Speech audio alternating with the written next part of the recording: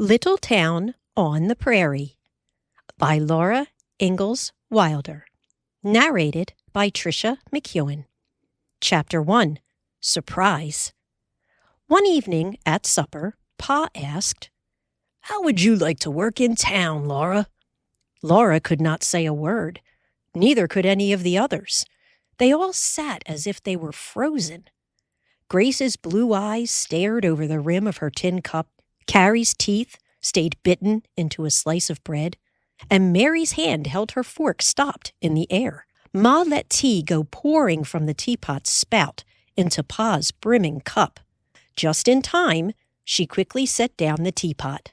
"What did you say, Charles?" she asked. "I asked Laura how she'd like to take a job in town," Pa replied. "A job? For a girl? In town?" Ma said.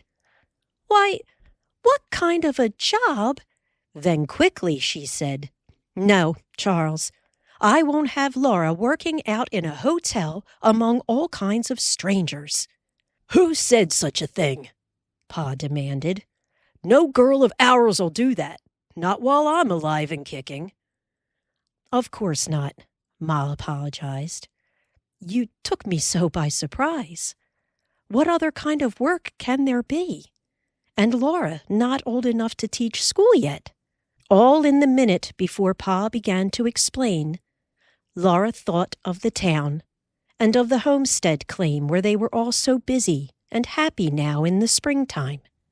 And she did not want anything changed. She did not want to work in town. Chapter 2.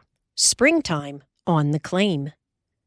After the October blizzard last fall, they had all moved to town, and for a little while, Laura had gone to school there. Then the storms had stopped school, and all through that long winter, the blizzards had howled between the houses, shutting them off from each other so that day after day and night after night, not a voice could be heard, and not a light could be seen through the whirling snow. All winter long, they had been crowded in the little kitchen, cold and hungry, and working hard in the dark and the cold to twist enough hay to keep the fire going and to grind wheat in the coffee mill for the day's bread. All that long, long winter, the only hope had been that sometime winter must end. Sometime blizzards must stop. The sun would shine warm again, and they could all get away from the town and go back to the homestead claim. Now it was springtime. The Dakota Prairie lay so warm and bright under the shining sun that it did not seem possible that it had ever been swept by the winds and snows of that hard winter. How wonderful it was to be on the claim again! Laura wanted nothing more than just being outdoors. She felt she never could get enough sunshine soaked into her bones. In the dawns when she went to the well at the edge of the slough to fetch the morning pail of fresh water, the sun was rising in a glory of colors. Meadowlarks were flying, singing, up from the dew-wet grass. Jackrabbits hopped beside the path, their bright eyes watching and their long ears twitching as they daintily nibbled their breakfast of tender grass tips.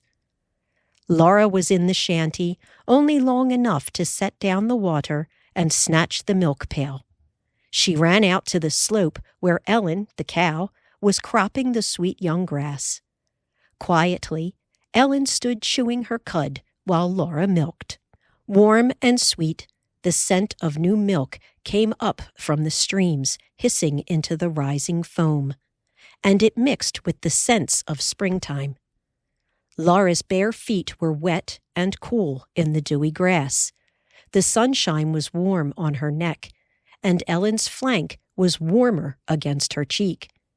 On its own little picket rope, Ellen's baby calf bawled anxiously, and Ellen answered with a soothing moo. When Laura had stripped the last creamy drops of milk, she lugged the pail to the shanty.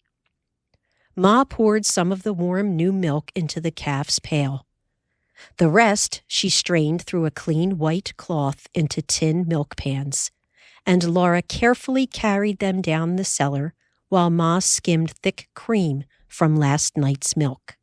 Then she poured the skimmed milk into the calf's pail, and Laura carried it to the hungry calf. Teaching the calf to drink was not easy, but always interesting. The wobbly-legged baby calf had been born believing that it must butt hard with its little red pole to get milk. So when it smelled the milk in the pail, it tried to butt the pail. Laura must keep it from spilling the milk, if she could, and she had to teach it how to drink, because it didn't know. She dipped her fingers into the milk and let the calf's rough tongue suck them, and gently she let its nose down to the milk in the pail. The calf suddenly snorted milk into its nose, sneezed it out with a whoosh that splashed milk out of the pail, and then with all its might it butted into the milk. It butted so hard that Laura almost lost hold of the pail.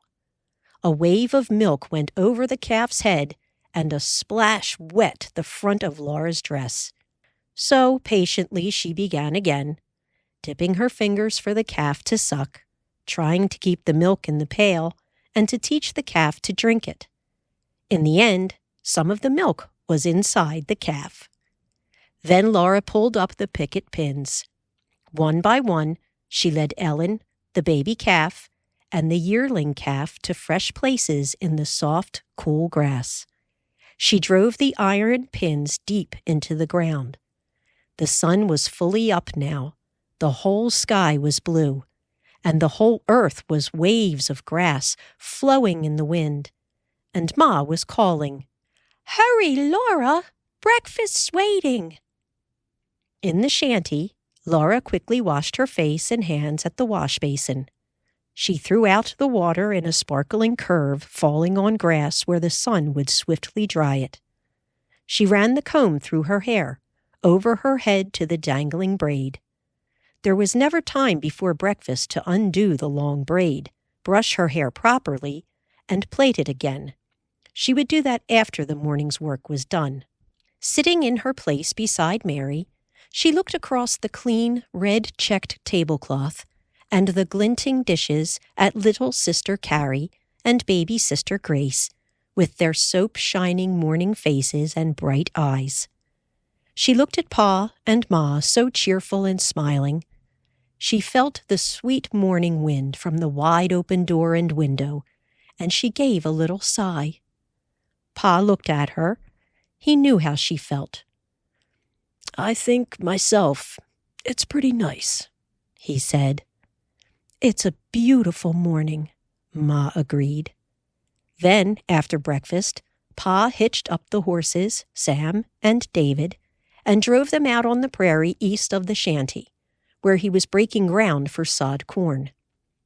Ma took charge of the day's work for the rest of them, and best of all, Laura liked the days when she said, "I must work in the garden."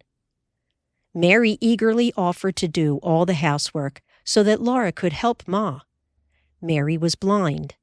Even in the days before scarlet fever had taken the sight from her clear blue eyes, she had never liked to work outdoors in the sun and wind. Now she was happy to be useful indoors. Cheerfully she said, "I must work where I can see with my fingers. I couldn't tell the difference between a pea vine and a weed at the end of a hoe, but I can wash dishes and make beds and take care of Grace." Carrie was proud, too, because although she was small, she was 10 years old and could help Mary do all the housework. So Ma and Laura went out to work in the garden. People were coming from the east now to settle all over the prairie. They were building new claim shanties to the east and to the south, and west beyond Big Slough. Every few days a wagon went by, driven by strangers going across the neck of the slough and northward to town, and coming back. Ma said there would be no time to get acquainted when the spring work was done. There's no time for visiting in the spring. Pa had a new plow, a breaking plow. It was wonderful for breaking the prairie sod. It had a sharp-edged wheel called a rolling coulter that ran rolling and cutting through the sod ahead of the plowshare.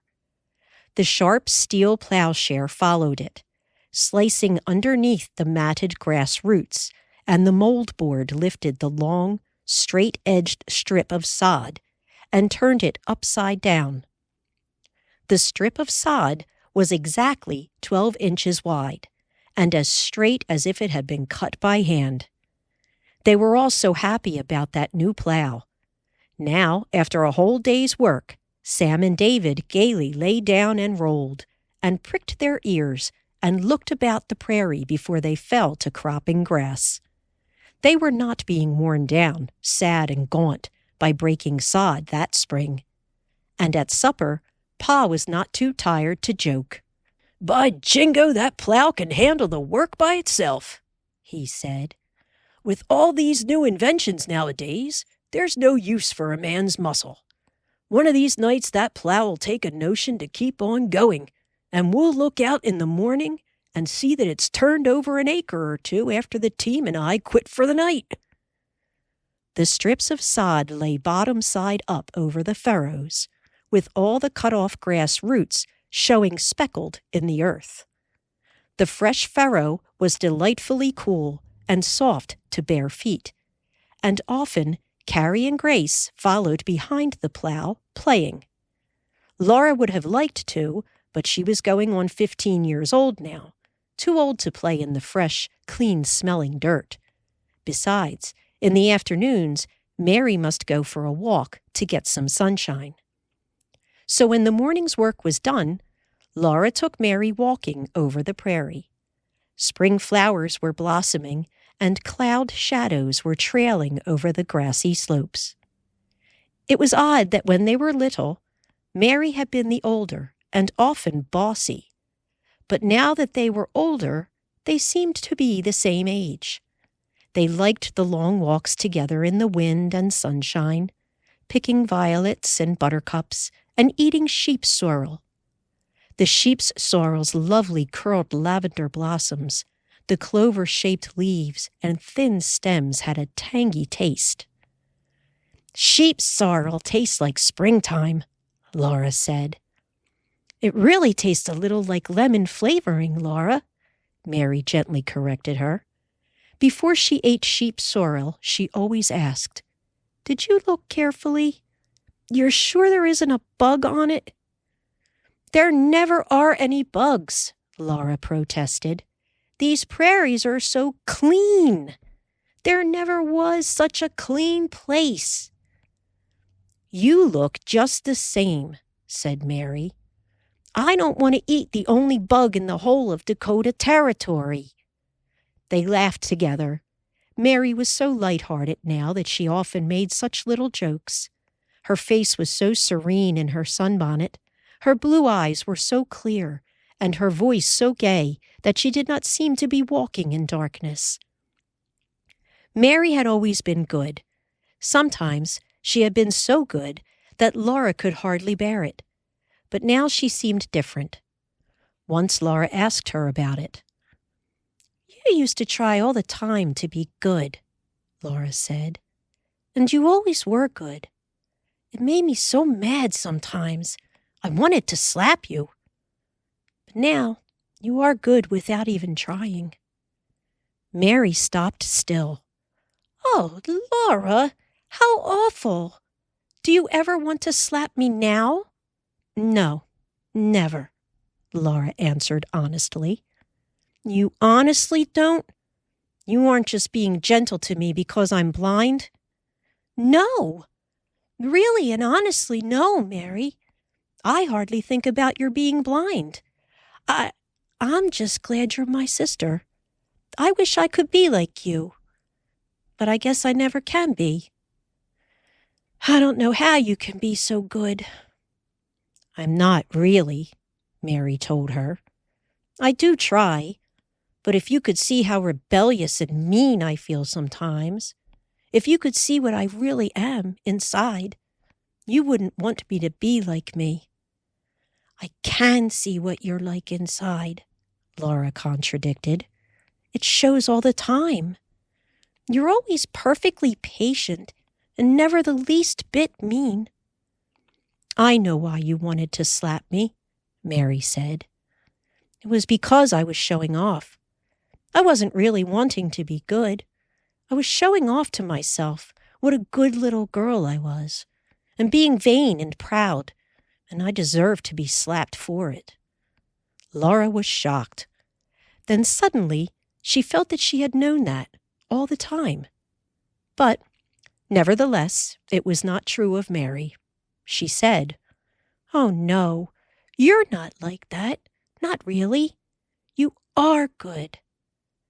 "We all are desperately wicked and inclined to evil as the sparks fly upwards," said Mary, using the Bible words. "But that doesn't matter." "What?" cried Laura. "I mean, I don't believe we ought to think so much about ourselves, about whether we are bad or good," Mary explained. "But my goodness, how can anybody be good without thinking about it?" Laura demanded. "I don't know. I guess we couldn't," Mary admitted. "I don't know how to say what I mean very well, but it isn't so much thinking as just knowing, just being sure of the goodness of God." Laura stood still, and so did Mary, because she dared not step without Laura's arm in hers, guiding her. There Mary stood in the midst of the green and flowery miles of grass rippling in the wind, under the great blue sky and white clouds sailing, and she could not see.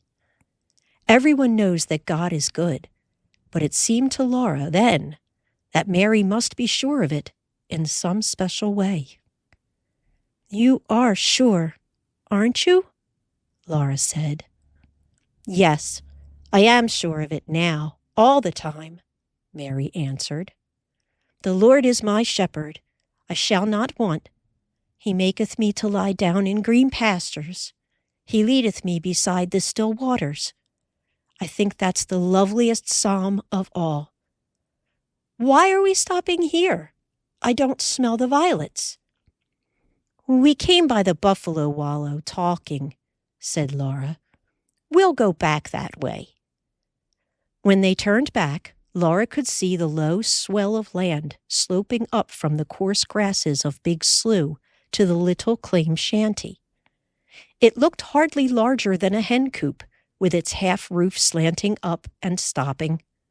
The sod stable hardly showed in the wild grasses. Beyond them, Ellen and the 2 calves were grazing, and to the east, Pa was planting corn in the newly broken sod. He had broken all the sod he had time to, before the ground grew too dry. He had harrowed the ground he had broken last year, and sowed it to oats. Now with a sack of seed corn fastened to a shoulder harness, and the hoe in his hand, he was going slowly across the sod field. "Pa's planting the corn," Laura told Mary. "Let's go by that way. Here's the buffalo wallow now." "I know," said Mary. They stood a moment, breathing in deeply the perfume of warm violets that came up as thick as honey. The buffalo wallow, perfectly round and set down into the prairie like a dish 3 or 4 feet deep, was solidly paved with violets. Thousands, millions, crowded so thickly that they hid their own leaves. Mary sank down among them. She breathed. Her fingers delicately felt over the masses of petals and down the thin stems to pick them. When they passed by the sod field, Pa breathed in a deep smell of the violets, too. "Had a nice walk, girls?"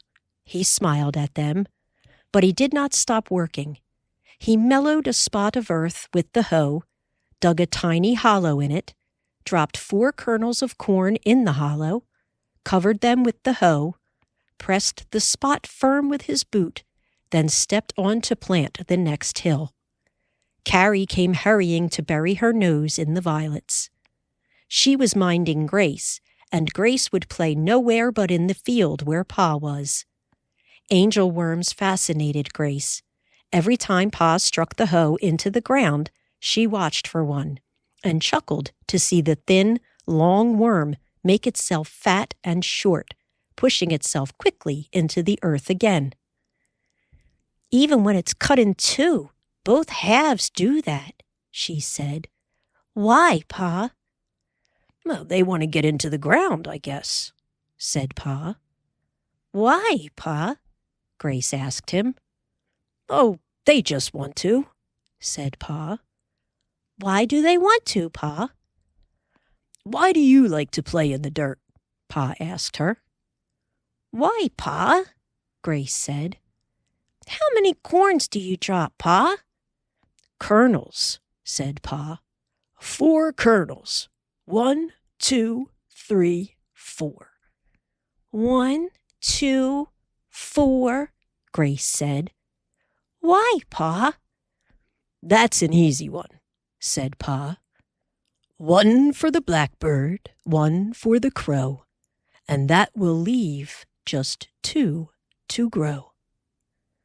The garden was growing now. In tiny rows of different greens, the radishes, lettuce, onions were up. The first crumpled leaves of peas were pushing upward. The young tomatoes stood on thin stems, spreading out their first lacy foliage. "I've been looking at the garden. It needs hoeing," Ma said, while Laura set the violets in water to perfume the supper table. "And I do believe the beans will be up any day now. It's turned so warm." All one hot morning, the beans were popping out of the ground. Grace discovered them and came shrieking with excitement to tell Ma. All that morning she could not be coaxed away from watching them. Up from the bare earth, bean after bean was popping, its stem uncoiling like a steel spring, and up in the sunshine the halves of the split bean still clutched 2 pale twin leaves. Every time a bean popped up, Grace squealed again. Now that the corn was planted, Pa built the missing half of the claim shanty. One morning he laid the floor joists, then he made the frame, and Laura helped him raise it and hold it straight to the plumb line while he nailed it. He put it in the studding and the frames for 2 windows. Then he laid the rafters to make the other slant of the roof that had not been there before. Laura helped him all the time. Carrie and Grace watched and picked up every nail that Pa dropped by mistake. Even Ma often spent minutes in idleness looking on. It was exciting to see the shanty being made into a house. When it was done, they had 3 rooms. The new part was 2 tiny bedrooms, each with a window. Now the beds would not be in the front room any more. "Here's where we will kill 2 birds with 1 stone," said Ma. "We'll combine spring house cleaning and moving." They washed the window curtains and all the quilts and hung them out to dry. Then they washed the new windows till they shone, and hung on them new curtains made of old sheets and beautifully hemmed with Mary's tiny stitches. Ma and Laura set up the bedsteads in the new rooms, all made of fresh, clean-smelling boards.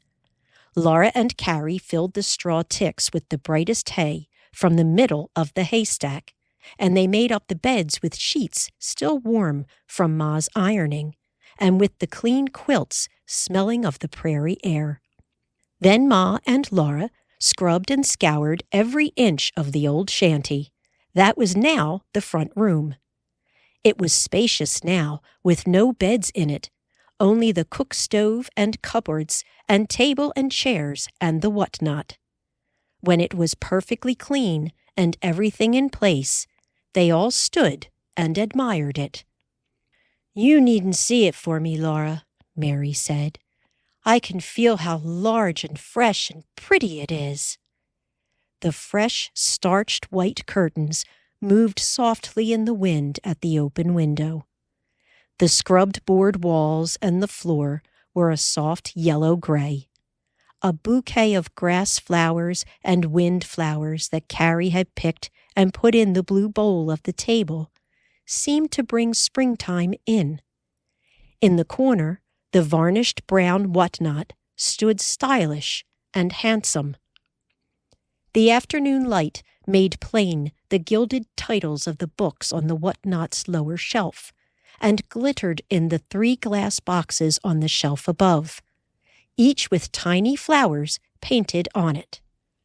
Above them, on the next shelf, the gilt flowers shone on the glass face of the clock, and its brass pendulum glinted, swinging to and fro. Higher still, on the very top shelf, was Laura's white china jewel box, with the wee gold cup and saucer on its lid, and beside it, watching over it, sat Carrie's brown and white china dog. On the wall between the doors of the new bedrooms, Ma hung the wooden bracket that Pa had carved for her Christmas present long ago in the big woods of Wisconsin. Every little flower and leaf, the small vine on the edge of the little shelf, and the larger vines climbing to the large star at the top, were still as perfect as when he had carved them with his jackknife. Older still, older than Laura could remember, Ma's china shepherdess stood pink and white and smiling on the shelf. It was a beautiful room. Chapter 3. The Necessary Cat. Now the first yellow-green spears of corn were dotted like fluttering ribbon ends along the furrows of broken sod. One evening Pa walked across the field to look at them. He came back tired and exasperated.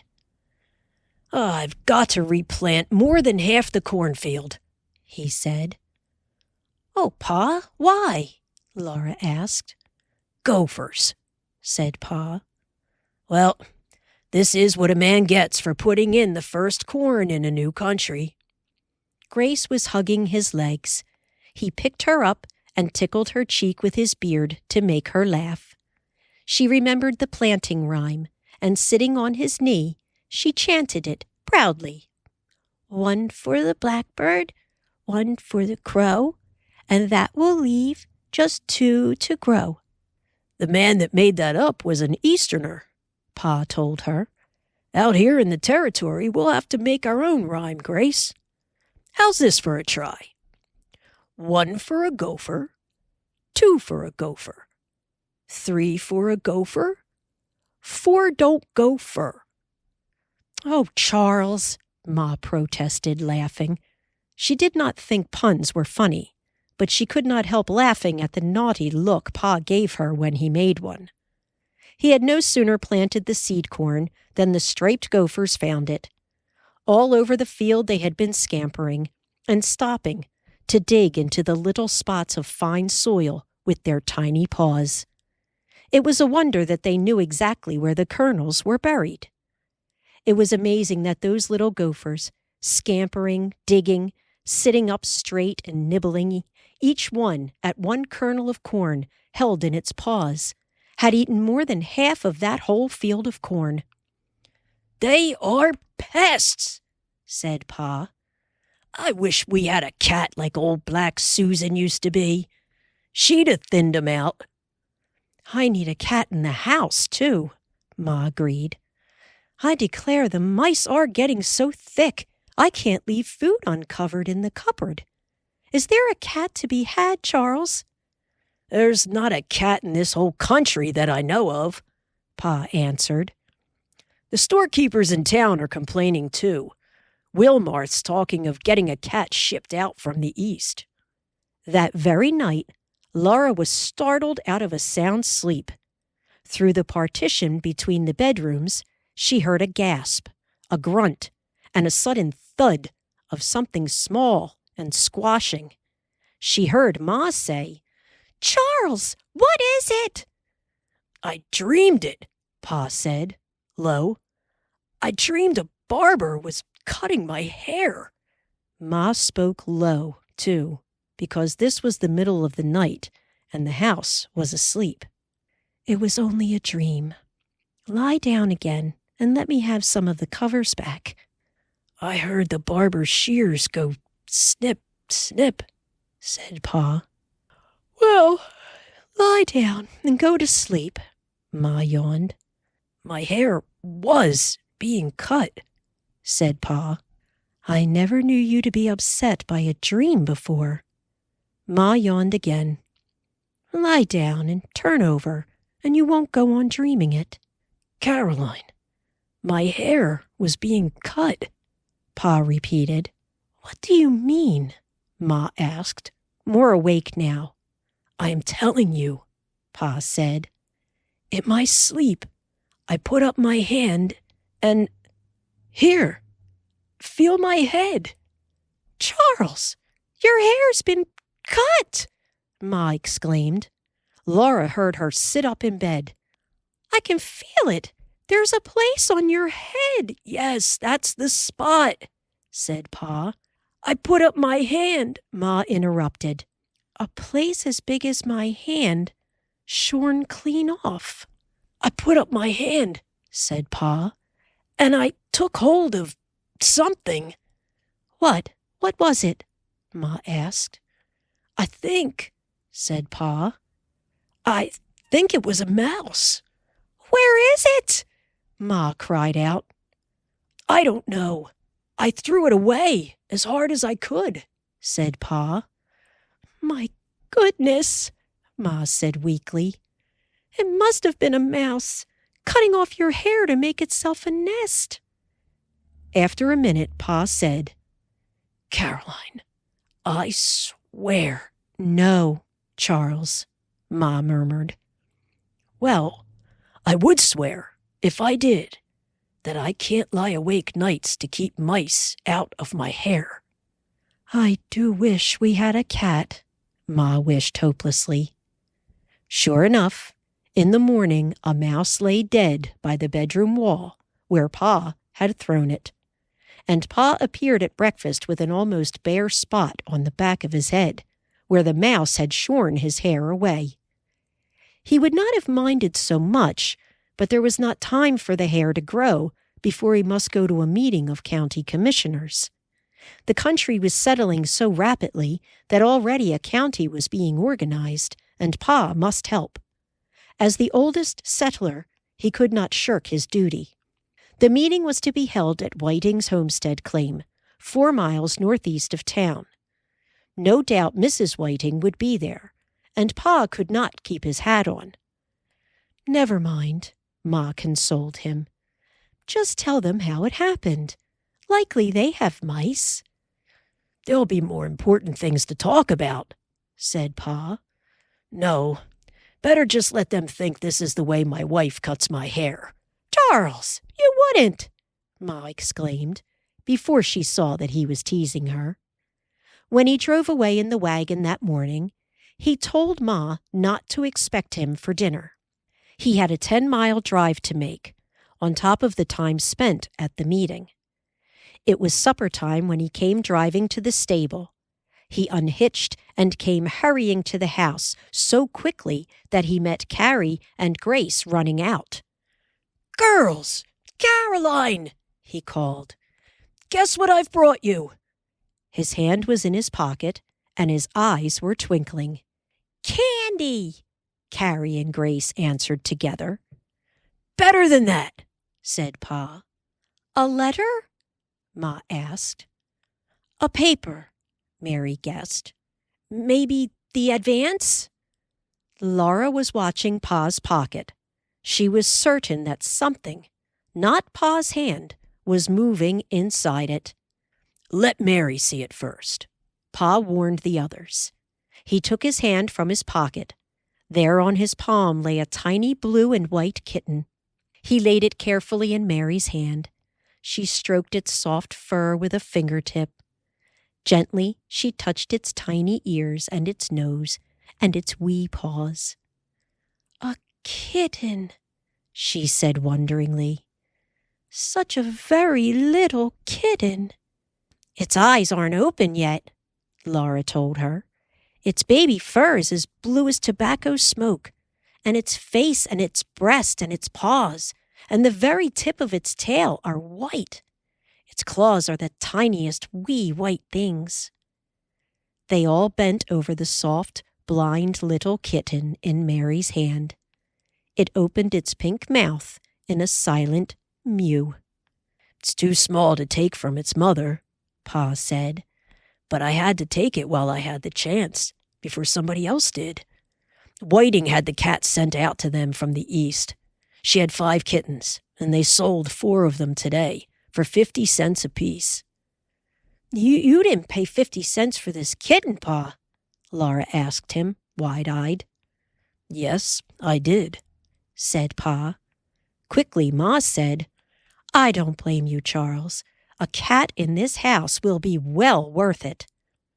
"Can we raise such a little kitten?" Mary asked anxiously. "Oh, yes," Ma assured them. "We will have to feed it often, wash its eyes carefully, and keep it warm. Laura, find a small box and pick out the softest, warmest scraps from the scrap bag." Laura made a snug, soft nest for the kitten in a pasteboard box, while Ma warmed some milk. They all watched while Ma took the kitten in her hand and fed it, a drop of milk at a time, from a teaspoon. The kitten's wee paws clutched at the spoon, and its pink mouth tried to suck, and drop by drop it sucked in the warm milk, though some ran down its chin. Then they put it in its nest, and under Mary's warm hand it snuggled down to sleep. "It has 9 lives like any cat, and it will live all right," said Ma. "You'll see."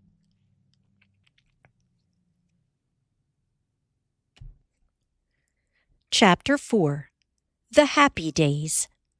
Pa said that the town was growing fast. New settlers were crowding in, hurrying to put up buildings to shelter them. One evening, Pa and Ma walked to town to help organize a church, and soon a foundation was laid for a church building. There were not carpenters enough to do all the building that was wanted, so Pa got carpenter work to do.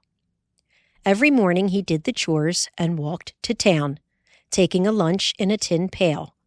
He began working promptly at 7 o'clock, and by taking only a short nooning, he was through work at 6:30, and home again for a late supper. And every week he was earning $15. That was a happy time, for the garden was growing well, the corn and oats were thriving, the calf was weaned so that now there was skim milk for cottage cheese, and there was cream to make butter and buttermilk, and best of all, Pa was earning so much money. Often, while Laura worked in the garden, she thought of Mary's going to college. It was nearly 2 years since they had heard that there was a college for the blind in Iowa. Every day they had thought of that, and every night they prayed that Mary might go. The sorest grief in Mary's blindness was that it hindered her studying. She liked so much to read and learn, and she had always wanted to be a school teacher. Now she could never teach school. Laura did not want to, but now she must. She had to be able to teach school as soon as she grew old enough to earn money for Mary's college education. "Never mind," she thought while she hoed. "I can see." She saw the hoe and the colors of the earth, and all the leafy little lights and shadows of the pea vines. She had only to glance up, and she saw miles of blowing grasses, the far blue skyline, the birds flying, Ellen and the calves on the green slope, and the different blues of the sky, the snowy piles of huge summer clouds. She had so much, and Mary saw only darkness. She hoped, though she hardly dared to, that perhaps Mary might go to college that fall. Pa was making so much money. If Mary could only go, Laura would study with all her might. She would work so hard that surely she could teach school as soon as she was 16 years old, and then her earnings would keep Mary in college. They all needed dresses, and they all needed shoes, and Pa always had to buy flour and sugar and tea and salt meat.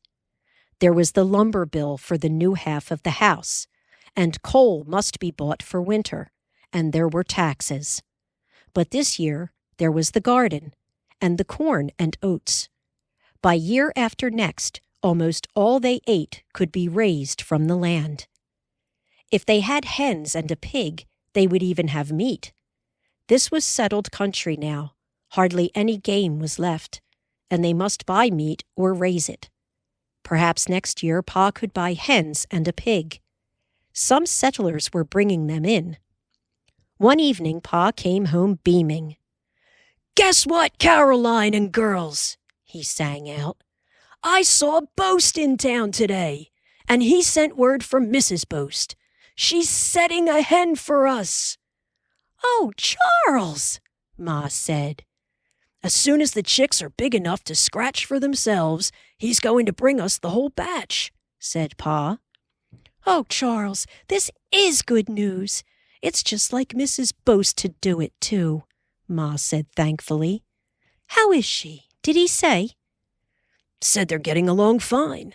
She's so busy she hasn't been able to get to town this spring, but she's certainly keeping you in mind."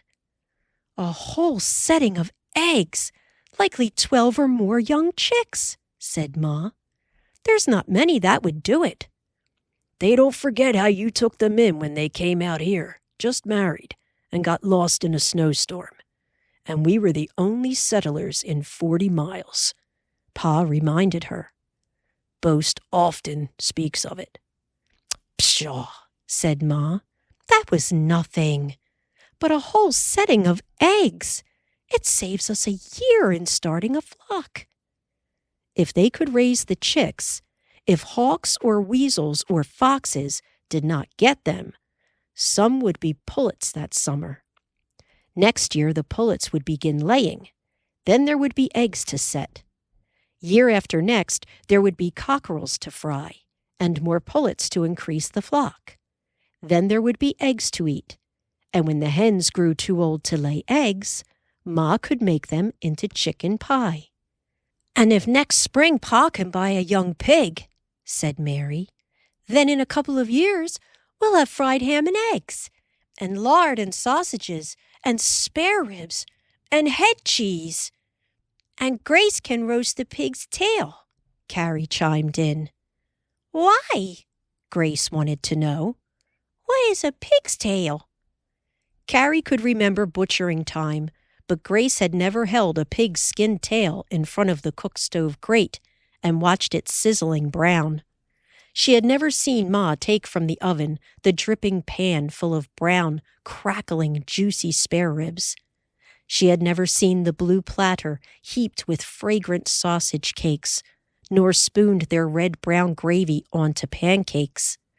She remembered only Dakota Territory, and the meat, she knew, was the salt, white, fat pork that Pa bought sometimes. But someday they would have all the good things to eat again, for better times were coming. With so much work to do now, and everything to look forward to, the days were flying by.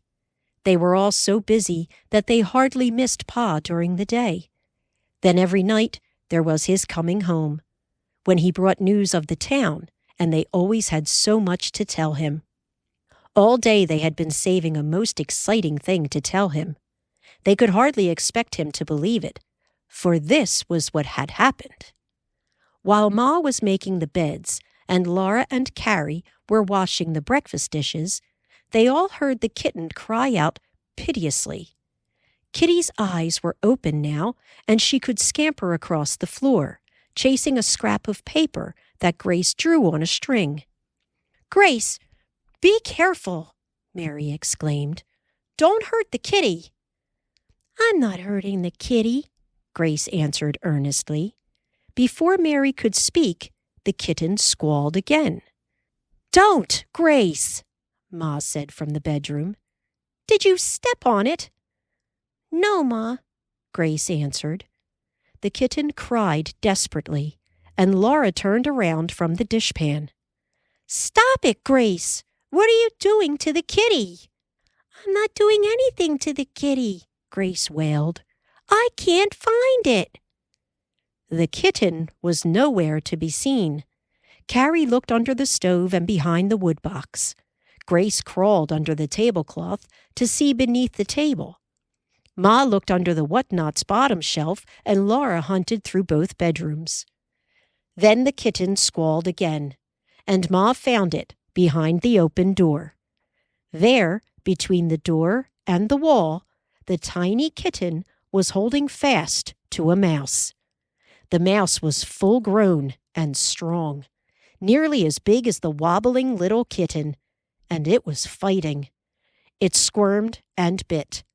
The kitten cried when the mouse bit her, but she would not let go. She braced her little legs and kept her teeth set in a mouthful of the mouse's loose skin. Her baby legs were so weak that she almost fell over. The mouse bit her again and again. Ma quickly got the broom. Pick up the kitten, Laura. I'll deal with the mouse. Laura was obeying, of course, but she couldn't help saying, Oh, I hate to, Ma. She's hanging on. It's her fight. Right under Laura's grasping hand, the tiny kitten made one great effort. She leaped onto the mouse. She held it down under both her front legs and screamed again as its teeth bit into her. Then her own little teeth snapped hard, and the mouse's neck.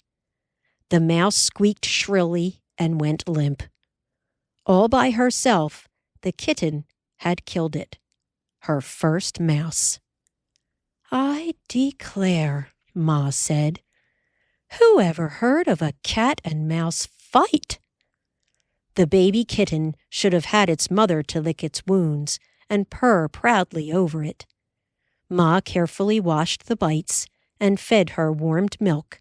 Carrie and Grace stroked her wee nose and fuzzy soft head, and under Mary's warm hand, she cuddled to sleep. Grace carried the dead mouse out by the tail and threw it far away. And all the rest of that day, they often said what a tale they had to tell Pa when he came home. They waited until he had washed and combed his hair and sat down to supper. Laura answered his question about the chores. She had watered the horses and Ellen and the calves and moved their picket pins. The nights were so pleasant now that she need not put them in the stable. They slept under the stars and woke and grazed whenever they liked. Then came the time to tell Pa what the kitten had done. He said he had never heard anything like it. He looked at the little blue and white kitty, walking carefully across the floor with her thin tail standing straight up, and he said, That kitten will be the best hunter in the county. The day was ending in perfect satisfaction. They were all there together. All the work, except the supper dishes, was done until tomorrow. They were all enjoying good bread and butter, fried potatoes, cottage cheese, and lettuce leaves sprinkled with vinegar and sugar. Beyond the open door and window, the prairie was dusky, but the sky was still pale, with the first stars beginning to quiver in it. The wind went by, and in the house the air stirred, pleasantly warmed by the cook stove, and scented with prairie freshness, and food and tea, and a cleanness of soap, and a faint, lingering smell of the new boards that made the new bedrooms. In all that satisfaction, perhaps the best part was knowing that tomorrow would be like today, the same, and yet a little different from all other days, as this one had been. But Laura did not know this until Pa asked her, How would you like to work in town? Chapter 5, Working in Town. No one could imagine what work there could be for a girl in town if it wasn't working as a hired girl in the hotel. "It's a new idea of Clancy's," Pa said.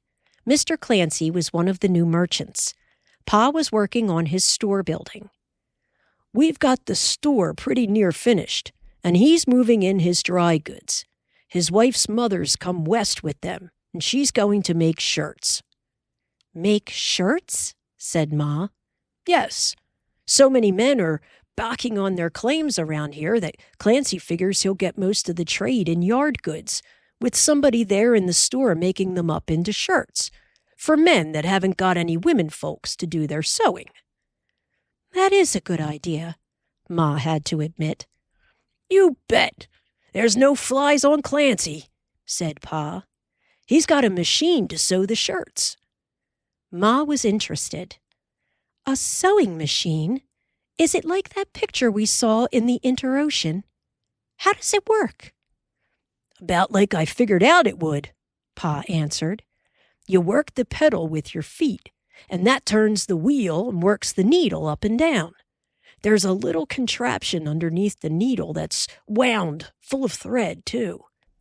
Clancy was showing some of us. It goes like greased lightning and makes as neat a seam as you'd want to see." "I wonder how much it costs," said Ma. "Way too much for ordinary folks," said Pa. "But Clancy looks on it as an investment. He'll get his money back in profits." "Yes, of course," Ma said. Laura knew she was thinking how much work such a machine would save, but even if they could afford it, it would be foolish to buy one only for family sewing. "Does he expect Laura to learn how to run it?" Laura was alarmed. She could not be responsible for some accident to such a costly machine. "Oh, no, Mrs. White's going to run it," Pa replied. "She wants a good handy girl to help with the hand sewing." He said to Laura, "She was asking me if I knew such a girl. I told her you're a good sewer, and she wants you to come in and help her. Clancy's got more orders for shirts than she can handle by herself. She says she'll pay a good, willing worker 25 cents a day and dinner." Quickly, Laura multiplied in her head. That was $1.50 a week, a little more than $6 a month. If she worked hard and pleased Mrs. White, maybe she could work all summer. She might earn $15, maybe even $20, to help send Mary to college. She did not want to work in town among strangers, but she couldn't refuse a chance to earn maybe $15, or $10 or $5. She swallowed and asked, "May I go, Ma?" Ma sighed. "Oh, I don't like it much, but it isn't as if you had to go alone. Your pa will be there in town. Yes, if you want to, you may."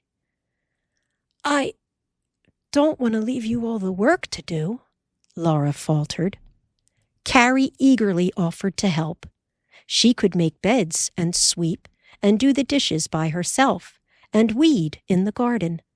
Ma said that Mary was a great help in the house, too, and now that the stock was picketed out, the evening's chores were not so much to do. She said, "We'll miss you, Laura, but we can manage." There was no time to waste next morning. Laura brought the water and milked Ellen. She hurried to wash and to brush and braid her hair and pin it up. She put on her newest calico dress and stockings and shoes. She rolled up her thimble in a freshly ironed apron. The little breakfast that she had time to swallow had no taste. She tied on her sunbonnet and hurried away with Pa. They must be at work in town by 7 o'clock. Morning freshness was in the air.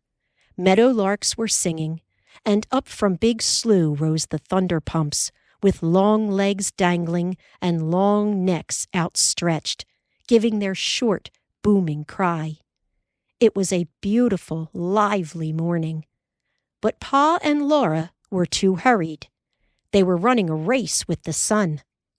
Up rose the sun with no effort at all, while they kept walking as fast as they could, north on the prairie, toward the south end of Main Street. The town was so changed that it seemed like a new place. 2 whole blocks on the west side of Main Street were solidly filled with new yellow pine buildings. A new board sidewalk was in front of them. Pa and Laura did not have time to cross the street to it. They hurried, Indian file, along the narrow, dusty path on the other side of the street. On this side, the prairie still covered all the vacant lots, right up to Pa's stable and his office building at the corner of Main and 2nd Streets. But beyond them, on the other side of 2nd Street, the studding of a new building stood on the corner lot. Beyond it, the path hurried past vacant lots again till it came to Clancy's new store. The inside of the store was all new, and still smelled of pine shavings.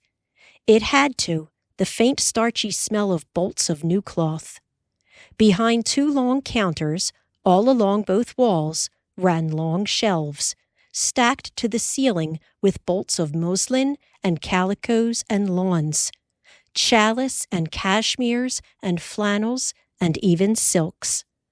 There were no groceries and no hardware, no shoes or tools. In the whole store there was nothing but dry goods. Laura had never before seen a store where nothing was sold but dry goods. At her right hand was a short countertop of glass, and inside it were cards of all kinds of buttons and papers of needles and pins. On the counter beside it, a rack was full of spools of thread of every color. Those colored threads were beautiful in the light from the windows. The sewing machine stood just behind the front end of the other counter, near that window. Its nickel parts and its long needle glittered, and its varnished wood shone. A spool of white thread stood up on its thin black ridge. Laura would not have touched it for anything. Mr. Clancy was unrolling bolts of calico before 2 customers, men in very dirty shirts. A large, fat woman with tight, combed black hair was pinning patterned pieces of newspaper to a length of checked calico spread on the counter near the sewing machine. Pa took off his hat and said good morning to her. He said, "Mrs. White, here's my girl Laura." Mrs. White took the pins out of her mouth and said, "I hope you're a fast, neat sewer. Can you baste bias facings and make good firm buttonholes?" "Yes, ma'am," Laura said. "Well, you can hang your bonnet on that nail there, and I'll get you started," said Mrs. White. Pa gave Laura a helping smile, and then he was gone. Laura hoped that her trembly feeling would wear off in time. She hung up her bonnet, tied on her apron, and put her finger in the thimble. Mrs. White handed her pieces of a shirt to baste together, and told her to take the chair in the window by the sewing machine. Quickly, Laura drew the straight-backed chair back a little way, so that the sewing machine partly hid her from the street. She bent her head over her work and basted rapidly. Mrs. White did not say a word. Anxiously and nervously, she kept fitting the pattern pieces to the goods and cutting out shirt after shirt with long shears. As soon as Laura finished basting a shirt, Mrs. White took it from her and gave her another to baste. After a time, she sat down at the machine. She whirled its wheel with her hand, and then her feet, working fast on the pedal underneath, kept the wheel whirring. The racketing hum of the machine filled Laura's head like the buzzing of a gigantic bumblebee. The wheel was a blur, and the needle was a streak of light. Mrs. White's plump hands scrambled on the cloth, feeding it rapidly under the needle. Laura basted as fast as she could. She put the basted shirt on the shrinking pile at Mrs. White's left hand, seized pieces of the next one from the counter, and basted it. Mrs. White took basted shirts from the pile, sewed them on the machine, and piled them at her right hand.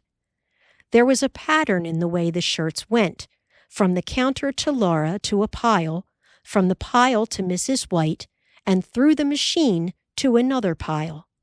It was something like the circles that men and teams had made on the prairie, building the railroad. But only Laura's hands moved, driving the needle as fast as they could along the seams. Her shoulders began to ache, and the back of her neck.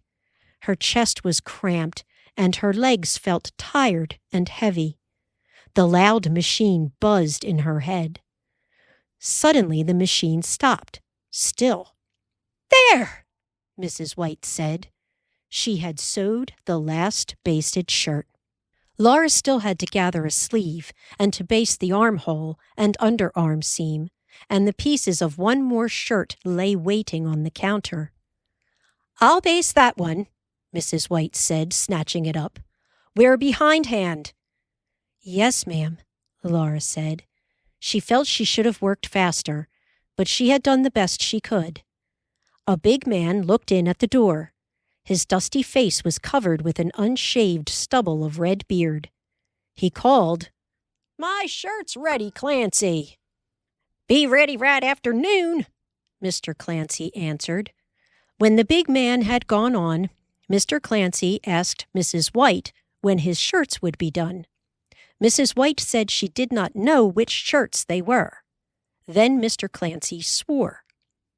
Laura screwed small in her chair, basting as fast as she could.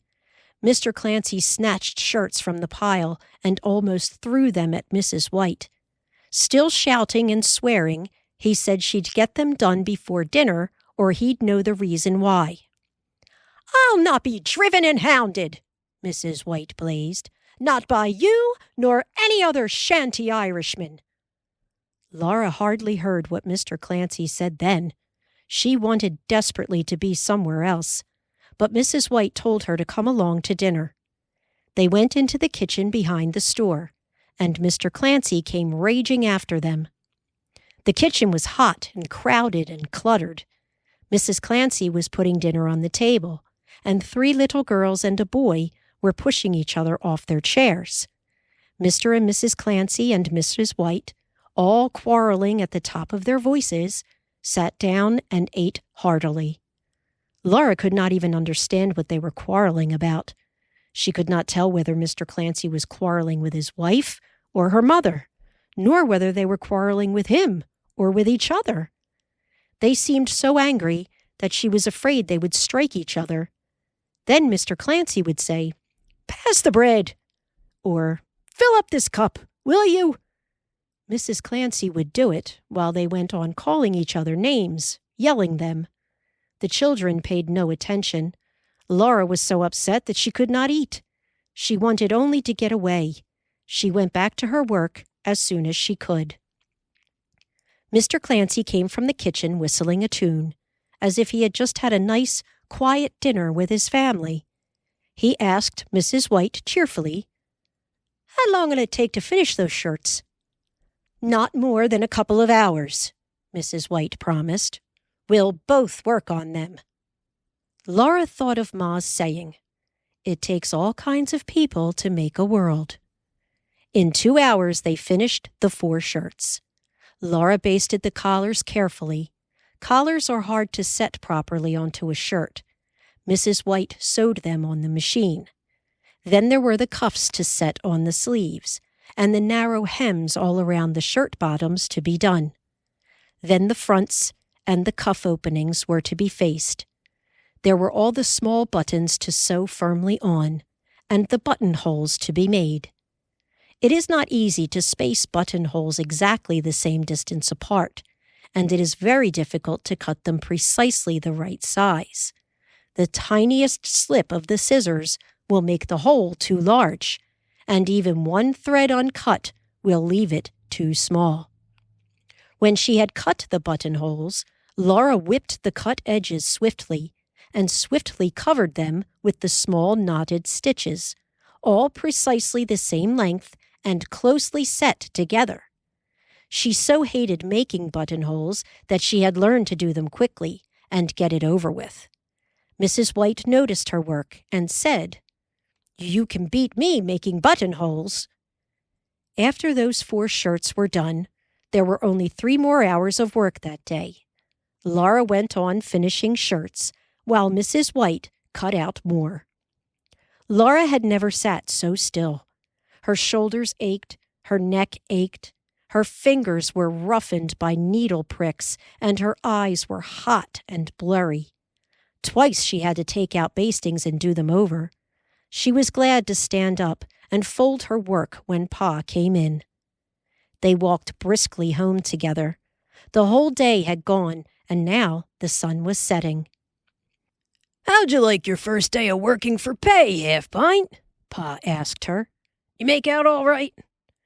"I think so," she answered. "Mrs. White spoke well of my buttonholes." Chapter 6. The Month of Roses. All through that lovely month of June, Laura sewed shirts. Wild roses were blooming in great sweeps of pink through the prairie grasses, but Laura saw them only in the early mornings when she and Pa were hurrying to work. The soft morning sky was changing to a clearer blue, and already a few wisps of summer cloud were trailing across it. The roses scented the wind, and along the road the fresh blossoms, with their new petals and golden centers, looked up like little faces.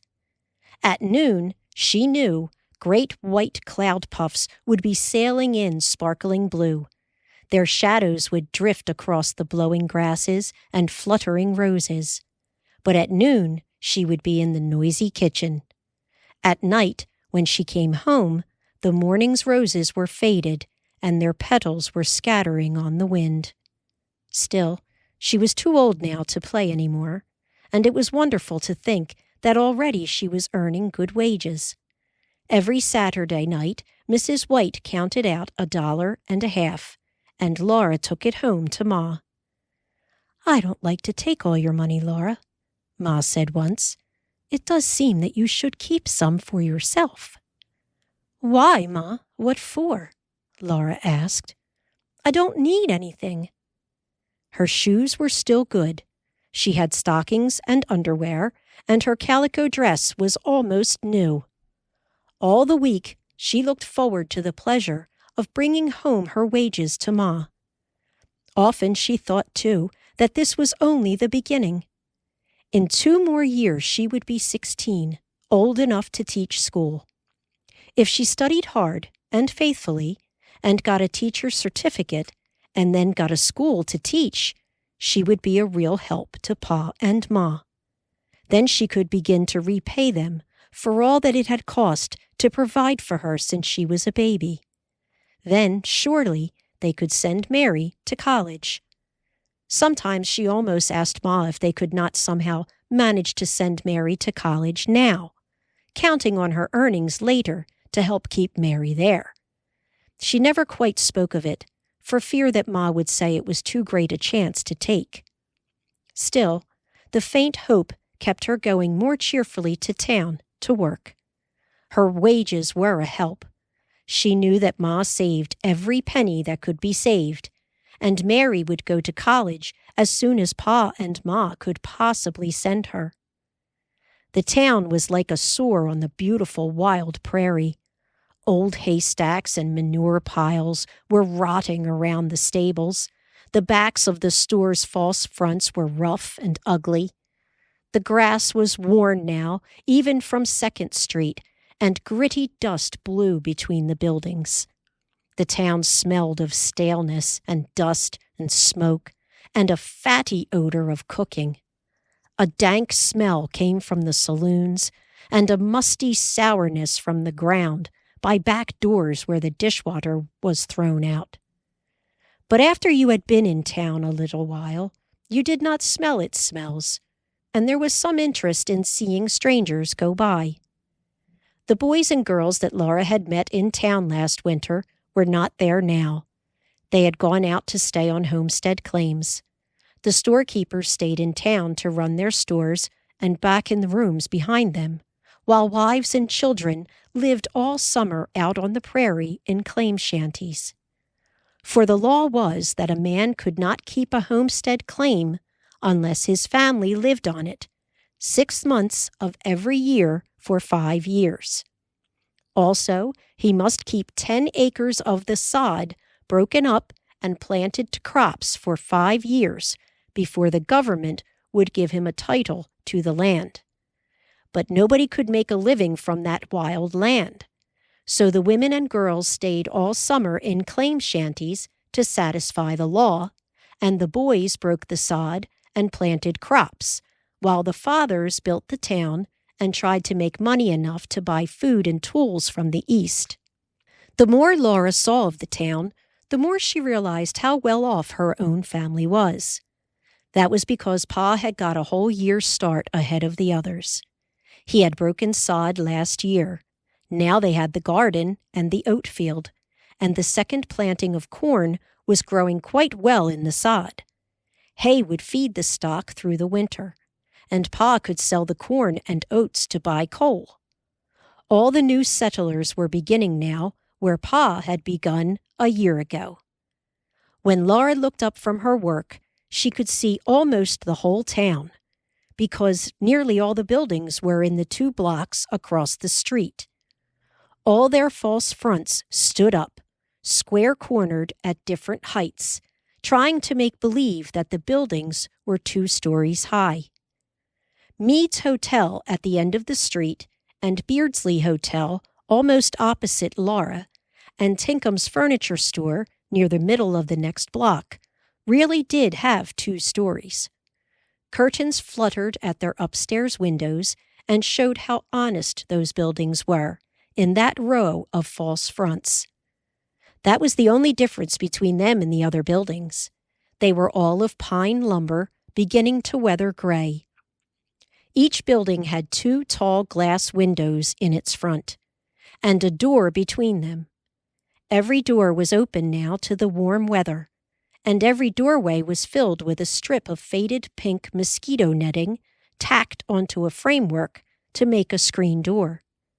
In front of them all ran the level board sidewalk, and all along its edge were hitching posts. There were always a few horses in sight, tied here and there to the posts, and sometimes a wagon with a team of horses or oxen. Once in a while, when she bit off a thread, Laura saw a man cross the sidewalk, untie his horse, swing onto it, and ride away. Sometimes she heard a team and wagon, and when the sounds were loudest, she glanced up and saw it passing by. One day an outburst of confused shouting startled her. She saw a tall man come bursting out of Brown's saloon. The screen door loudly slammed shut behind him. With great dignity, the man turned about. He looked haughtily at the screen door, and lifting one long leg, he thrust his foot contemptuously through the pink mosquito netting. It tore jaggedly from top to bottom. A yell of protest came out of the saloon. The tall man paid no attention whatever to the yell. He turned haughtily away and saw in front of him a round little short man. The short man wanted to go into the saloon. The tall man wanted to walk away, but each was in front of the other. The tall man stood very tall and dignified. The short man stood puffed out with dignity. In the doorway, the saloon keeper complained about the torn screen door. Neither of them paid any attention to him. They looked at each other and grew more and more dignified. Suddenly, the tall man knew what to do. He linked his long arm in the little man's fat arm, and they came down the sidewalk together, singing. Pull for the shore, sailor, pull for the shore. Heed not the stormy winds. The tall man solemnly lifted his long leg and thrust his foot through Hawthorne's screen door. A yell came out. Hey there! What the... The 2 men came on singing. Though loudly they roar, pull for the shore, sailor. They were as dignified as could be. The tall man's long legs made the longest possible steps. The puffed-out little man tried with dignity to stretch his short legs to steps as long. Heed not the stormy winds. The tall man gravely thrust his foot through the mosquito netting door of Beardsley's hotel. Mr. Beardsley came boiling out.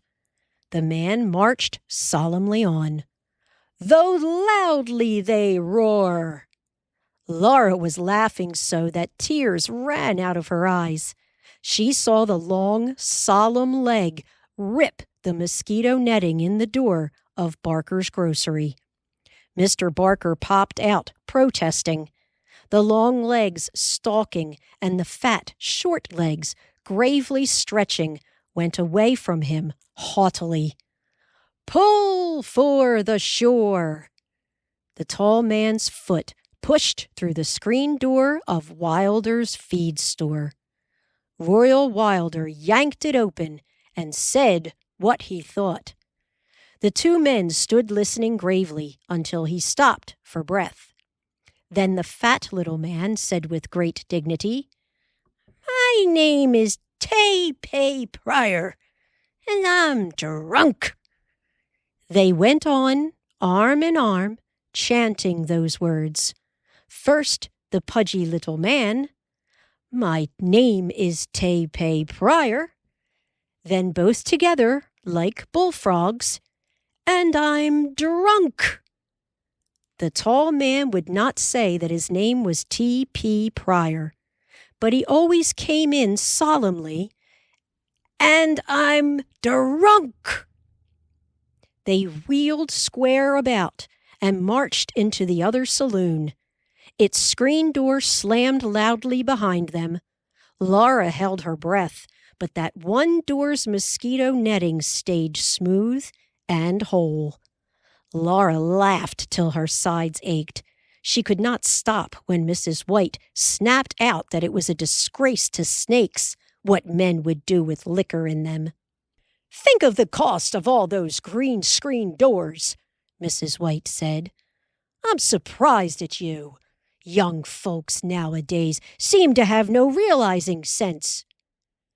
That evening, when Laura tried to describe those two men so that Mary could see them, no one laughed. Goodness gracious, Laura, how could you laugh at drunken men? Ma wanted to know. I think it's dreadful, Mary added. Pa said, The tall one was Bill O'Dowd. I know for a fact that his brother brought him to a claim put here to keep him from drinking. 2 saloons in this town are just 2 saloons too many. It's a pity more men don't say the same, said Ma. I begin to believe that if there isn't a stop to put the liquor traffic, women must bestir themselves and have something to say about it. Pa twinkled at her. Seems to me you have plenty to say, Caroline.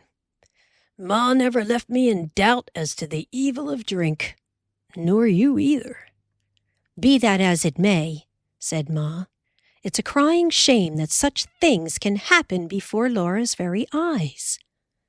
Pa looked at Laura, and his eyes were still twinkling.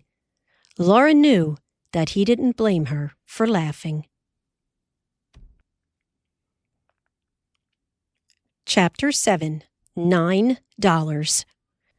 Mr. Clancy was not getting so many orders for shirts. It seemed that most of the men who could buy shirts that year had bought them.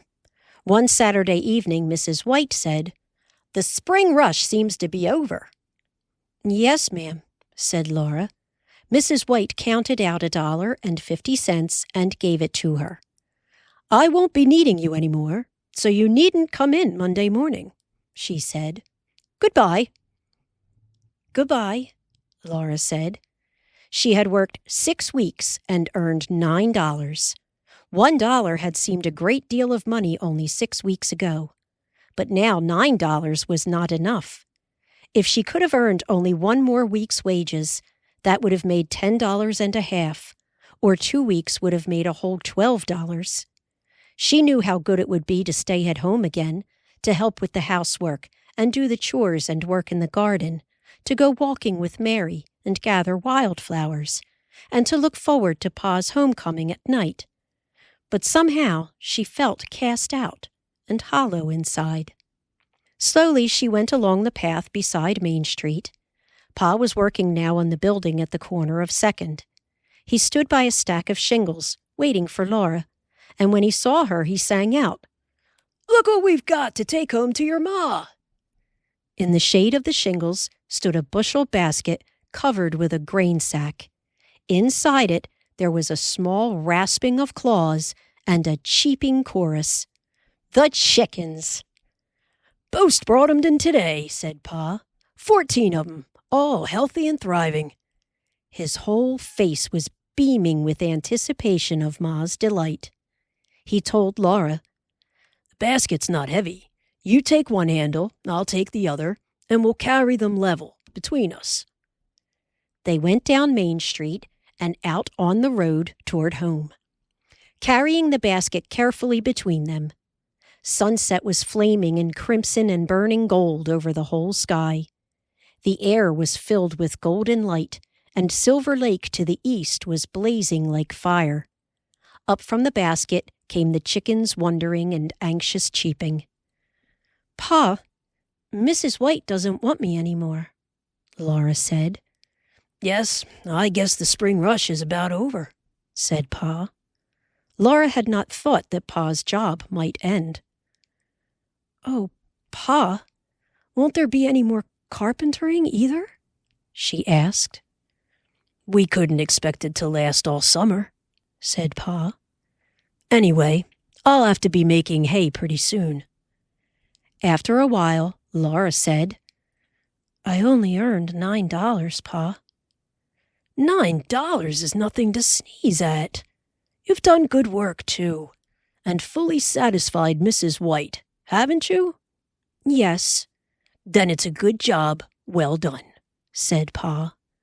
It was true that was some satisfaction. Laura felt a little better.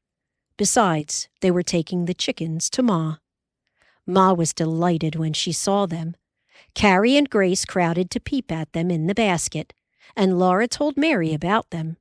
They were healthy, lively chicks with bright black eyes and bright yellow claws. Already the down was coming off them, leaving naked patches on their necks, and the sprouting feathers were showing on their wings and tails. They were every color that chickens are, and some were spotted. Ma lifted each one carefully into her apron. "Mrs. Boast can't have got these all from one hatching," she said. "I do believe there's not more than 2 cockerels among them." "The Boasts have got such a head start with chickens. Likely they're planning to eat fryers this summer," said Pa. "It may be she took a few cockerels out of this flock, looking on them as meat." "Yes, and replace them with pullets that will be layers," Ma guessed. It would be Mrs. Boast all over. A more generous woman never lived. She carried the chicks in her apron to set them one by one into the coop that Pa had already made. It had a front of lathes to let in air and sun, and a little door with a wooden button to fasten it. It had no floor, but was set on clean grass that the chicks could eat. And when the grass grew trampled and dirty, the coop could be moved to fresh grass. In an old pie pan, Ma mixed a crumbly bran mash, well peppered. She set it in the coop, and the chicks crowded onto it, gobbling up the bran mash so greedily that sometimes they tried to swallow their own toes by mistake. When they could eat no more, they perched on the edge of the water pan, and scooping up water in their beaks, they stretched up their necks and tilted back their heads to swallow it.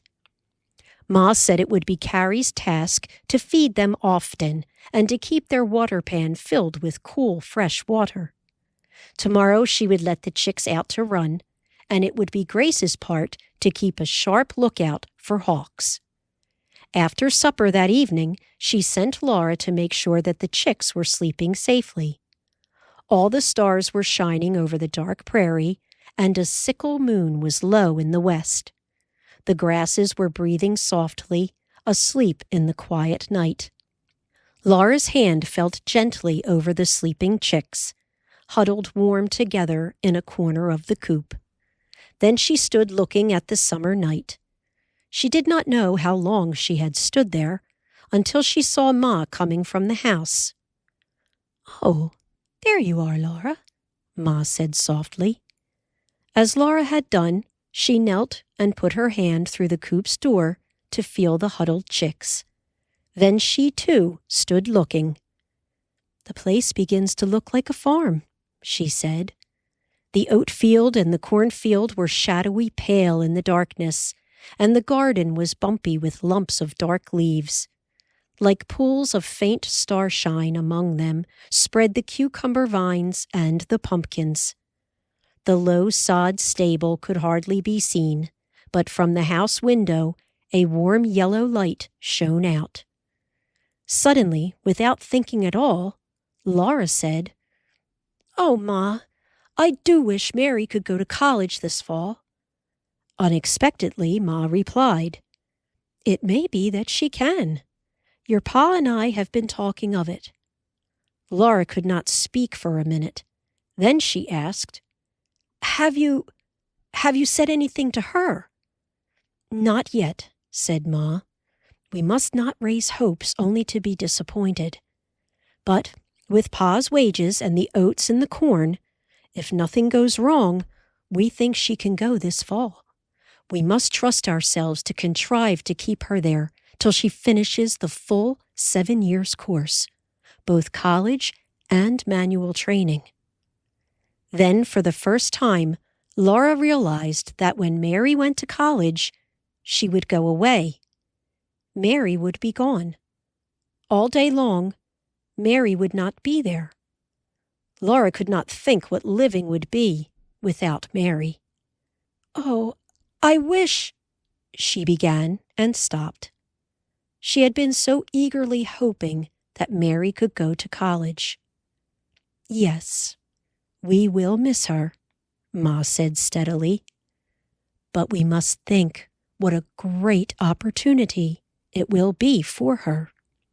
"I know, Ma," Laura said miserably. The night was large and empty now.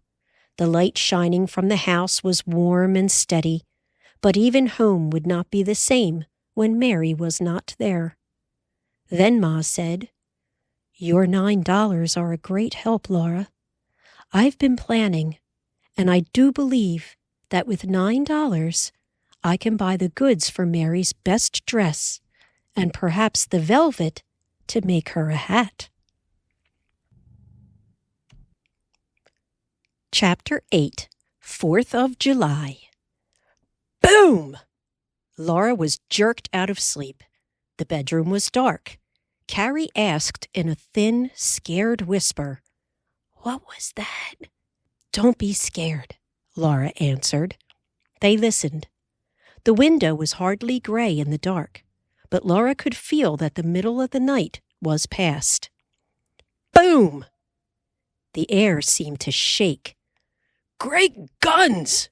Pa exclaimed sleepily. "Why? Why?" Grace demanded.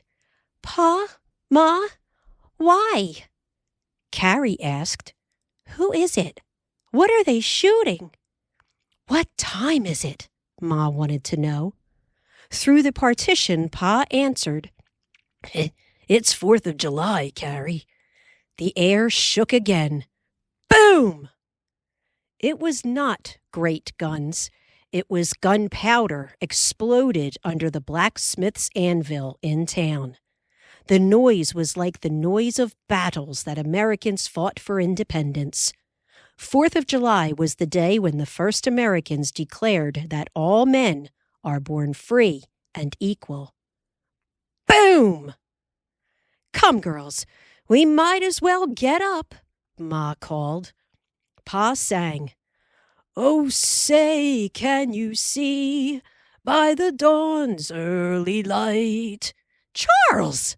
Ma protested, but she was laughing because it really was too dark to see.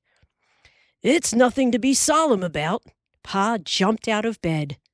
"Hooray! We're Americans!" he sang. "Hooray, hooray! We'll sing the Jubilee! Hooray, hooray! The flag that sets men free!" Even the sun, as it rose shining into the clearest of skies, seemed to know this day was the glorious 4th. At breakfast, Ma said, "This would be a perfect day for a 4th of July picnic." "Maybe the town will be far enough along to have one come next July," said Pa. "We couldn't hardly have a picnic this year anyway," Ma admitted.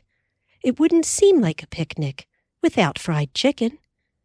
After such a rousing beginning, the day did seem empty. Such a special day seemed to expect some special happening, but nothing special could happen. "I feel like dressing up," Carrie said while they did the dishes. "So do I, but there's nothing to dress up for," Laura replied. When she carried out the dishwater to throw it far from the house, she saw Pa looking at the oats. They were growing thick and tall, gray-green and smoothly rippling in the wind. The corn was growing lustily, too. Its long, yellow-green, fluttering leaves almost hid the broken sod. In the garden, the cucumber vines were reaching out, their crawling tips uncurling beyond patches of spreading big leaves. The rows of peas and beans were rounding up. The carrot rows were feathery green, and the beets were thrusting up long, dark leaves on red stems. The ground cherries were already small bushes. Through the wild grasses, the chickens were scattered, chasing insects to eat. All this was satisfaction enough for an ordinary day. But for 4th of July, there should be something more. Pa felt the same way. He had nothing to do, for on 4th of July, no work could be done except the chores and housework. In a little while, he came into the house and said to Ma, "There's a kind of a celebration in town today. Would you like to go?" "What kind of celebration?" Ma asked. "Well, mostly horse racing, but they took up a collection for lemonade," Pa replied. "Women are not likely to be at a horse race," Ma said, "and I couldn't go calling, uninvited, on 4th of July."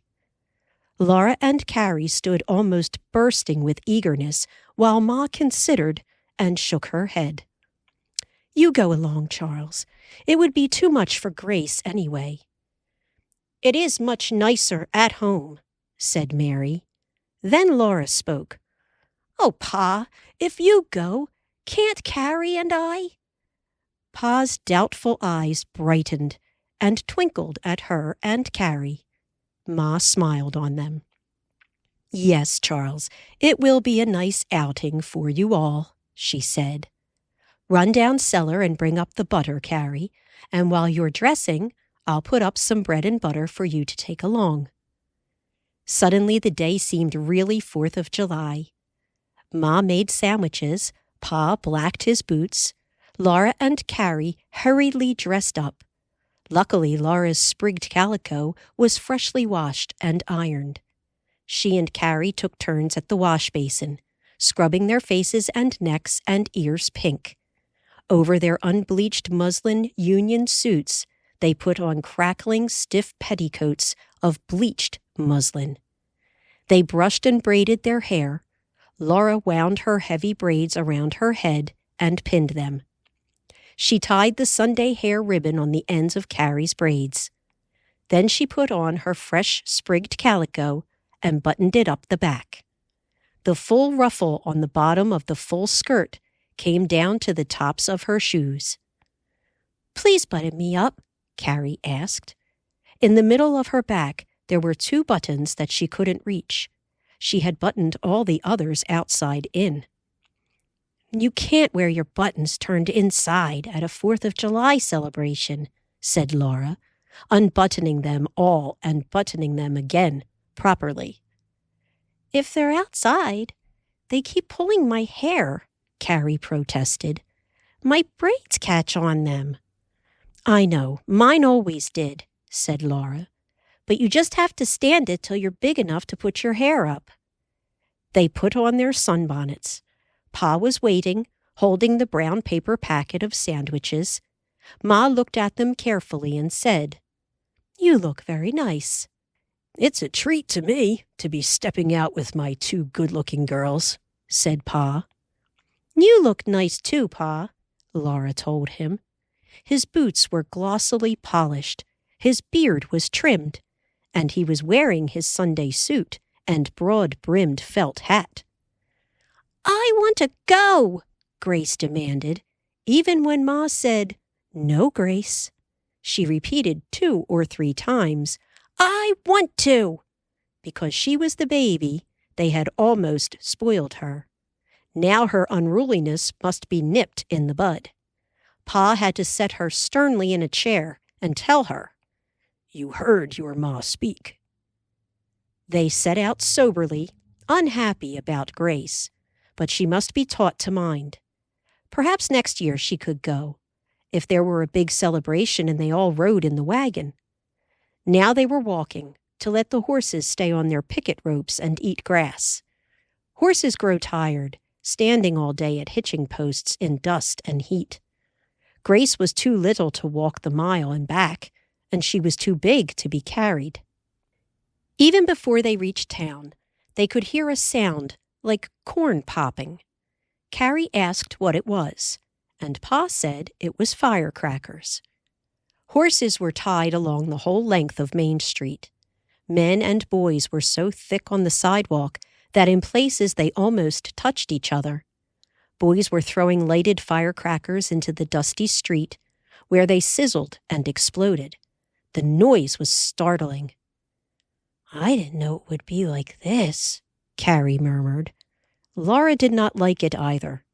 They had never been in such a crowd before. There was nothing to do but keep on walking up and down in it, and to be among so many strangers made them uncomfortable. Twice they walked the 2 blocks with Pa, and then Laura asked him if she and Carrie could not stay in his store building. Pa said that was a fine idea. They could watch the crowd while he circulated a little. Then they would eat their lunch and see the races. He let them into the empty building, and Laura shut the door. It was pleasant to be alone in the echoing bare place. They looked at the empty kitchen behind it, where they had all lived huddled during the long, hard winter. They tiptoed upstairs to the hollow, hot bedrooms under the eaves of the shingle roof, and stood looking down from the front window at the crowd, and at firecrackers squirming and popping in the dust. "I wish we had some firecrackers," Carrie said. "They're guns," Laura pretended. "We're in Fort Ticonderoga, and those are British and Indians. We're Americans, fighting for independence." "It was the British in Fort Ticonderoga, and the Green Mountain Boys took it," Carrie objected. "Then I guess we're Daniel Boone in Kentucky, and this is a lock stockade," said Laura. "Only the British and Indians captured him," she had to admit. "How much do firecrackers cost?" Carrie asked. "Even if Pa could afford them, it's foolish to spend money just to make a little noise," Laura said. "Look at that little bay pony. Let's pick out the horses we like best. You can have first choice." There was so much to see that they could hardly believe it was noon when Pa's boots sounded downstairs, and he called, "Girls, where are you?" They rushed down. He was having a good time. His eyes were twinkling bright. He sang out, "I've brought us a treat, smoked herring to go with our bread and butter. And look what else." He showed them a bunch of firecrackers. "Oh, Pa!" Carrie cried. "How much did they cost?" "Didn't cost me a cent," said Pa. "Lawyer Barnes handed them to me. Said to give them to you girls." "Why on earth did he do that?" Laura asked. She had never heard of Lawyer Barnes before. "Oh, he's going in for politics, I guess," said Pa. He acts that way, affable and agreeable to everybody. You want me to set these off for you now or after we eat?" Laura and Carrie were thinking the same thing. They knew it when they looked at each other, and Carrie said it. "Let's save them, Pa, to take home to Grace." "All right," said Pa. He put them in his pocket and undid the smoked herring while Laura opened the packet of sandwiches. The herring was delicious. They saved some to take home to Ma. When they had eaten the last bit of bread and butter, they went out to the well and drank, long and deep, from the edge of the pail that Pa drew dripping up. Then they washed their hands and their hot faces and dried them on Pa's handkerchief. It was time to go to the races. The whole crowd was moving across the railroad tracks and out onto the prairie. On a pole set up there, the American flag fluttered against the sky. The sun was shining warm, and a cool breeze was blowing. Beside the flagpole, a man rose up tall above the crowd. He was standing on something. The sound of talking died down, and he could be heard speaking. "Well, boys, I'm not much good at public speaking, but today's the glorious 4th. This is the day and date when our forefathers cut loose from the despots of Europe. There wasn't many Americans at the time, but they wouldn't stand for any monarch tyrannizing over them. They had to fight the British regulars and their hired Hessians and the murdering, scalping, red-skinned savages that those fine gold-laced aristocrats turned loose on our settlements and paid for murdering and burning and scalping women and children. A few barefoot Americans had to fight the whole of them and lick 'em. And they did fight them, and they did lick them. Yes, sir. We licked the British in 1776, and we licked 'em again in 1812, and we backed all the monarchies of Europe out of Mexico and off this continent less than 20 years ago. And by glory, yes, sir, by old glory right here, waving over my head. Any time the despots of Europe try to step on America's toes, we'll lick 'em again." "Hooray! Hooray!" everybody shouted. Laura and Carrie and Pa yelled too.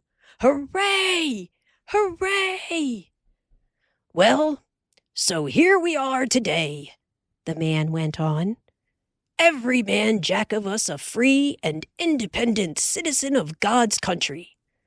The only country on earth where a man is free and independent. Today's the 4th of July, when this whole thing was started, and it ought to have a bigger, better celebration than this. We can't do much this year. Most of us are out here trying to pull ourselves up by our own bootstraps. By next year, likely some of us will be better off and able to chip in for a real big rousing celebration of Independence Day. Meantime, here we are. It's 4th of July, and on this day, somebody's got to read the Declaration of Independence. It looks like I'm elected. So, hold your hats, boys. I'm going to read it." Laura and Carrie knew the Declaration by heart, of course, but it gave them a solemn, glorious feeling to hear the words. They took hold of hands and stood listening in the solemnly listening crowd. The stars and stripes were fluttering bright against the thin, clear blue overhead, and their minds were saying the words before their ears heard them. "When in the course of human events, it becomes necessary for one people to dissolve the political bonds which have connected them with another, and to assume among the powers of the earth the separate and equal station to which the laws of nature and of nature's God entitle them, a decent respect to the opinions of mankind requires that they should declare the causes which impel them to the separation. We hold these truths to be self-evident, that all men are created equal, that they are endowed by their Creator with certain inalienable rights, that among these are life, liberty, and the pursuit of happiness." Then came the long and terrible list of the crimes of the king. "He has endeavored to prevent the population of these states. He has obstructed the administration of justice. He has made judges dependent on his will alone. He has erected a multitude of new offices and sent hither swarms of officers to harass our people and to eat out their substance. He has plundered our seas, ravaged our coasts, burnt our towns, and destroyed the lives of our people. He is at this time transporting large armies of foreign mercenaries to complete the works of death, destruction, and tyranny, already begun with circumstances of cruelty and perfidy, scarcely paralleled in the most barbarous ages, and totally unworthy the head of a civilized nation. We, therefore, the representatives of the United States of America, in General Congress assembled, appealing to the Supreme Judge of the world for the rectitude of our intentions, do, in the name and by the authority of the good people of these colonies, solemnly publish and declare that these united colonies are, and of right ought to be, free and independent states, that they are absolved from all allegiance to the British Crown, and that all political connection between them and the state of Great Britain is, and ought to be, totally dissolved, and that as free and independent states, they have full right to levy war.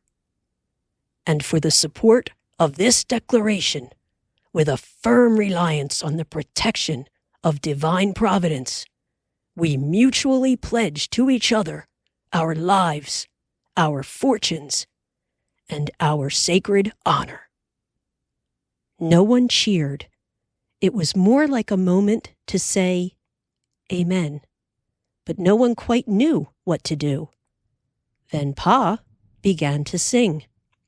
All at once, everyone was singing, "My country, 'tis of thee, sweet land of liberty, of thee I sing. Long may our land be bright with freedom's holy light. Protect us by thy might, great God our King." The crowd was scattering away then, but Laura stood stock still.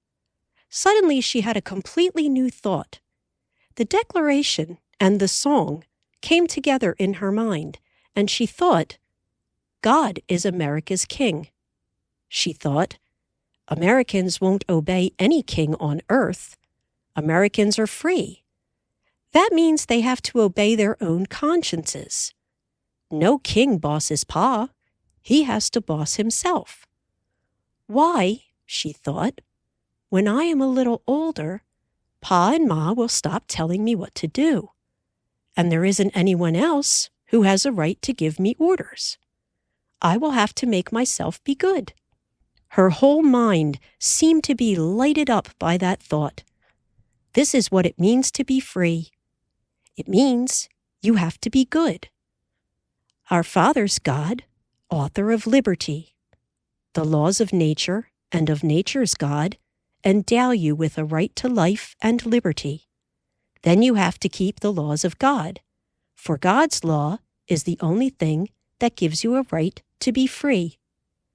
Laura had no time then to think any further. Carrie was wondering why she stood so still, and Pa was saying, "This way, girls, there's the free lemonade." The barrels stood in the grass by the flagpole. A few men were waiting for their turns to drink from the tin dipper. As each finished drinking, he handed the dipper on, and then strolled away toward the horses and buggies by the racetrack. Laura and Carrie hung back a little, but the man who had the dipper saw them and handed the dipper to Pa. He filled it from the barrel and gave it to Carrie. The barrel was almost full, and slices of lemon floated thick on the lemonade. "I see they put in plenty of lemons, so it ought to be good," Pa said, while Carrie slowly drank. Her eyes grew round with delight. She had never tasted lemonade before. "Well, they just mixed it," one of the waiting men told Pa. "The water's fresh from the hotel well, so it's cold." Pa filled the dipper again and gave it to Laura. She had once tasted lemonade at Nellie Olson's party when she was a little girl in Minnesota. This lemonade was even more delicious. She drank the last drop from the dipper and thanked Pa.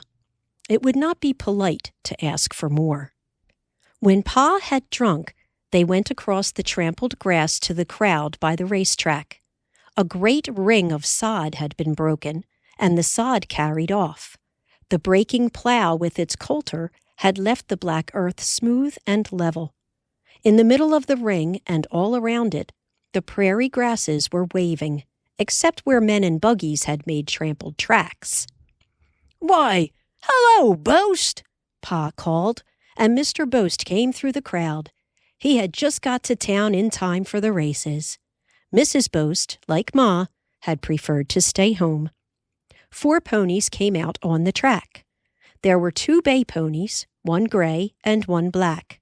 The boys who were riding them lined them up in a straight row. "Which you bettin' on, if you were bettin'?" Mr. Boast asked. "Oh, the black one!" Laura cried.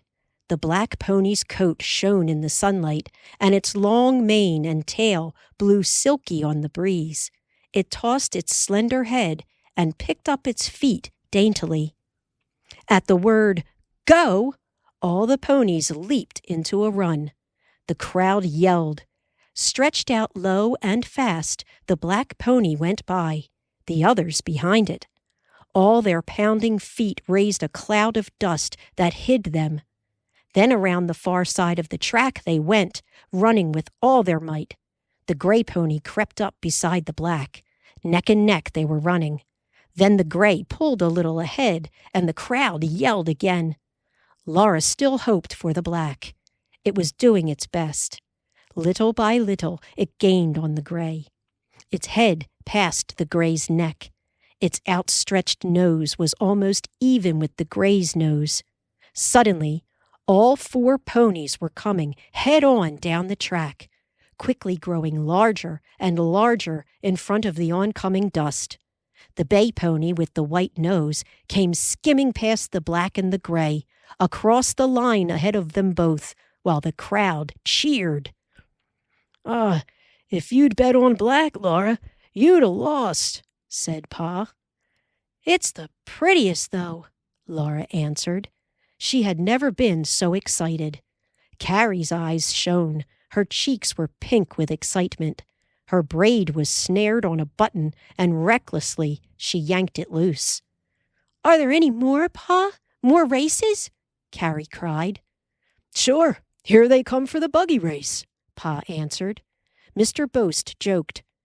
"Pick the winning team, Laura." Through the crowd and out onto the track came first a bay team hitched to a light buggy. The bays were perfectly matched, and they stepped as though the buggy weighed nothing at all. Then came other teams, other buggies, but Laura hardly saw them, for there was a team of brown horses that she knew. She knew their proud, gay heads and arching necks, the shine of light on their satiny shoulders, the black manes blowing and the forelocks tossing above their quick, bright, gentle eyes. "Oh, look, Carrie, look! It's the Brown Morgans!" she cried. "That's Almanzo Wilder's team, Boast," said Pa. "What in creation has he got 'em hitched to?" High up above the horses, Almanzo Wilder was sitting. His hat was pushed back on his head, and he looked cheerful and confident. He turned the team toward its place in line, and they saw that he was sitting on a high seat, on top of a long, high, heavy wagon with a door in its side. "It's his brother Royal's peddler's wagon," said a man standing nearby. "He don't have a chance with that weight against all those light buggies," said another. Everyone was looking at the Morgans and the wagon and talking about them. The off-horse Prince is the one he drove last winter. That 40-mile trip that he and Cap Garland made, and brought in the wheat that kept us all from starving to death," Pa told Mr. Boast. "The other one's Lady. That ran off with the antelope herd that time. They've both got good action and speed." "I see that," Mr. Boast agreed. "But no team can haul that heavy cart and beat Sam Owens' bays on his light buggy. Seems like the young fellow might have rousted out a buggy somewheres in this country." "He's an independent kind of a young cuss," someone said. "He'd rather lose with what he's got than win with a borrowed buggy." Too bad he don't own a buggy," Mr. Boast said. The brown horses were by far the most beautiful on the track, and so proud. They did not seem to mind the heavy wagon at all, but tossed their heads, pricked their ears, and lifted their feet as if the ground were not quite good enough for them to step on. "Oh, what a shame! What a shame they haven't a fair chance," Laura was thinking. Her hands were clenched. She wished so much that those proud, fine horses might only have a fair chance. Hitched to that heavy wagon, they could not win. She cried out, "Oh, it isn't fair!" The race started. Fast came the bays, leading all the others. The shining legs trotting and the wheels whirling hardly seemed to touch the ground. Every buggy rushing by was a light, one-seated buggy. Not a team drew even the weight of a two-seated buggy, except the beautiful brown horses who came last, pulling the high, heavy peddler's cart.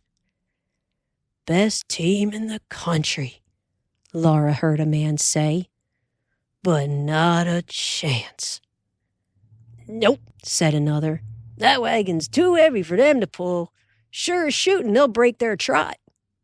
But they were pulling it, and they were trotting.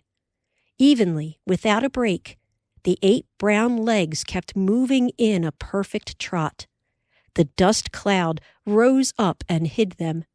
Then, bursting out of it, up the other side of the track, the teams and buggies were speeding. 1 buggy, no, 2 buggies were behind the peddler's cart. 3 buggies were behind it. Only the bays were ahead of it. "Oh, come on, win, win!" Laura was begging the brown horses. She so wanted them to trot faster that it seemed her wishing was pulling them. They were almost around the track. They were coming now around the turn and on toward the line. The bays were ahead. The Morgans could not do it. They could not win. The weight was too much for them. But still, Laura kept on wishing with all of her. "Faster! Faster! Only a little faster! Oh, come on, come on!" Almanzo leaned forward from the high seat and seemed to speak to them. Still smoothly trotting, they came faster. Their heads reached Mr. Owen's buggy and slowly, smoothly crept by it. All the legs were moving fast, fast, while so slowly the brown heads came up, even with the bays. All 4 horses were coming now in a line, faster, faster. "A tie, by gosh, it's a tie," a man said. Then Mr. Owen's buggy whip flashed out. It swished down once, twice as he shouted. The bays leaped ahead. Almanzo had no whip. He was leaning forward, lightly holding the reins firm. Once more, he seemed to speak. Fast and smooth as swallows flying, the brown Morgans passed the bays and crossed the line. They'd won. The whole crowd shouted. It surged to surround the brown horses and Almanzo high on the cart. Laura found that she had been holding her breath. Her knees were wobbly. She wanted to yell and to laugh and to cry and to sit down and rest. "Oh, they won! They won! They won!" Carrie kept saying, clapping her hands. Laura did not say anything. "He earned that $5, said Mr. Boast. "What $5? Carrie asked. "Some men in town put up $5 for the best trotting team. Almanzo Wilder's won it." Laura was glad she had not known. She could not have borne it if she had known that the brown horses were running for a $5 prize. "He has it coming to him," said Pa. "That young man knows how to handle horses." There were no more races. There was nothing more to do but stand around and listen to the talking. The lemonade was low in the barrel. Mr. Boast brought Laura and Carrie a dipperful, and they divided it. It was sweeter than before, but not so cold. The teams and buggies were going away. Then Pa came from the dwindling crowd and said it was time to go home.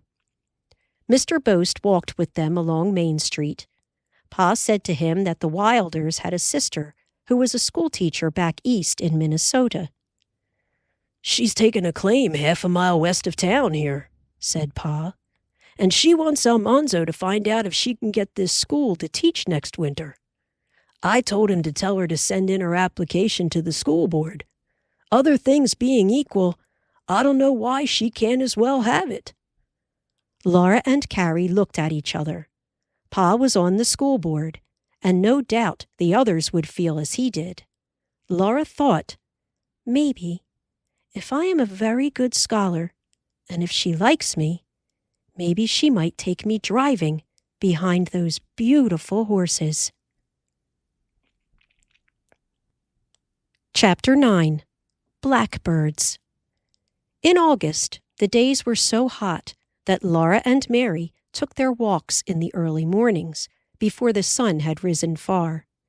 The air still had some freshness then, and it was not too hot to be pleasant. But every walk seemed like a little bit of the last walk they would have together, for soon Mary was going away. She was really going to college that fall. They had looked forward so long to her going that now when she really was going, it did not seem possible. It was hard to imagine, too, because none of them knew what college would be like. They had never seen one. But Pa had earned nearly $100 that spring. The garden and the oats and the corn were growing marvelously, and Mary really could go to college. Coming back from their walk one morning, Laura noticed several grasses sticking to Mary's skirt. She tried to pull them off, but they would not come loose. "Ma," she called, "come look at this funny grass." Ma had never seen a grass like it. The grass heads were like barley beards, except that they were twisted, and they ended in a seed pod an inch long, with a point as fine and hard as a needle, and a shaft covered with stiff hairs pointing backward. Like real needles, the points had sewed themselves into Mary's dress. The stiff hair followed the needle point easily, but kept it from being pulled back, and the 4-inch-long screw-like beard followed, twisting and pushing the needle point farther in. "Ouch! Something bit me!" Mary exclaimed. Just above her shoe top, one of the strange grasses had pierced her stocking and was screwing itself into her flesh. "I declare this beats all," said Ma. "What next will we encounter on this homestead?" When Pa came in at noon, they showed him the strange grass. He said it was Spanish needle grass.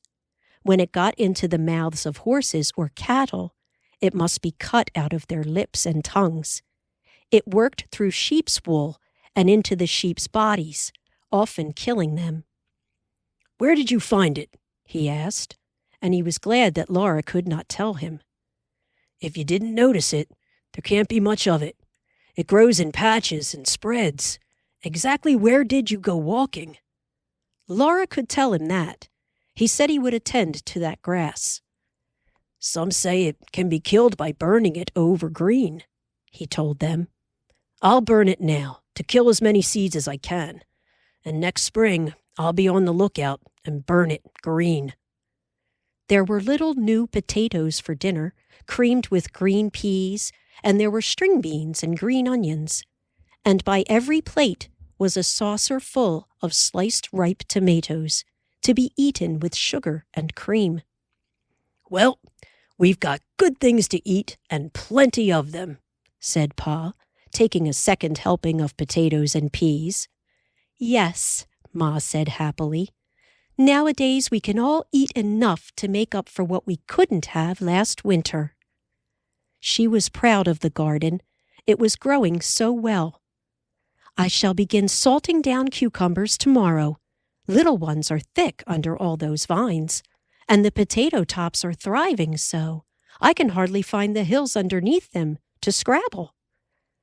If nothing happens to them, we'll have plenty of potatoes this winter, Pa rejoiced. We'll have roasting ears soon, too, Ma announced. I noticed this morning some of the corn silks are beginning to darken. I never saw a better corn crop, said Pa. We've got that to depend on. And the oats, said Ma. Then she asked, What's wrong with the oats, Charles? Well, blackbirds are getting most of them, Pa told her. I no sooner set up a shock than it's covered thick with the pests. They're eating all the grain they can get at, and not leaving much but the straw. Ma's cheerful face dimmed, but Pa went on. Never mind. There's a good crop of straw, and soon as I get the oats cut and shocked, I'll clear out the blackbirds with a shotgun. That afternoon, looking up from her sewing to thread her needle, Laura saw a wisp of smoke wavering in the heat waves from the prairie. Pa had taken time from his work in the oat field to cut a swath around the path of Spanish needles and set fire to those vicious grasses. Prairie looks so beautiful and gentle, she said, but I wonder what it will do next. Seems like we have to fight it all the time. This earthly life is a battle, said Ma. If it isn't one thing to contend with, it's another. It always has been so, and it always will be. The sooner you make up your mind to that, the better off you are, and the more thankful for your pleasures. Now, Mary, I'm ready to fit the bodice. They were making Mary's best winter dress for college. In the hot room, with the sun blazing on the thin board walls and roof, the lapfuls of wool cashmere almost smothered them. Ma was nervous about this best dress. She had made the summer dresses first, for practice with the patterns. She had cut the patterns from newspaper, using her dressmaker's chart of thin cardboard as a guide. Lines and figures for all different sizes were printed on it. The trouble was that nobody was exactly any of the sizes on the chart. After Ma had measured Mary and figured and marked the size of every sleeve and skirt and bodice piece on the chart, and cut the patterns, and cut and basted the dress lining, then when she tried the lining on Mary, she had to make changes all along the seams. Laura had never before known that Ma hated sewing. Her gentle face did not show it now, and her voice was never exasperated. But her patience was so tight around her mouth that Laura knew she hated sewing as much as Laura did. They were worried, too, because while they were buying the dress goods, Mrs. White had told them that she had heard from her sister in Iowa that hoop skirts were coming back in New York. There were no hoops yet to be bought in town, but Mr. Clancy was thinking of ordering some. I declare, I don't know, Ma said, worrying about hoop skirts. Mrs. Boast had had a Godey's Ladies book last year. If she had one now, it would decide the question. But Pa must cut the oats and the hay. They were all too tired on Sundays to make the long, hot trip to the Boast's claim. When at last Pa saw Mr. Boast in town one Saturday, he said that Mrs. Boast did not have a Godey's Ladies' Book. "We'll just make the skirts wide enough, so if hoops do come back, Mary can buy some in Iowa and wear them," Ma decided. "Meanwhile, her petticoats can hold the skirts out full." They had made 4 new petticoats for Mary, 2 of unbleached muslin, 1 of bleached muslin, and 1 of fine white cambric. Around the bottom of the fine cambric one, Laura had sewed with careful, tiny stitches the 6 yards of knitted lace that she had given Mary for Christmas. They had made for her 2 gray flannel petticoats and 3 red flannel union suits. Around the top of the petticoats' hems, Laura made a row of catch stitching in bright red yarn. It was pretty on the gray flannel. She backstitched all the seams of the petticoats and the long red flannel union suits, and around the necks and the wrists of the long red sleeves, she catch-stitched a trimming of blue yarn. She was using all the pretty yarns that had come in last winter's Christmas barrel, but she was glad to do it. Not one of the girls in college would have prettier underwear than Mary's.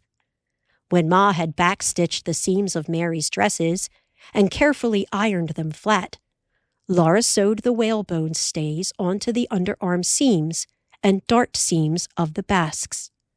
She took great pains to sew them evenly on both edges without making the tiniest wrinkle in the seams, so that the basque would fit trimly and smoothly on the outside. This was such anxious work that it made the back of her neck ache. Now the basque of Mary's best dress was ready to try on for the last time. It was brown cashmere, lined with brown cambric. Small brown buttons buttoned it down the front, and on either side of the buttons and around the bottom, Ma had trimmed it with a narrow, shirred strip of brown and blue plaid, with red threads and golden threads running through it. A high collar of the plaid was sewed on, and Ma held in her hand a gathered length of white machine-made lace. The lace was to be fitted inside the collar so that it would fall a little over the top. "Oh, Mary, it's beautiful. The back fits without a wrinkle, and so do the shoulders," Laura told her. "And the sleeves look absolutely skin-tight to the elbows." "They are," Mary said. "I don't know if I can button." Laura went around in front. "Hold your breath, Mary. Breathe out and hold it," she advised anxiously. "It's too tight," Ma said in despair. Some of the buttons strained in the buttonholes. Some could not be buttoned at all. "Don't breathe, Mary. Don't breathe," Laura said frantically, and quickly she unbuttoned the straining buttons. "Now you can." Mary breathed, outbursting from the open bodice. "Oh, however did I make such a mistake?" Ma said. "That bodice fitted well enough last week." Laura had a sudden thought. "It's Mary's corsets. It must be. The corset strings must have stretched." It was so. When Mary held her breath again and Laura pulled tight the corset strings, the bodice buttoned, and it fitted beautifully. "I'm glad I don't have to wear corsets yet," said Carrie. "Be glad while you can be," said Laura. "You'll have to wear them pretty soon." Her corsets were a sad affliction to her, from the time she put them on in the morning until she took them off at night. But when girls pinned up their hair and wore skirts down to their shoe tops, they must wear corsets. "You should wear them all night," Ma said. Mary did, but Laura could not bear at night the torment of the steels that would not let her draw a deep breath. Always before she could get to sleep, she had to take off her corsets. "What your figure will be, goodness knows," Ma warned her. "When I was married, your pa could span my waist with his 2 hands." "He can now," Laura answered, a little saucily. "And he seems to like you." "You must not be saucy, Laura," Ma reproved her. But Ma's cheeks flushed pink, and she could not help smiling. Now she fitted the white lace into Mary's collar and pinned it so that it fell gracefully over the collar's edge and made a full cascade between the collar's ends in front. They all stood back to admire. The gored skirt of brown cashmere was smooth and rather tight in front, but gathered full around the sides and back, so that it would be ample for hoops. In front of it touched the floor evenly. In back, it swept into a graceful short train that swished when Mary turned. All around the bottom was a pleated flounce. The overskirt was of the brown and blue plaid. It was shirred in front. It was draped up at the sides to show more of the skirt beneath, and at the back it fell in rich, full puffs, caught up above the flounced train. Above all this, Mary's waist rose slim in the tight, smooth bodice. The neat little buttons ran up to the soft white lace cascading under Mary's chin. The brown cashmere was smooth as paint over her sloping shoulders and down to her elbows. Then the sleeves widened. A shirring of the plaid curved around them, and the wide wrists fell open, showing a lining of white lace ruffles that set off Mary's slender hands. Mary was beautiful in that beautiful dress. Her hair was silkier and more golden than the golden silk threads in the plaid. Her blind eyes were bluer than the blue in it. Her cheeks were pink, and her figure was so stylish. "Oh, Mary," Laura said, "you look exactly as if you'd stepped out of a fashion plate. There won't be, there just can't be, one single girl in college who can hold a candle to you." "Do I really look so well, Ma?" Mary asked timidly, and she flushed pinker. For once Ma did not guard against vanity. "Yes, Mary, you do," she said. "You are not only as stylish as can be, you are beautiful. No matter where you go, you will be a pleasure to every eye that sees you. And I am thankful to say, you may be sure your clothes are equal to any occasion." They could not look at her any longer. She was almost fainting from the heat in that woolen dress. They laid it carefully away, done at last, and a great success. There were only a few more things to be done now. Ma must make Mary a winter hat of velvet and knit some stockings for her, and Laura was knitting her a pair of mitts of brown silk thread. "I can finish them in spare time," Laura said.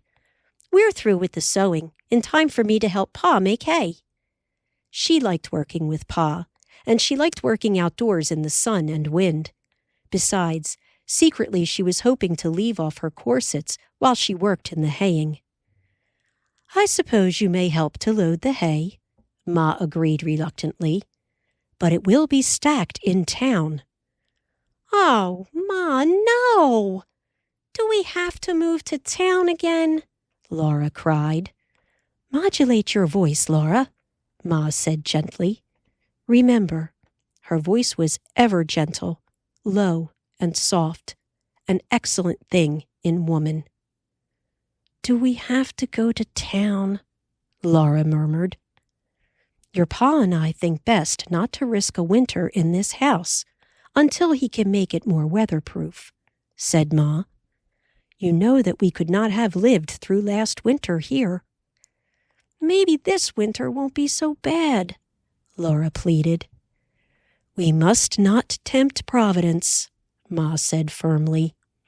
Laura knew it was decided. They had to live in town again next winter, and she must make the best of it. That evening, when the flock of happy blackbirds was swirling at play in the sunset air above the oat field, Pa took out his shotgun and shot them. He did not like to do it, and in the house no one liked to hear the shots, but they knew it must be done. Pa must protect the crops. The horses and Ellen and her calves would live on hay that winter, but the oats and the corn were cash crops. They would sell for money to pay taxes and buy coal. As soon as the dew was off the grass next morning, Pa went out to cut it with the mowing machine. In the house, Ma began to make Mary's velvet hat, and Laura busily knitted a brown silk mitt. At 11 o'clock, Ma said, "Mercy, it's time to start dinner already. Run out, Laura. See if you can find a mess of roasting ears to boil." The corn was taller than Laura now, a lavish sight to see, with its long leaves rustling thickly and its nodding tasseled tops. As Laura went in between the rows, a great black swirl of birds rose up and whirled above her. The noise of their wings was louder than the rustling of all the long leaves. The birds were so many that they made a shadow like a cloud. It passed swiftly over the corn tops, and the crowd of birds settled again.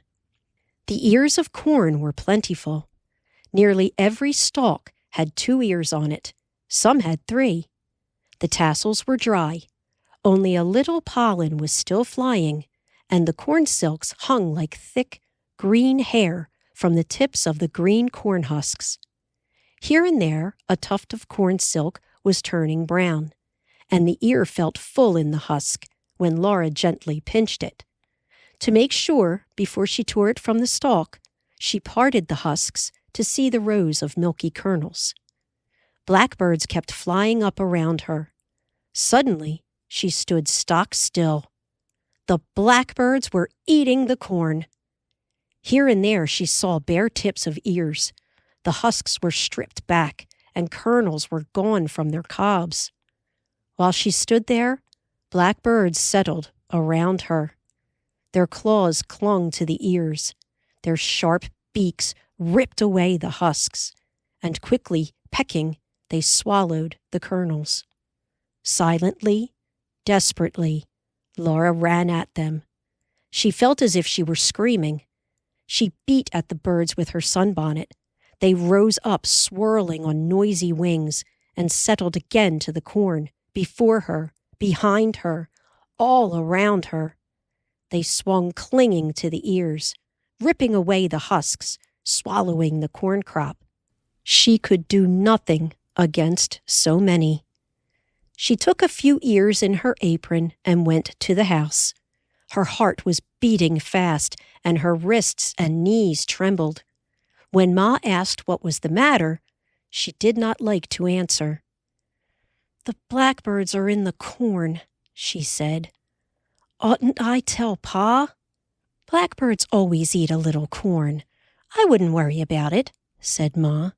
"You might take him a cold drink."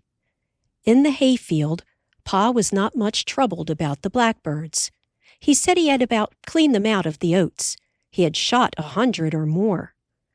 "Likely they'll do some harm to the corn, but that can't be helped," he said. "There are so many of them," Laura said. "Pa, if you don't get a corn crop, can Mary go to college?" Pa looked bleak. "You think it's as bad as that?" "There's so many of them," Laura said. Pa glanced at the sun. "Well, another hour can't make much difference. I'll see about it when I come to dinner." At noon, he took his shotgun to the cornfield. He walked between the corn rows and shot into the cloud of blackbirds as it rose. Every shot brought down a hail of dead birds, but the black cloud settled into the corn again. When he had shot away all his cartridges, the swirl of wings seemed no thinner. There was not a blackbird in the oat field. They it, but they had eaten every kernel of oats that could be dug out of the shocks. Only straw was left. Ma thought that she and the girls could keep them away from the corn. They tried to do it. Even Grace ran up and down the rows, screeching and waving her little sunbonnet. The blackbirds only swirled around them and settled again to the ears of corn, tearing the husks and pecking away the kernels. "You'll wear yourselves out for nothing, Caroline," said Pa. "I'll go to town and buy more cartridges." When he had gone, Ma said, "Let's see if we can't keep them off till he gets back." They ran up and down in the sun and heat, stumbling over the rough sods, screeching and shouting and waving their arms. Sweat ran down their faces and their backs. The sharp corn leaves cut their hands and cheeks. Their throats ached from yelling, and always the swirling wings rose and settled again. Always scores of blackbirds were clinging to the ears, and sharp beaks were tearing and pecking. At last Ma stopped. "It's no use, girls," she said. Pa came with more cartridges. All that afternoon he shot blackbirds. They were so thick that every pellet of shot brought down a bird. It seemed that the more he shot, the more there were. It seemed that all the blackbirds in the territory were hurrying to that feast of corn. At first, there were only common blackbirds. Then came larger, yellow-headed blackbirds, and blackbirds with red heads and a spot of red on each wing. Hundreds of them came. In the morning, a dark spray of blackbirds rose and fell above the cornfield. After breakfast, Pa came to the house, bringing both hands full of birds he had shot. "I never heard of anyone's eating blackbirds," he said. "But these must be good meat, and they're as fat as butter." "Dress them, Laura, and we'll have them fried for dinner," said Ma. "There's no great loss without some small gain." Laura dressed the birds, and at noon Ma heated the frying pan and laid them in it. They fried in their own fat, and at dinner everyone agreed that they were the tenderest, most delicious meat that had ever been on that table. After dinner, Pa brought another armful of blackbirds and an armful of corn. "We might as well figure that the crop's gone," he said. "This corn's a little too green, but we'd better eat what we can of it before the blackbirds get it all." "I don't know why I didn't think of it sooner," Ma exclaimed. "Laura and Carrie, hurry! Pick every ear that's possibly old enough to make dried corn. Surely we can save a little to eat next winter." Laura knew why Ma had not thought of that sooner. She was too distracted. The corn crop was gone. Pa would have to take from his savings to pay taxes and buy coal. Then how could they manage to send Mary to college this fall? The blackbirds were so thick now that between the corn rows, their wings beat rough against Laura's arms and battered her sunbonnet. She felt strong little blows on her head, and Carrie cried out that the birds were pecking her. They seemed to feel that the corn was theirs and to be fighting for it. They rose up harsh at Laura's face and Carrie's, and flew scolding and pecking at their sunbonnets. Not much corn was left. Even the youngest ears, on which the kernels were hardly more than blisters, had been stripped and pecked at.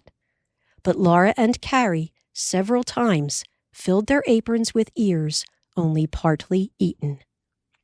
When Laura looked for the blackbirds to dress them for dinner, she could not find them, and Ma would not say where they were. "Wait and see," Ma said mysteriously. "Meantime, we'll boil this corn and cut it off the cobs to dry." There is a knack to cutting corn from a cob. The knife must slice evenly, the whole length of the rows, cutting deep enough to get almost the whole kernel, but not so deep as to cut even an edge from the sharp pocket in which each kernel grows. The kernels fall away in milky slabs, moist and sticky. Ma spread these on a clean, old tablecloth laid outdoors in the sunshine, and she covered them with another cloth to keep away the blackbirds and the chickens and the flies. The hot sun would dry the corn, and next winter, soaked and boiled, it would be good eating. "That's an Indian idea," Pa remarked when he came to dinner. "You'll admit yet, Caroline, there's something to be said for Indians." "If there is," Ma replied, "you've already said it. Many's the time, so I needn't." Ma hated Indians, but now she was brimming with some secret. Laura guessed that it must be the missing blackbirds. "Comb your hair and sit up to the table, Charles," Ma said. She opened the oven door and took out the tin milk pan. It was full of something covered thickly over with delicately browned biscuit crust. She set it before Pa, and he looked at it amazed. "Chicken pie!" "Sing a song of sixpence," said Ma. Laura went on from there, and so did Carrie and Mary, and even Grace. A pocket full of rye, 24 blackbirds baked in a pie. When the pie was opened, the birds began to sing. Was not that a dainty dish to set before the king? "Well, I'll be switched," said Pa. He cut into the pie's crust with a big spoon and turned over a big chunk of it onto a plate. The underside was steamed and fluffy. Over it he poured spoonfuls of thin brown gravy, and beside it he laid half a blackbird, browned and so tender that the meat was slipping from the bones. He handed that first plate across the table to Ma. The scent of that opened pie was making all their mouths water so that they had to swallow again and again while they waited for their portions. And under the table, the kitty curved against their legs, her hungry purring running into anxious meows. "The pan held 12 birds," said Ma. "Just 2 apiece, but 1 is all that Grace can possibly eat, so that leaves 3 for you, Charles."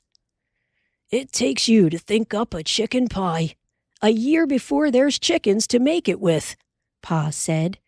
He ate a mouthful and said, "This beats a chicken pie all hollow." They all agreed that blackbird pie was even better than chicken pie. There were, besides, new potatoes and peas, and sliced cucumbers, and young boiled carrots that Ma had thinned from the rows, and creamy cottage cheese. And the day was not even Sunday. As long as the blackbirds lasted and the garden was green, they could eat like this every day. Laura thought, "Ma is right. There is always something to be thankful for." Still, her heart was heavy. The oats and the corn crop were gone. She did not know how Mary could go to college now. The beautiful new dress, the 2 other new dresses, and the pretty underwear must be laid away until next year. It was a cruel disappointment to Mary. Pa ate the last spoonful of pink, sugary cream from his saucer of tomatoes and drank his tea. Dinner was over. He got up and took his hat from its nail, and he said to Ma, "Tomorrow's Saturday. If you'll plan to go to town with me, we could pick out Mary's trunk." Mary gasped. Laura cried out, "Is Mary going to college?" Pa was astonished. He asked, "What's the matter with you, Laura?" "How can she?" Laura asked him. "There isn't any corn or any oats." "I didn't realize you're old enough to be worrying," said Pa. "I'm going to sell the heifer calf." Mary cried out, "Oh, no, not the heifer." In another year, the heifer would be a cow. Then they would have had 2 cows. Then they would have had milk and butter all the year around. Now, if Pa sold the heifer, they would have to wait 2 more years for the little calf to grow up. "Selling her will help out," said Pa. "I ought to get all of $15 for her." "Don't worry about it, girls," said Ma. "We must cut our coat to fit the cloth." "Oh, Pa, it set you back a whole year," Mary mourned. "Never mind, Mary," said Pa. "It's time you were going to college, and now we've made up our minds you're going. A flock of pesky blackbirds can't stop us." Chapter 10. Mary Goes to College. The last day came. Tomorrow Mary was going away. Pa and Ma had brought home her new trunk. It was covered outside with bright tin, pressed into little bumps that made a pattern. Strips of shiny, varnished wood were riveted around its middle and up its corners, and 3 strips ran lengthwise of its curved lid. Short pieces of iron were screwed onto the corners to protect the wooden strips. When the lid was shut down, 2 iron tongues fitted into 2 small iron pockets, and 2 pairs of iron rings came together so that the trunk could be locked with padlocks. "It's a good solid trunk," Pa said, "and I got 50 feet of stout new rope to rope it with." Mary's face shone while she felt it over carefully with her sensitive fingers, and Laura told her about the bright tin and shiny yellow wood. Ma said, "It is the very newest style in trunks, Mary, and it should last you a lifetime." Inside, the trunk was smooth polished wood. Ma lined it carefully with newspapers and packed tightly into it all Mary's belongings. Every corner she crammed with wadded newspapers, so firmly that nothing could move during the rough journey on the train. She put in many layers of newspapers, too, for she feared that Mary did not have enough clothes to fill the trunk. But when everything was in and crammed jam down as tightly as possible, the paper-covered mound rose up high enough to fill the curved lid, and Ma sat on it to hold it down while Pa snapped the padlocks.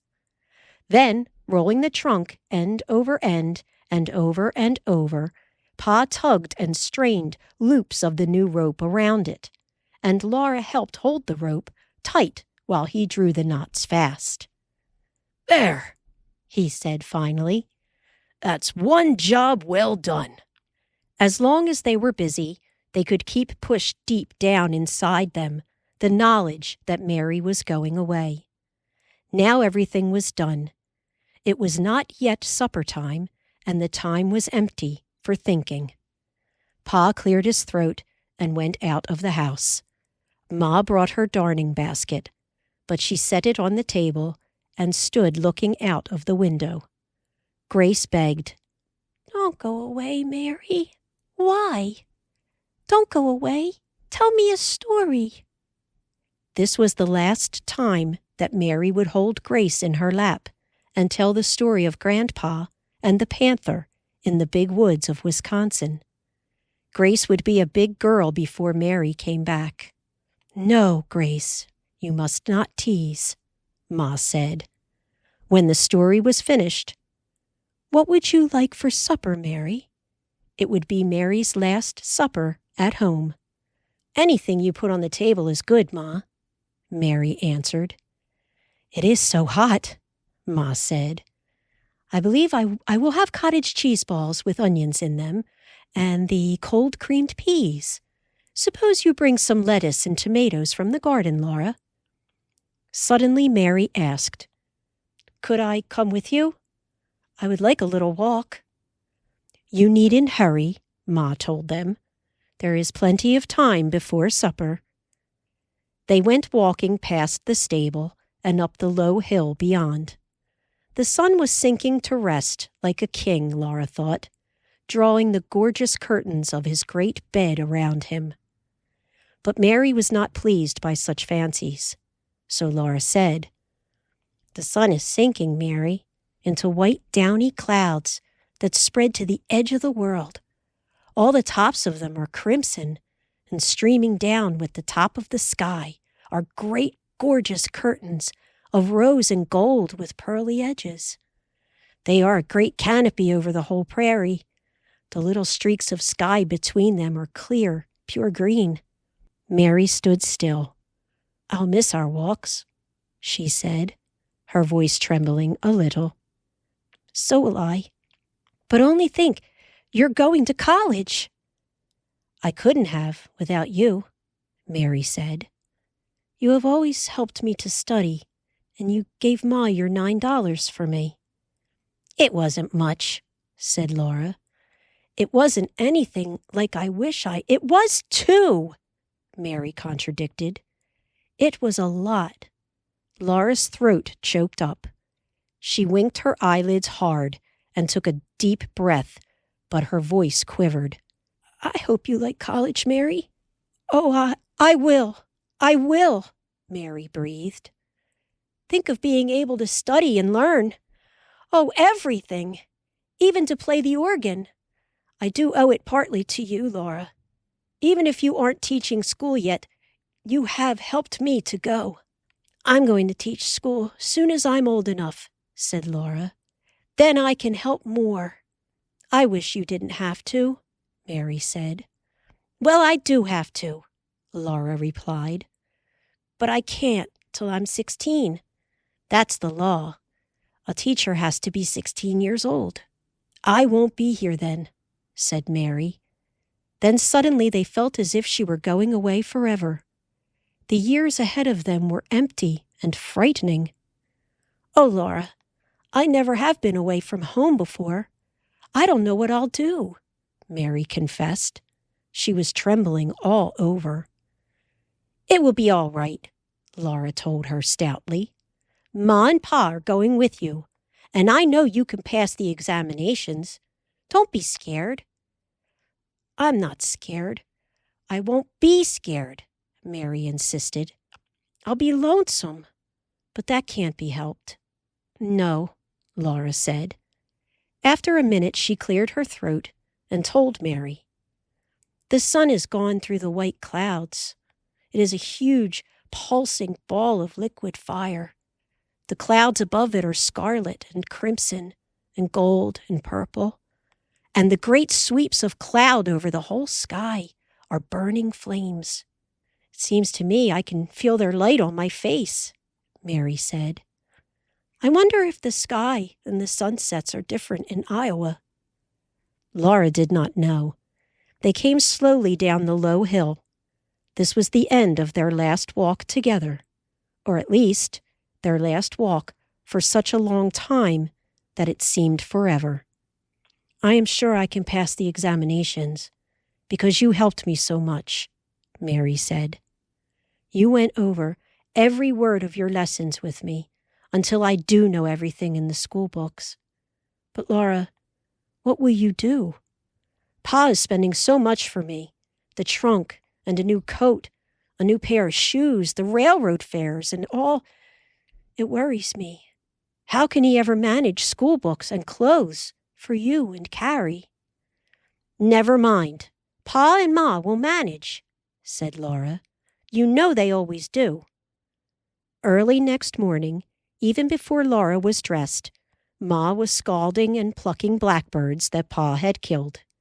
She fried them after breakfast, and as soon as they were cool, she packed in a shoebox the lunch to take on the train. Pa and Ma and Mary had bathed the night before. Now Mary put on her best old calico dress and her second best shoes. Ma dressed in her summer chalice, and Pa put on his Sunday suit. A neighbor boy had agreed to drive them to the depot. Pa and Ma would be gone a week, and when they came home without Mary, they could walk from town. The wagon came. The freckled boy, with red hair sticking through a rent in his straw hat, helped Pa load Mary's trunk into the wagon. The sun was shining hot, and the wind was blowing. Now, Carrie and Grace, be good girls and mind Laura, Ma said. Remember to keep the chicken's water pan filled, Laura, and look out for hawks, and scald and sun the milk pans every day. Yes, Ma, they all answered. Goodbye, Mary said. Goodbye, Laura, and Carrie, and Grace. Goodbye, Laura and Carrie managed to say. Grace only stared, round-eyed. Pa helped Mary to climb up the wagon wheel to sit with Ma and the boy on the wagon seat. He took his seat on the trunk. All right, let's go, he said to the boy. Goodbye, girls. The wagon started. Grace's mouth opened wide, and she bawled. For shame, Grace! For shame! A big girl like you, crying! Laura choked out. Her throat was swelling so that it hurt. Carrie looked as though she might cry in a moment. Shame on you, Laura said again, and Grace gulped down a last sob. Pa and Ma and Mary did not look back. They had to go. The wagon taking them away left silence behind it. Laura had never felt such a stillness. It was not the happy stillness of the prairie. She felt it in the very pit of her stomach. Come, she said. We'll go into the house. That silence had settled into the house. It was so still that Laura felt she must whisper. Grace smothered a whimpering. They stood there in their own house and felt nothing around them but silence and emptiness. Mary was gone. Grace began to cry again, and 2 large tears stood in Carrie's eyes. This would never do. Right now, and for a whole week, everything was in Laura's charge, and Ma must be able to depend on her. Listen to me, Carrie and Grace, she said briskly. We are going to clean this house from top to bottom, and we'll begin right now. So when Ma comes home, she'll find the fall house cleaning done. There had never been such a busy time in all Laura's life. The work was hard, too. She had not realized how heavy a quilt is, to lift soaked and dripping from a tub, and to wring out, and to hang on a line. She had not known how hard it would be, sometimes, never to be cross with Grace, who was always trying to help and only making more work. It was amazing, too, how dirty they all got while cleaning a house that had seemed quite clean. The harder they worked, the dirtier everything became. The worst day of all was very hot. They had tugged and lugged the straw ticks outdoors, and emptied them and washed them, and when they were dry they had filled them with sweet fresh hay. They had got the bed springs off the bedsteads and leaned them against the walls, and Laura had jammed her finger. Now they were pulling the bedsteads apart. Laura jerked at one corner, and Carrie jerked at the other. The corners came apart, and suddenly the headboard came down on Laura's head so that she saw stars. Oh, Laura, did I hurt you? Carrie cried. Well, not very much, Laura said. She pushed the headboard against the wall, and it slid down swiftly and hit her ankle bone. Ouch! She couldn't help yelling. Then she added, Let it lie there if it wants to. We have to scrub the floor, Carrie pointed out. I know we have to, Laura said grimly. She sat on the floor, gripping her ankle. Her straggling hair stuck to her sweating neck. Her dress was damp and hot and dirty, and her fingernails were positively black. Carrie's face was smudged with dust and sweat, and there were bits of hay in her hair. We ought to have a bath, Laura murmured. Suddenly she cried out, Where's Grace? They had not thought of Grace for some time. Grace had once been lost on the prairie. 2 children at Brookins, lost on the prairie, had died before they could be found. Here I am, Grace answered sweetly, coming in. It's raining. No, Laura exclaimed. Indeed, a shadow was over the house. A few large drops were falling. At that moment, thunder crashed. Laura screamed, "Carrie! The straw ticks! The bedding!" They ran. The straw ticks were not very heavy, but they were stuffed fat with hay. They were hard to hold on to. The edge kept slipping out of Laura's grasp, or Carrie's. When they got one to the house, they had to hold it up edgewise to get it through the doorway. "We can hold it up or we can move it. We can't do both," Carrie panted. Already the swift thunderstorm was rolling overhead, and rain was falling fast. "Get out of the way!" Laura shouted. Somehow she pushed and carried the whole straw tick into the house. It was too late to bring in the other one, or the bedding from the line. Rain was pouring down.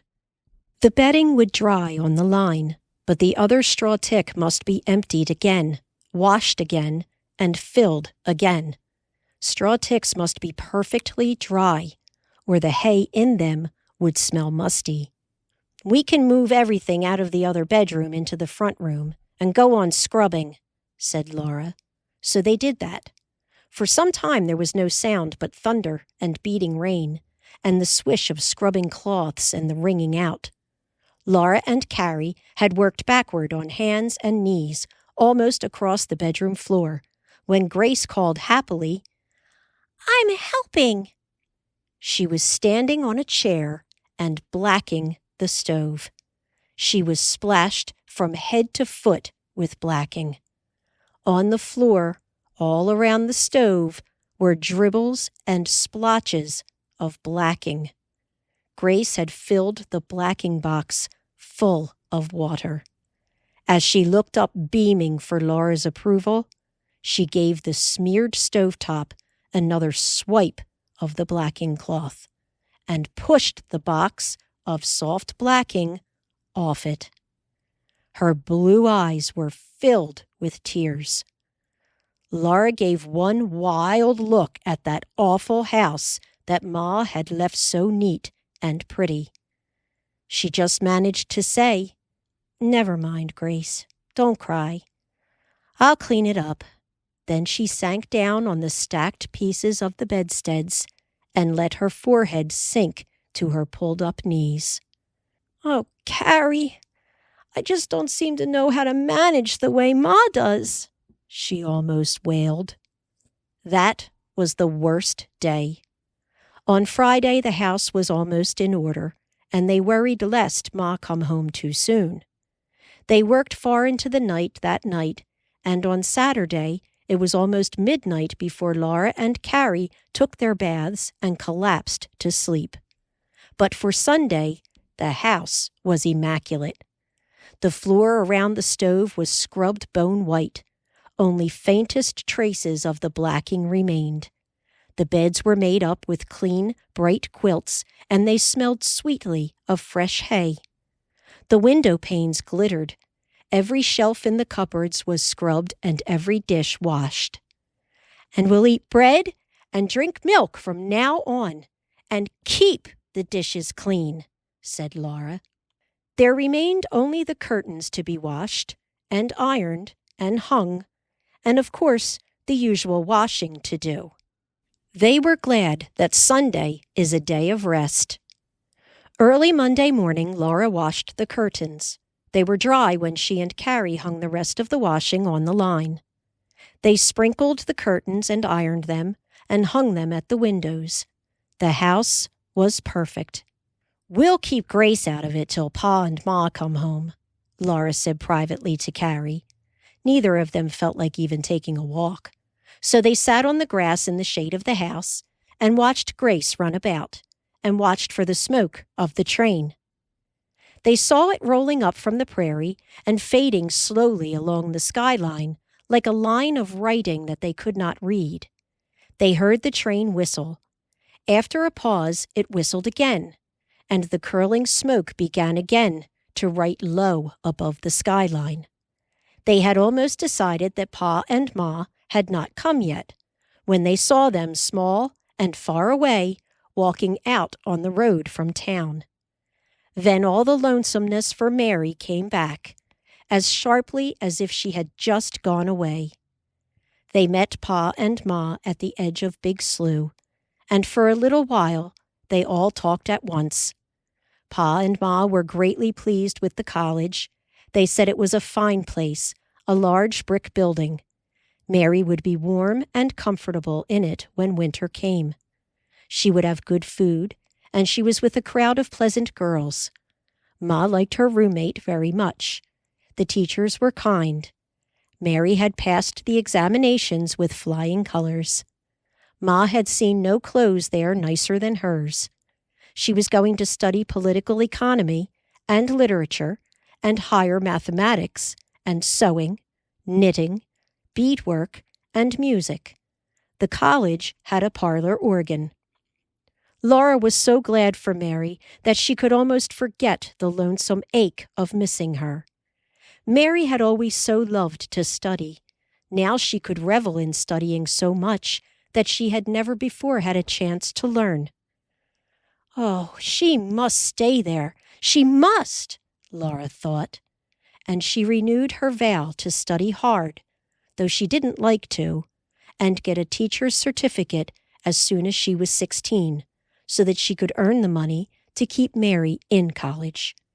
She had forgotten that week of house cleaning, but as they came to the house, Ma asked, "Carrie, what are you and Grace smiling about? You're keeping something up your sleeves." Then Grace jumped up and down and shouted, "I blacked the stove!" "So you did," said Ma, going into the house. "It looks very nice. But Grace, I am sure that Laura helped you black it. You must not say." Then she saw the curtains. "Why, Laura," she said, "did you wash and the windows, and why, I declare." "We did the fall house cleaning for you, Ma," said Laura, and Carrie chimed in. "We washed the bedding and filled the straw ticks and scrubbed the floors and everything." Ma lifted her hands in surprise. Then she sat weakly down and let her hands fall. "My goodness!" Next day, when she unpacked her valise, she surprised them. She came from the bedroom with 3 small flat packages and gave one to Laura, one to Carrie, and one to Grace. In Grace's package was a picture book. The colored pictures, on shiny paper, were pasted to cloth leaves of many pretty colors, and every leaf was pinked around its edges.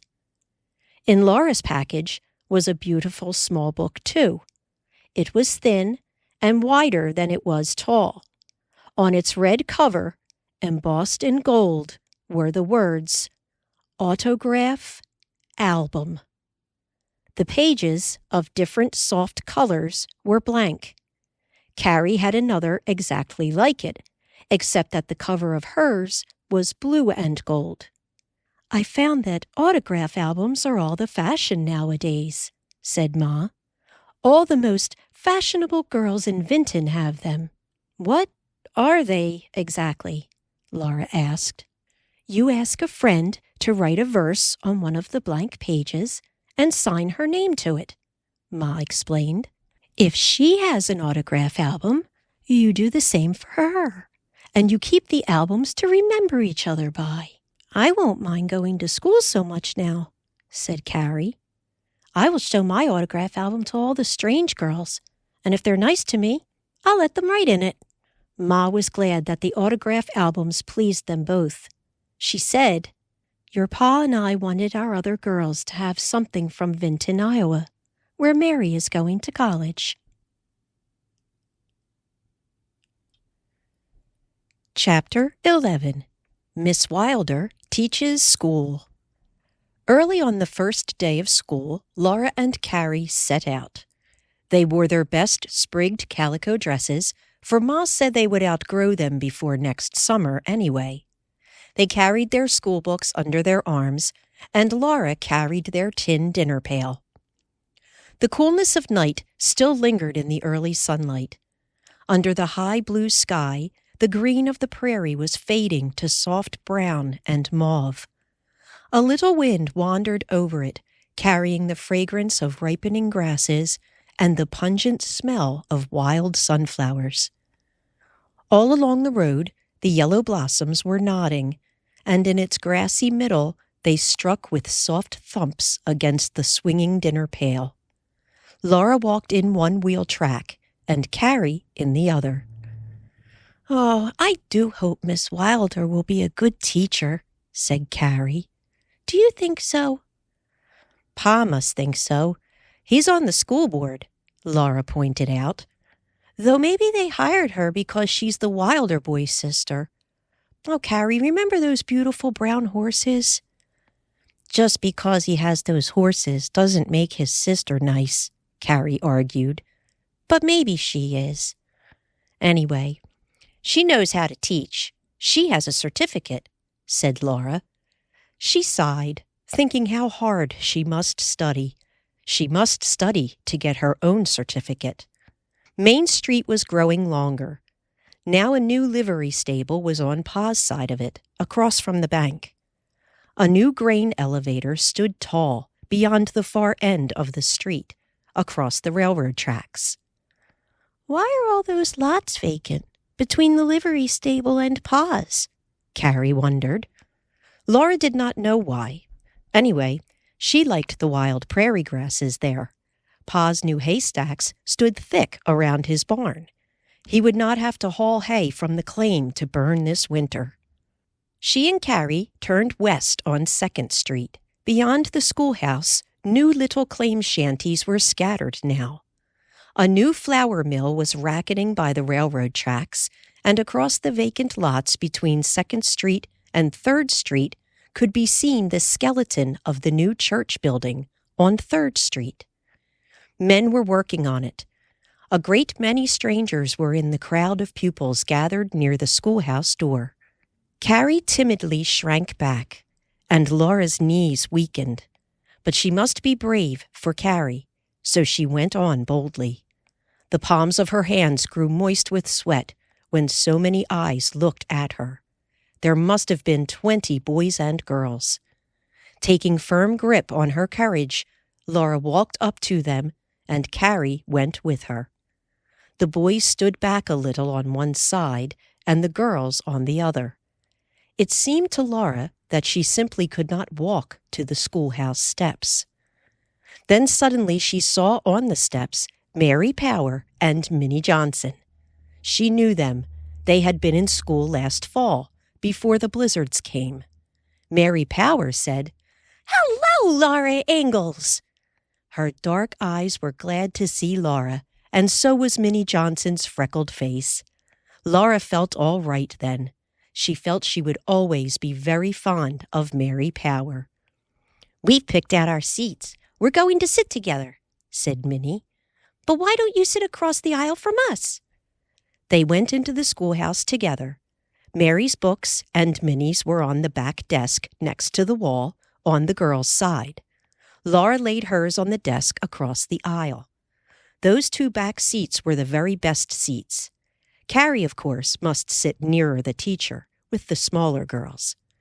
Miss Wilder was coming down the aisle with the school bell in her hand.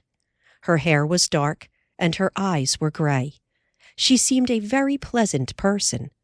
Her dark gray dress was stylishly made, like Mary's best one, tight and straight in the front, with a pleated ruffle just touching the floor, and an overskirt draped and puffed above a little train. "You girls have chosen your seats, haven't you?" she said pleasantly. "Yes, ma'am," Minnie Johnson said bashfully, but Mary Power smiled and said, "I am Mary Power, and this is Minnie Johnson, and Laura Ingalls. We would like to keep these seats if we may, please. We are the biggest girls in school." "Yes, you may keep these seats," said Miss Wilder, very pleasantly. She went to the door and rang the bell. Pupils came crowding in till nearly all the seats were filled. On the girls' side, Only one seat was left vacant. On the boys' side, all the back seats were empty because the big boys would not come to school until the winter term. They were still working on the claims now. Laura saw that Carrie was sitting happily with Mamie Beardsley, near the front where younger girls should sit.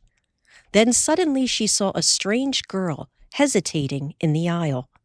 She seemed about as old as Laura and as shy. She was small and slim. Her soft brown eyes were large in a small round face. Her hair was black and softly wavy, and around her forehead the short hairs curled. She was flushing pink from nervousness. Timidly, she glanced at Laura. Unless Laura would take her as a seatmate, she must sit alone in the empty seat. Quickly Laura smiled and patted the seat beside her. The new girl's great brown eyes laughed joyously. She laid her books on the desk and sat down beside Laura. When Miss Wilder had called the school to order, she took the record book and went from desk to desk, writing down the pupils' names. Laura's seatmate answered that her name was Ida Wright, but she was called Ida Brown. She was the adopted daughter of Reverend Brown and Mrs. Brown. Reverend Brown was the new congregational minister who had just come to town. Laura knew that Pa and Ma did not like him very much, but she was sure she liked Ida. Miss Wilder had put the record book in her desk and was ready to begin school when the door opened again. Everyone looked to see who had come tardily to school on this first day. Laura could not believe her eyes. The girl who came in was Nellie Olson from Plum Creek in Minnesota. She had grown taller than Laura, and she was much slimmer. She was willowy, while Laura was still as round and dumpy as a little French horse. But Laura knew her at once, though it was 2 years since she had seen her. Nellie's nose was still held high and sniffing. Her small eyes were still set close to it, and her mouth was prim and prissy.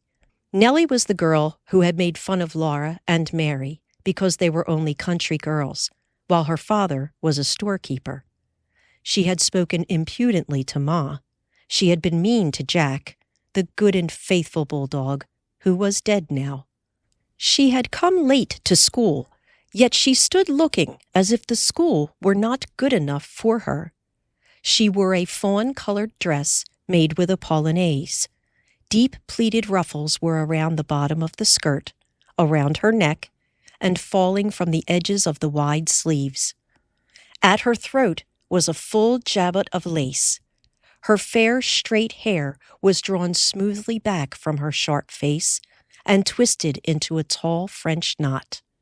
She held her head high and looked scornfully down her nose. "I would like a back seat, if you please," she said to Miss Wilder, and she gave Laura a nudging look that said, "Get out and give me that seat." Laura sat more solidly and firmly where she was, and looked back at Nellie through narrowed eyes. Everyone else looked at Miss Wilder to see what she would do. Miss Wilder cleared her throat nervously. Laura kept on looking at Nellie till Nellie looked away. She looked at Minnie Johnson and said, nodding toward Minnie's seat, "That place will do." "Will you change, Minnie?" Miss Wilder asked her, but she had promised that Minnie might sit there. Slowly, Minnie answered, "Yes, ma'am." Slowly she picked up her books and went forward to the vacant seat. Mary Power did not move, and Nellie stood waiting in the aisle. She would not go around the seat to the place that Minnie had left. "Now, Mary," Miss Wilder said, "if you will move over and make room for our new girl, we will all be settled." Mary stood up. "I'll go with Minnie," she said shortly. "I'd rather." Nellie sat down smiling. She had the best seat in the room and the whole desk for her own use. Laura was meanly glad to hear her tell Miss Wilder, for the record book, that her father was living on a claim north of town. So Nellie herself was a country girl now. Then suddenly Laura realized that Pa was moving to town for the winter. She and Carrie would be town girls. Miss Wilder rapped the desk with her ruler and said, "Attention, boys and girls." Then she made a little speech, smiling all the time. She said, "Now, we are all ready to begin the school term, and you're all going to do our best to make it a success, aren't we? You know you are all here to learn as much as you possibly can, and I am here to help you. You must not look upon me as a taskmistress, but as a friend. We are all going to be the very best of friends, I'm sure." The small boys were squirming, and Laura wanted to. She could not look at Miss Wilder smiling any more. She only wished that Miss Wilder would stop talking, but Miss Wilder went on in her smiling voice. "None of us will ever be unkind or selfish, will we? I am sure that not one of you will ever be unruly, so there need be no thought of punishments here in our happy school. We shall all be friends together, and love and help each other." Then at last she said, "You may take your books." There were no recitations that morning, for Miss Wilder was sorting the pupils into their classes. Laura and Ida, Mary Power and Minnie, and Nellie Olson were the only big girls. They were the most advanced class, and the whole class until the big boys would come to school. At recess, they stayed in a group, getting acquainted. Ida was as warm and friendly as she looked. "I'm only an adopted child," she said. "Mother Brown took me out of a home, but she must have liked me to do that. Don't you think so?" "Of course she liked you. She couldn't have helped it," Laura said. She could imagine what a pretty baby Ida must have been, with her black curls and big laughing brown eyes. But Nellie wanted all attention for herself. "I really don't know whether we'll like it out here," Nellie said. "We are from the East. We're not used to such a rough country and rough people. You come from western Minnesota, from the same place we did," said Laura. "Oh, that!" Nellie brushed away Minnesota with her hand. "We were there only a little while. We come from the East, from New York State." "We all come from the East," Mary Power told her shortly. "Come on, let's all go outdoors in the sunshine." "My goodness, no," said Nellie. "Why, this wind will tan your skin." They were all tanned but Nellie, and she went on airily. "I may have to live out in this rough country for a little while, but I shan't let it spoil my complexion. In the East, a lady always keeps her skin white and her hands smooth." Nellie's hands were white and slender. There was no time to go outdoors anyway. Recess was over. Miss Wilder went to the door and rang the bell. At home that night, Carrie chattered about the day at school until Pa said she was as talkative as a blue jay. "Let Laura get a word in edgewise.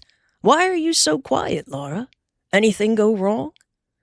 Then Laura told about Nellie Olson and all she had said and done.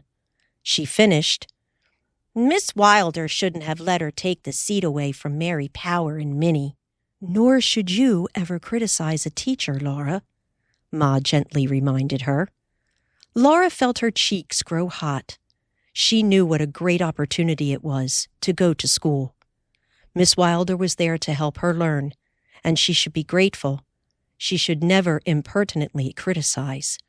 She should only try to be perfect in her lessons and in deportment. Yet she could not help thinking, just the same, she shouldn't have. It was not fair. "So, the Olsons came from New York State, did they?" Pa was amused. "That's not so much to brag about." Laura remembered then that Pa had lived in New York State when he was a boy. He went on, "I don't know how it happened, but Olson lost everything he had in Minnesota. He hasn't a thing in the world now but his homestead claim. and they tell me his folks back east are helping him out, or he couldn't hang on to that till he makes a crop. Maybe Nellie feels she's got to brag a little, to hold her own. I wouldn't let it worry me, Laura." "But she had such pretty clothes," Laura protested. "And she can't do a bit of work. She keeps her face and her hands so white." "You could wear your sunbonnet, you know," said Ma. "As for her pretty dresses, likely they come out of a barrel. And maybe she's like the girl in the song, who was so fine with a double ruffle around her neck and nary a shoe to wear." Laura supposed she should be sorry for Nellie, but she wasn't. She wished that Nellie Olson had stayed in Plum Creek. Pa got up from the supper table and drew his chair near the open door. He said, "Bring me the fiddle, Laura. I want to try a song I heard a fellow singing the other day. He whistled the chorus. I believe the fiddle will beat his whistling." Softly, Laura and Carrie washed the dishes, not to miss a note of the music. Pa sang, low and longingly, with the sweet, clear voice of the fiddle. "Then meet me, oh meet me, when you hear the first whippoorwill call." "Whip-poor-will," the fiddle called, and fluting, throbbing like the throat of the bird. "Whip-poor-will," the fiddle answered, near and pleading. "Whip-poor-will," then far and soft, but coming nearer. "Whip-poor-will," till all the gathering twilight was filled with the wooing of the birds. Laura's thoughts untangled from their ugly snarls and became smooth and peaceful. She thought, "I will be good. It doesn't matter how hateful Nellie Olson is. I will be good." Chapter 12. Snug for Winter. All through the pleasant fall weather, Laura and Carrie were busy girls. In the mornings, they helped do the chores and get breakfast. Then they filled their dinner pail, dressed for school, and hurried away on the mile walk to town. After school, they hurried home, for there was work to do until darkness came. Saturday was a whole day of busy working, in a hurry to be ready to move to town. Laura and Carrie picked up potatoes while Pa dug them. They cut the tops from turnips and helped Pa pile them in the wagon.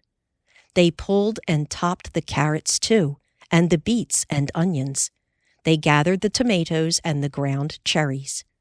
The ground cherries grew on low, leafy bushes. Thick on the stems under the large leaves hung the 6-cornered bells, pale gray and thinner than paper, and inside each bell was a plump, golden, juicy round fruit. The husk tomatoes were covered with a smooth, dull brown husk. When this was opened, there lay the ground, bright purple tomato, larger than a ground cherry, but much smaller than the red tomatoes that openly flaunted their bright colors. All day long, while the girls were in school, Ma made preserves of the red tomatoes, of the purple husk tomatoes, and of the golden ground cherries. She made pickles of the green tomatoes that would not have time to ripen before it froze. The house was full of the syrupy scent of preserves and the spicy odor of pickles. "We will take our provisions with us when we move to town this time," said Pa with satisfaction. "And we must go soon. I don't want another October blizzard to catch us in this thin-walled little house." "This winter isn't going to be as hard as last winter," Laura said. "The weather doesn't feel the same." "No," Pa agreed. "It isn't likely this winter will be as hard, nor come as soon. But this time, I intend to be ready for it when it does come." He hauled the oat straw and the corn fodder and stacked them near his haystacks in town. He hauled the potatoes and turnips, beets and carrots, and stored them in the cellar of his store building. Then busily, all one Monday evening and far into the night, Laura and Carrie helped Ma pack clothes and dishes and books. It was then that Laura discovered a secret. She was on her knees, lifting winter underwear out of Ma's bottom bureau drawer, and under the red flannels, she felt something hard. She put in her hand and drew out a book. It was a perfectly new book, beautifully bound in green cloth, with a gilded pattern pressed into it. The smooth, straight, gilt edges of the pages looked like solid gold. On the cover, 2 curving scrolls of lovely, fancy letters made the words, Tennyson's Poems. Laura was so startled and so amazed by this rich and beautiful book hidden there among the flannels that she almost dropped it. It fell open on her hands. In the lamplight, the fresh, untouched pages lay spread, each exciting with unread words printed upon it in clear, fine type. Straight, thin red lines enclosed each oblong of printing, like the treasure it was, and outside the red lines were the page's pure margins. Near the bottom of the left-hand page was a short line in larger type. The Lotos Eaters. Courage was the first word under that, and breathlessly Laura read. Courage, he said, and pointed to the land. This mounting wave will roll us shoreward soon. In the afternoon they came unto a land in which it seemed always afternoon. All around the coast the languid air did swoon, breathing like one that hath a weary dream. Full-faced above the valley stood the moon, and like a... Laura stopped, aghast. Suddenly, she had realized what she was doing. Ma must have hidden this book. Laura had no right to read it. Quickly she shut her eyes, and then she shut the book. It was almost more than she could do not to read just one more word, just to the end of that one line. But she knew that she must not yield one tiny bit of temptation. She put the book where it had been, between the red flannels. She put the flannels back into the drawer, shut the drawer, and opened the drawer above it. Then she did not know what to do. She should confess to Ma what she had done, but instantly she knew that Ma must be keeping the book hidden for a surprise. She thought swiftly, and her heart was pounding hard, that Pa and Ma must have bought that book in Vinton, Iowa. They must be saving it for a Christmas present. A book so rich and fine, a book of poems, could only be a Christmas present. And Laura was the oldest girl at home now. It must be a Christmas present for her. If she confessed to Ma, she would spoil their Christmas pleasure that they were looking forward to. Pa and Ma would be so disappointed. It seemed a long time since she had found that book, but really it had only been a moment. Ma came in hurriedly and said, I'll finish in here, Laura. You go to bed now. It's past your bedtime. Yes, Ma, Laura said. She knew that Ma had feared she would open that lower drawer and find the book. Never before had she kept a guilty secret from Ma, but now she did not say a word. After school next day, she and Carrie did not take the long walk to the claim. Instead, they stopped at Pa's store building at the corner of 2nd Street and Main. Pa and Ma had moved into town for the winter. The stove and the cupboard were set up in the kitchen. Upstairs, the bedstead stood under the slanting shingle roof. The straw ticks lay plumply on them under heaped quilts and pillows. Making the beds was all that Ma had left for Laura and Carrie to do, and Laura was sure that the Christmas book, Tennyson's Poems, was hidden in Ma's bureau drawer. She would never look to see, of course. Yet every time she saw the bureau, she could not help thinking, full-faced above the valley stood the moon, and like what? She would have to wait until Christmas to learn the rest of that lovely poem. "Courage," he said, and pointed to the land. "This mounting wave will roll us shoreward soon." In the afternoon they came unto a land in which it seemed always afternoon, but it did not seem to Laura that Christmas was soon. Downstairs, Ma had already made the big storeroom neat and pleasant. The heater was polished, the curtains hung fresh at the windows, the clean little rag rugs lay on the swept floor. The 2 rocking chairs were in the sunny corner. Mary's was empty. Often, Laura missed Mary so much that she ached. But it would do no good to speak of it.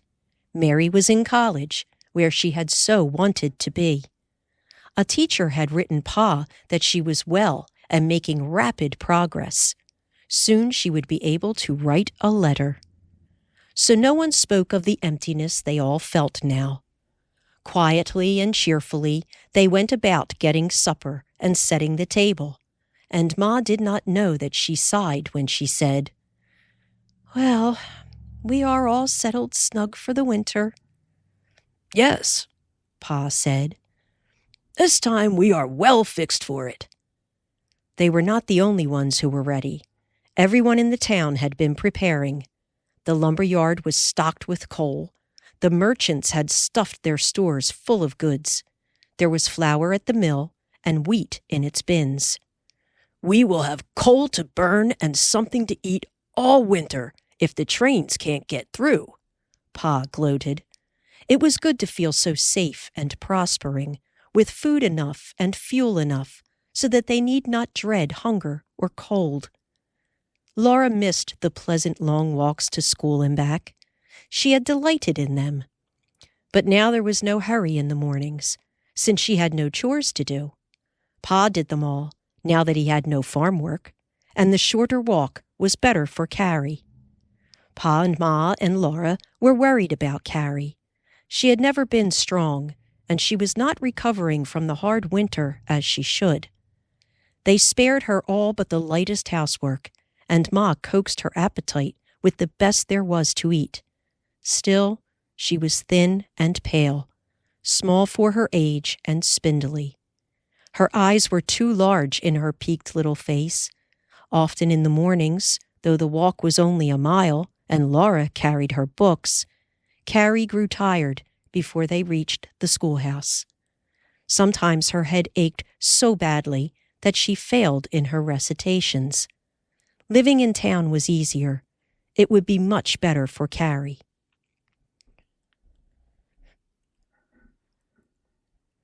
Chapter 13. School Days. Laura was enjoying school. She knew all the pupils now, and she and Ida, Mary Powers, and Minnie were becoming fast friends.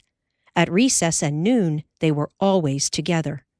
In the crisp, sunny weather, the boys played ante-over and catch, and sometimes they just threw the ball against the schoolhouse and ran jostling and bumping together to catch it in the wild prairie grasses.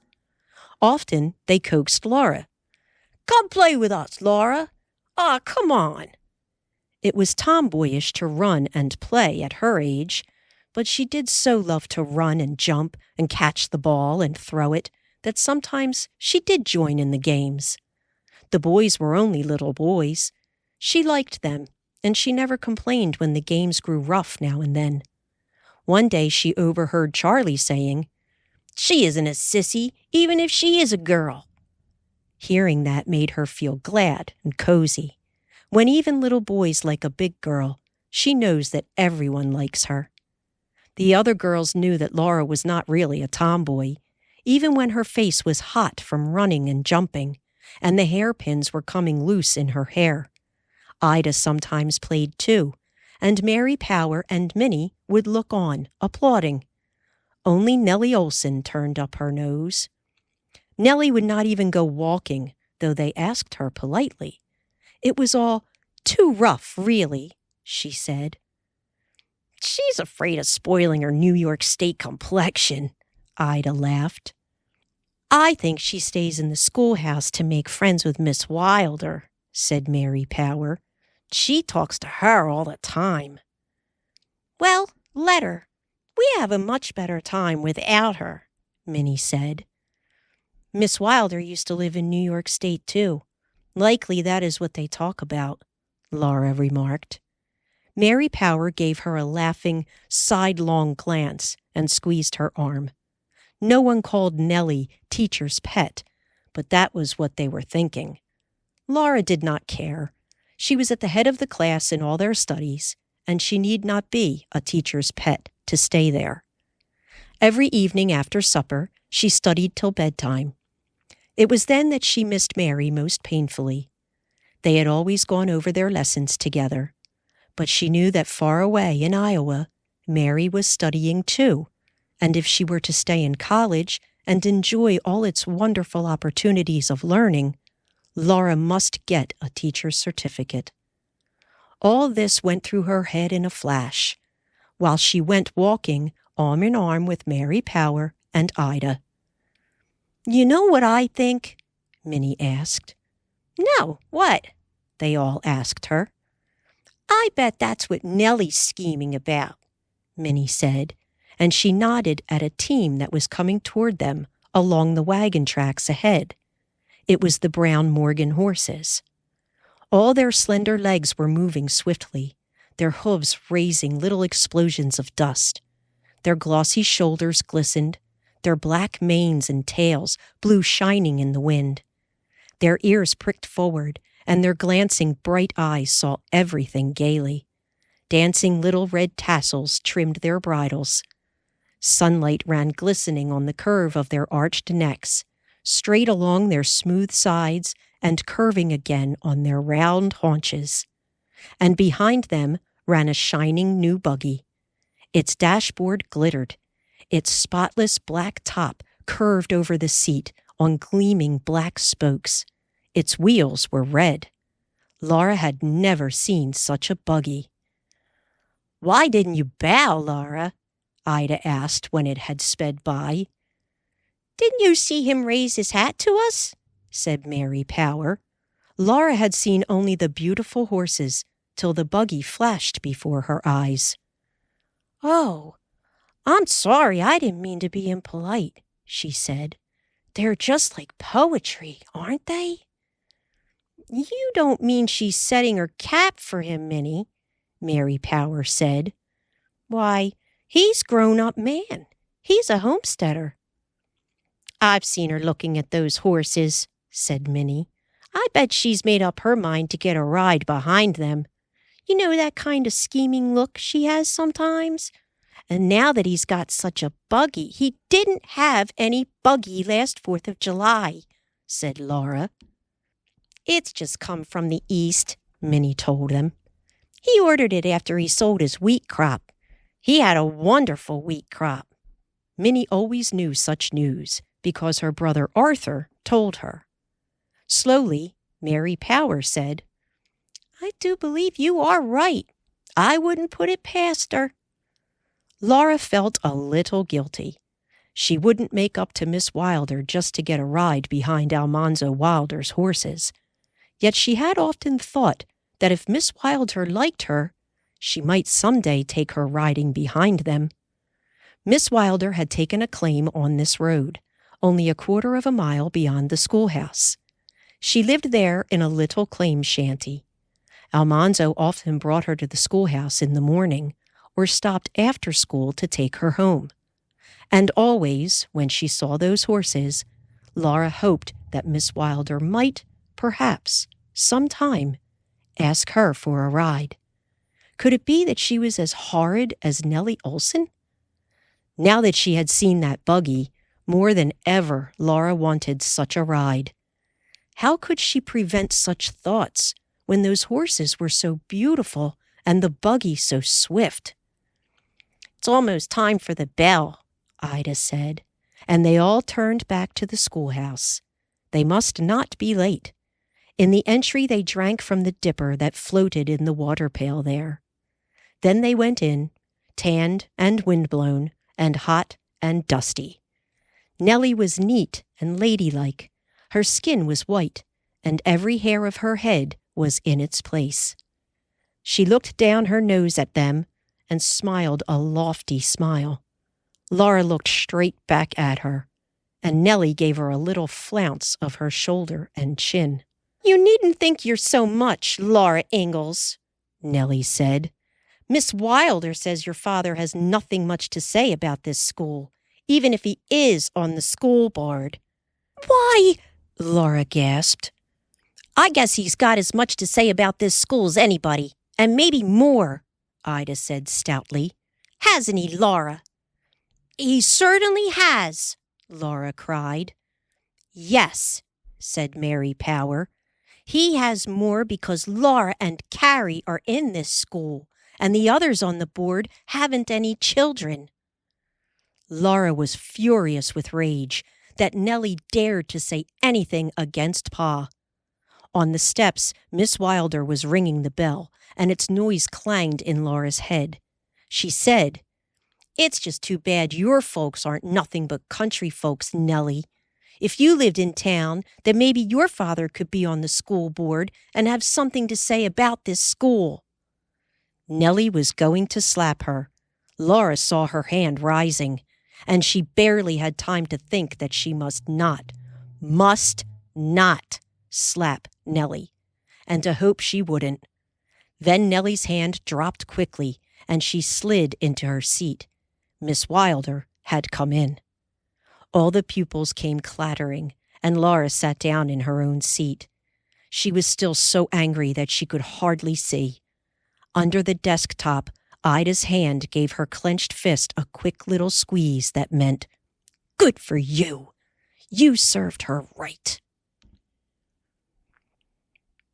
Chapter 14. Sent Home from School. Miss Wilder was puzzling everyone in school. From the first day, of course, the boys had been trying to find out how far they could go in naughtiness before she made them behave themselves, and no one could understand why she did not show them. At first they fidgeted, and then they began making little noises with their books and slates. Miss Wilder paid no attention until the noise was disturbing. Then she did not speak sharply to the noisiest boy, but smiled at them all and politely asked them to be quieter. "I know you do not realize that you are disturbing others," she said. They did not know what to make of this. When she turned to the blackboard, the noise would grow loud again. The boys even began to whisper. Every day Miss Wilder asked everyone, several times, to be just a little quieter, please. This was not fair to those who were making no noise at all. Soon all the boys were whispering, nudging each other, and sometimes slyly scuffling in their seats. Some of the little girls wrote notes to each other on their slates. Still, Miss Wilder did not punish anyone.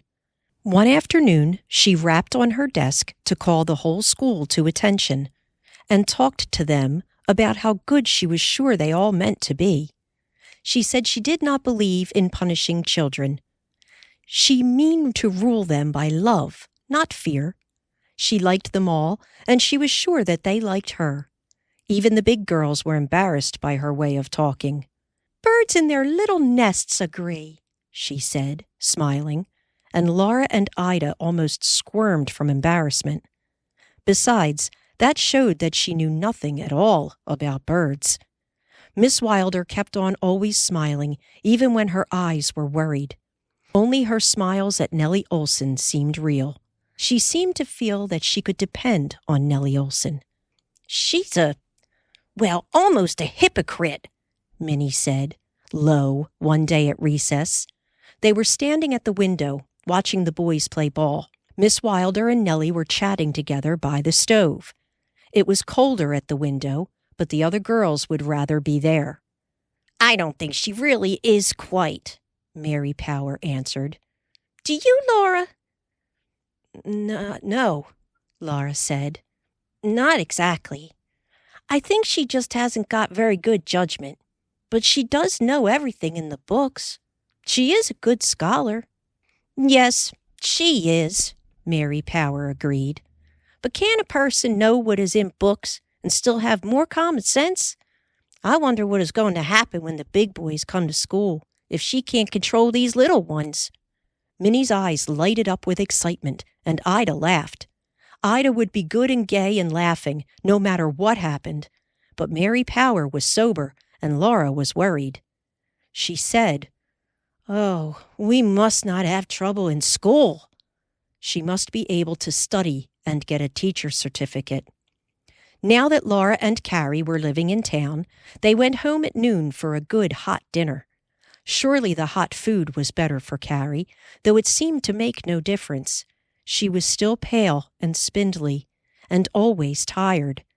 Often her head ached so badly that she could not learn her spelling. Laura helped her with it. Carrie would know every word in the morning. Then when she was called upon to recite, she would make a mistake.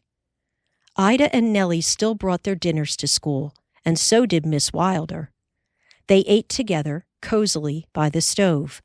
When the other girls came back to school, Ida would join them, but Nellie often chatted with Miss Wilder through the whole noon hour.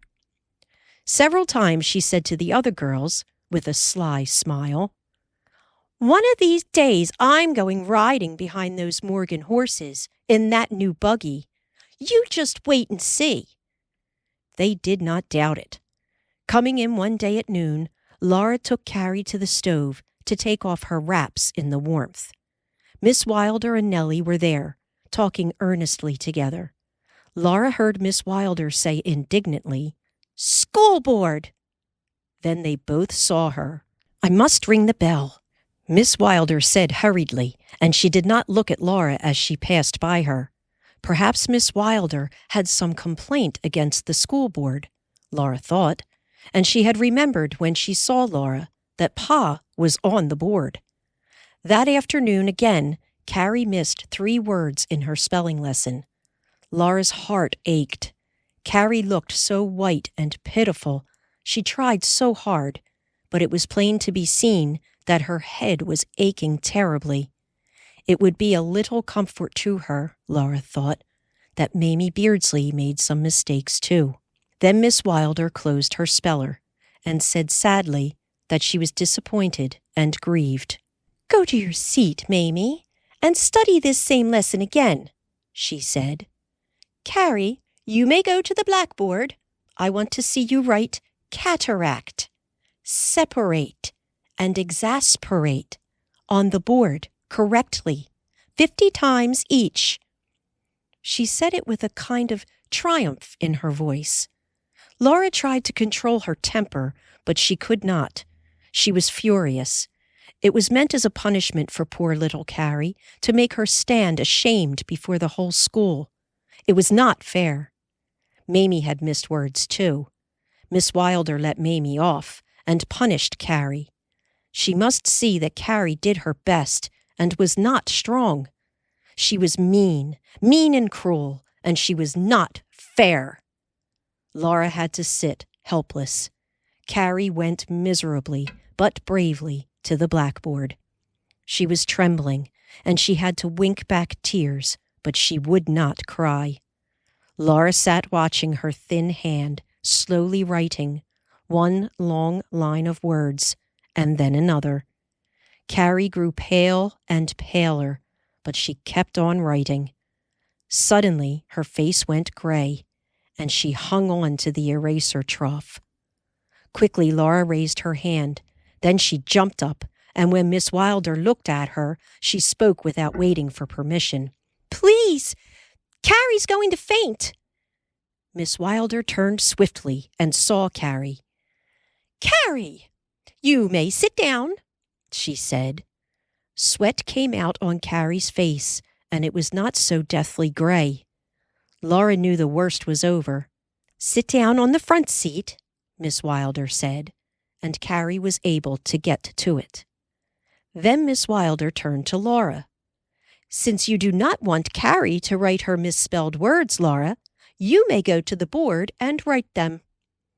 The whole school was frozen silent, looking at Laura. It was a disgrace for her, one of the big girls, to stand at the blackboard, writing words as a punishment. Miss Wilder looked at Laura, too, and Laura looked straight back. Then she went to the blackboard and took the chalk. She began to write. She felt her face grow flaming hot, but after a moment, she knew that no one was jeering at her. She went on rapidly writing the words, all alike, one below another. Several times she heard behind her a low, repeated st, st. The whole room was noisy, as usual. Then she heard a whispered, "Laura, st." Charlie was signaling to her. He whispered, "St, don't do it. Tell her you won't do it. We'll all stand by you." Laura was warmed all through, but the one thing that must not happen was trouble in school. She smiled and frowned and shook her head at Charlie. He sank back, disappointed but quiet. Then suddenly Laura's eye caught a furious glance from Miss Wilder. Miss Wilder had seen the whole thing. Laura turned to the blackboard and went on writing. Miss Wilder said nothing to her or to Charlie.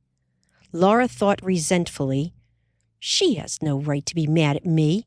She might have the grace to appreciate my trying to help keep order in school." After school that evening, Charlie and his chums, Clarence and Alfred, walked close behind Laura and Mary Power and Minnie.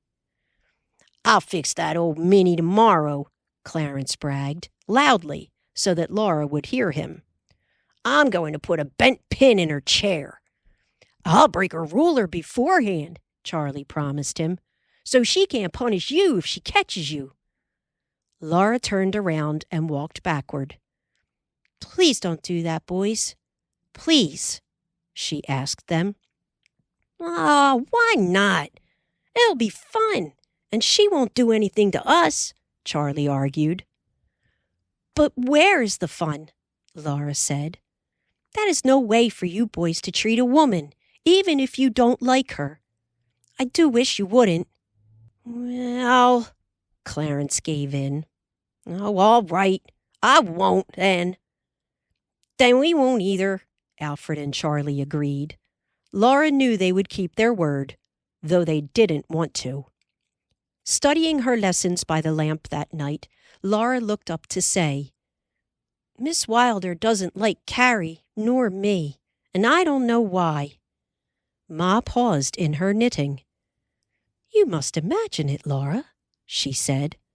Pa looked over the edge of his paper. "See that you don't give her any reason, and you'll soon feel differently." "I don't give her any reason not to like me, Pa," Laura said earnestly. "Maybe Nellie Olson influences her," she added, bending her head again over her book, and to herself she thought, "She listens too much to Nellie Olson." Laura and Carrie were early at school next morning. Miss Wilder and Nellie were sitting together by the stove. No one else was there.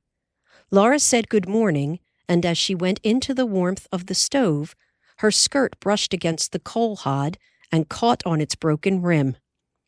"Oh, bother!" Laura exclaimed as she stooped to loosen it. "Did you tear your dress, Laura?" Miss Wilder asked acidly. "Why don't you get us a new coal hod, since your father is on the school board, and you can have everything as you want it?" Laura looked at her in amazement. "Why, no, I can't," she exclaimed. "But likely you could have a new coal hod if you want one." "Oh, thank you," said Miss Wilder. Laura could not understand why Miss Wilder spoke to her in that way. Nellie pretended to be intent on a book, but a sly smile was at the corner of her mouth. Laura could not think what to say, so she said nothing. All that morning the room was restless and noisy, but the boys kept their promise. There were no naughtier than usual. They did not know their lessons, for they would not study, and Miss Wilder was so harassed that Laura pitied her. The afternoon began more quietly. Laura was intent on her geography lesson.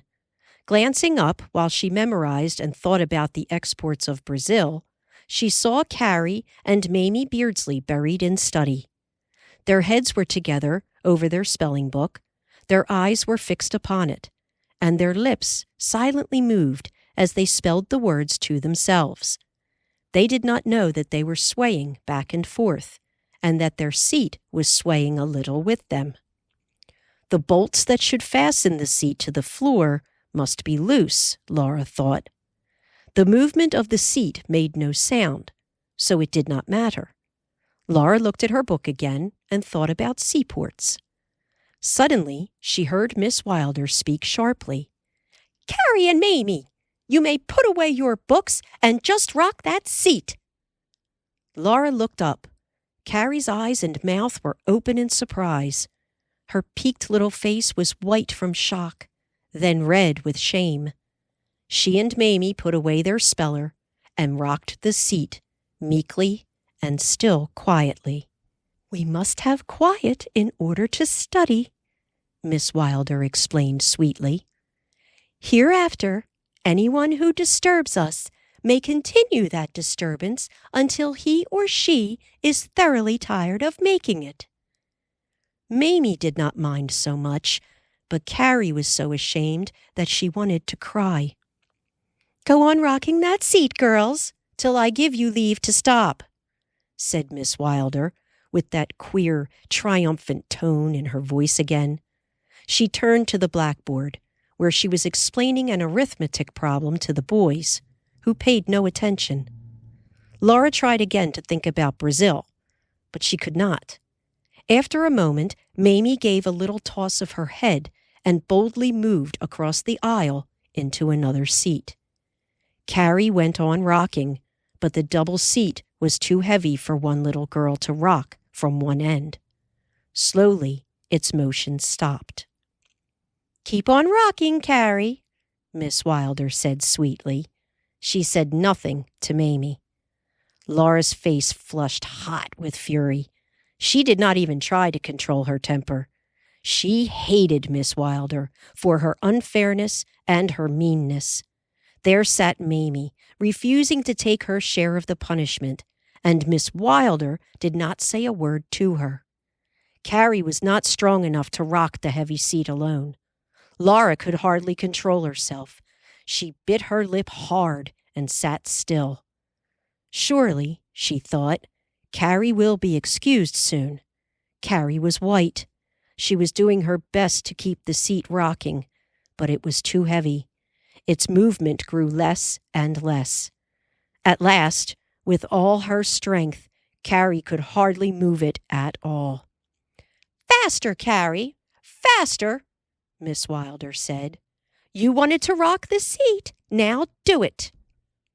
Laura was on her feet. Her fury took possession of her. She did not try to resist it. She gave way completely. "Miss Wilder," she cried, "if you want that seat rocked faster, I'll rock it for you." Miss Wilder pounced on that gladly. "You may do just that. You needn't take your book. Just rock that seat." Laura hurried down the aisle. She whispered to Carrie, "Sit still and rest." She braced her feet solidly on the floor, and she rocked. Not for nothing had Pa always said that she was as strong as a little French horse. Thump went the back legs on the floor. Thump, the front legs came down. All the bolts came quite loose, and thump, thump, thump, thump. The seat went in rhythm, while gladly Laura rocked and Carrie simply sat resting. Not even the swinging weight eased Laura's fury. She grew angrier and angrier, while louder and faster she rocked. Thump, thump, thump, thump. No one could study now. Thump, thump, thump, thump. Miss Wilder could hardly hear her own voice. Loudly she called the third reader class. Thump, thump, thump, thump. No one could recite. No one could even be heard. Thump, thump, thump, thump, thump. Loudly, Miss Wilder said, "Laura, you and Carrie are excused from school. You may go home for the rest of the day." Thump! Laura made the seat stay. Then there was dead silence. Everyone had heard of being sent home from school. No one there had seen it done before. It was a punishment worse than whipping with a whip. Only one punishment was more dreadful. That was to be expelled from school. Laura held her head up, but she could hardly see. She gathered Carrie's books together. Carrie followed, shrinking behind her, and waited, trembling, by the door, while Laura took her own books. There was not a sound in the room. From sympathy, Mary Power and Minnie did not look at Laura. Nellie Olson, too, was intent on a book, but the sly smile quivered at the corner of her mouth. Ida gave Laura one stricken glance of sympathy. Carrie had opened the door. Laura walked out and shut it behind them. In the entry, they put on their wraps. Outside the schoolhouse, everything seemed strange and empty because no one else was there. No one was on the road to town. The time was about 2:00 when they were not expected at home. "Oh, Laura, what will we do?" Carrie asked forlornly. "We'll go home, of course," Laura replied. They were going home. Already the schoolhouse was some distance behind them. "What will Pa and Ma say?" Carrie quavered. "We'll know when they say it," said Laura. "They won't blame you. This isn't your fault. It's my fault because I rocked that seat so hard. I'm glad of it," she added. "I'd do it again." Carrie did not care whose fault it was. There is no comfort anywhere for anyone who dreads to go home. "Oh, Laura," Carrie said. Her mittened hand slid into Laura's, and hand in hand they went on, not saying anything any more. They crossed Main Street and walked up to the door. Laura opened it. They went in. Pa turned from his desk where he was writing. Ma rose up from her chair, and her ball of yarn rolled across the floor. Kitty pounced on it gaily. "What in the world?" Ma exclaimed. "Girls, what is the matter? Is Carrie sick?" "We were sent home from school," Laura said. Ma sat down. She looked helplessly at Pa. After a dreadful stillness, Pa asked, "Why?" And his voice was stern. "It was my fault, Pa," Carrie quickly answered. "I didn't mean to, but it was. Mamie and I began it." "No, it's all my fault," Laura contradicted. She told what had happened.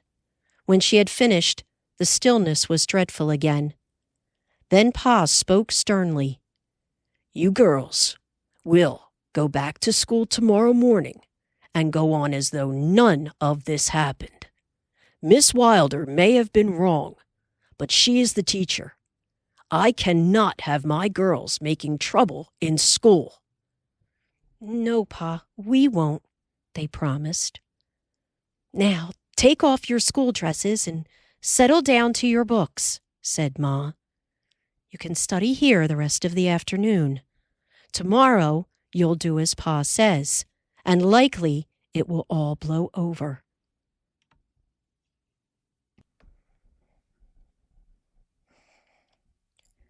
Chapter 15. The School Board's Visit. Laura thought that Nellie Olson looked surprised and disappointed when she and Carrie came into the schoolhouse next morning. Nellie might have expected that they would not come back to school. "Oh, I'm glad you've come back," Mary Power said, and Ida gave Laura's arm a warm little squeeze. "You wouldn't let her meanness keep you away from school, would you, Laura?" Ida said. "I wouldn't let anything keep me from getting an education," Laura replied. "I guess you wouldn't get an education if you were expelled from school," Nellie put in. Laura looked at her. "I've done nothing to be expelled for, and I won't do anything." You couldn't be anyway, could you, with your father on the school board, said Nellie. I wish you'd stop talking about Pa's being on the school board, Laura burst out. I don't know what business it is of yours if— The bell began to ring then, and they all went to their seats. Carrie was carefully good, and in obedience to Pa, Laura was well behaved too. She did not think then of the Bible verse that speaks of the cup and platter that were clean only on the outside. But the truth is that she was like that cup and platter. She hated Miss Wilder. She still felt a burning resentment against Miss Wilder's cruel unfairness to Carrie. She wanted to get even with her. Outside, she was shining clean with good behavior, but she made not the least effort to be truly good inside. The school had never been so noisy. All over the room there was a clatter of books and feet and a rustle of whispering. Only the big girls and Carrie sat still and studied. Whichever way Miss Wilder turned, unruliness and noise swelled up behind her. Suddenly, there was a piercing yell. Charlie had leaped to his feet. His hands were clapped to the seat of his trousers. "A pin!" he yelled. "A pin in my seat!" He held up a bent pin for Miss Wilder to see. Her lips pressed tight together. This time she did not smile. Sharply she said, "You may come here, Charlie." Charlie winked at the room and went trudging up to Miss Wilder's desk. "Hold out your hand," she said, as she reached inside her desk for her ruler. For a moment she felt about for it. Then she looked into the desk. Her ruler was not there. She asked, "Has anyone seen my ruler?" Not a hand was raised. Miss Wilder's face went red with anger. She said to Charlie, "Go stand in that corner, face to the wall."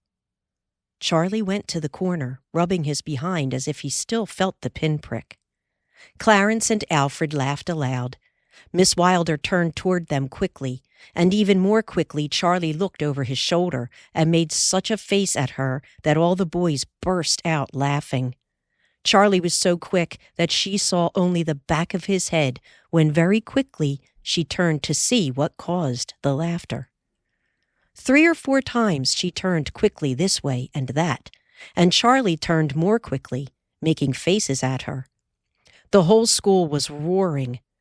Only Laura and Carrie were able to keep their faces perfectly straight. Even the other big girls were strangling and choking in their handkerchiefs. Miss Wilder rapped for order. She had to rap with her knuckles. She had no ruler. And she could not keep order. She could not watch Charlie every minute, and whenever her head was turned, he made a face at her, and laughter broke out. The boys were not breaking their promise to Laura, but they were contriving to be even naughtier than they had promised not to be. And Laura did not care. Truth to tell, she was pleased with them. When Clarence slid out of his seat and came up the aisle on all 4s, she smiled at him. At recess, she stayed in the schoolhouse. She was sure the boys were planning more mischief, and she meant to be where she could not hear them. After recess, the disorder was worse. The boys kept paper wads and spitballs flying on their side of the room. All the smaller girls were whispering and passing notes. While Miss Wilder was at the blackboard, Clarence went down the aisle on hands and knees. Alfred followed him. And Charlie, light-footed as a cat, ran down the aisle and leapfrogged over their backs. They looked for Laura's approval, and she smiled at them. "What are you laughing at, Laura?" Miss Wilder asked sharply, turning from the blackboard. "Why, was I laughing?" Laura looked up from her book and sounded surprised. The room was quiet. The boys were in their seats. Everyone seemed to be busily studying. "Well, see that you don't," Miss Wilder snapped. She looked sharply at Laura, then turned to the blackboard, and almost everyone but Laura and Carrie burst out laughing. All the rest of the morning, Laura was quiet and kept her eyes on her lessons, only stealing a glance at Carrie now and then. Once Carrie looked back at Laura. Laura put a finger to her lips, and Carrie bent again over her book. With so much noise and confusion behind her, whichever way she turned, Miss Wilder grew confused herself. At noon, she dismissed school half an hour early, and again, Laura and Carrie were asked to explain their early arrival at home. They told of the disorder in school, and Pa looked serious. But all he said was, "You girls be sure that you behave yourselves. Now remember what I say." They did. Next day, the disorder was worse. The whole school was almost openly jeering at Miss Wilder. Laura was appalled at what she had started, by only 2 smiles at naughtiness. Still, she would not try to stop it. She would never forgive Miss Wilder's unfairness to Carrie. She did not want to forgive her. Now that everyone was teasing, baiting, or at least giggling at Miss Wilder, Nellie joined in. She was still teacher's pet, but she repeated to the other girls everything that Miss Wilder said, and laughed at her. One day, she told them that Miss Wilder's name was Eliza Jane. "It's a secret," Nellie said. "She's told me a long time ago, but she doesn't want anyone else out here to know it." "I don't see why," Ida wondered. "Eliza Jane is a nice name." "I can tell you why," said Nellie. "When she was a little girl in New York State, a dirty little girl came to school, and Miss Wilder had to sit with her. And," Nellie drew the others close and whispered, "she got lice in her hair." They all backed away, and Mary Power exclaimed, "You shouldn't tell such hard things, Nellie." "I wouldn't, only Ida asked me," said Nellie. "Why, Nellie Olson, I did no such thing," Ida declared. "You did so. Listen." Nellie giggled. "That isn't all. Her mother sent a note to the teacher, and the teacher sent the dirty little girl home, so everyone knew about it. And Miss Wilder's mother kept her out of school a whole morning to fine-comb her hair. Miss Wilder cried and cried, and she dreaded so to go back to school that she walked slow and was late. At recess, her whole class made a ring around her and kept yelling, 'Lazy, lousy, lizy Jane.' And from that day to this, she just can't bear her name. As long as she was in that school, that's what anyone called her that got mad at her. 'Lazy, lousy, lizy Jane.'" She said it so comically that they laughed, though they were a little ashamed of doing so. Afterward, they agreed that they would never tell Nellie anything, because she was two-faced. The school was so noisy now it was not really school anymore. When Miss Wilder rang the bell, all the pupils joyfully trooped in to annoy her. She could not watch every one of them at once. She could hardly ever catch anyone. They banged their slates and their books. They threw paper wads and spitballs. They whistled between their teeth and scampered in the aisles. They were all together against Miss Wilder. They delighted in harassing and baffling and hounding her and jeering. That feeling against Miss Wilder almost frightened Laura. No one could stop them now. The disorder was so great that Laura could not study. If she could not learn her lessons, she could not get a teacher's certificate soon enough to help keep Mary in college.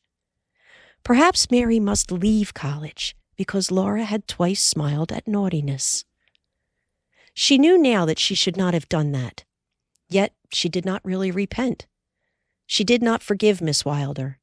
She felt hard and hot as a burning coal when she thought of Miss Wilder's treatment of Carrie. One Friday morning, Ida gave up trying to study in the confusion and began to draw on her slate.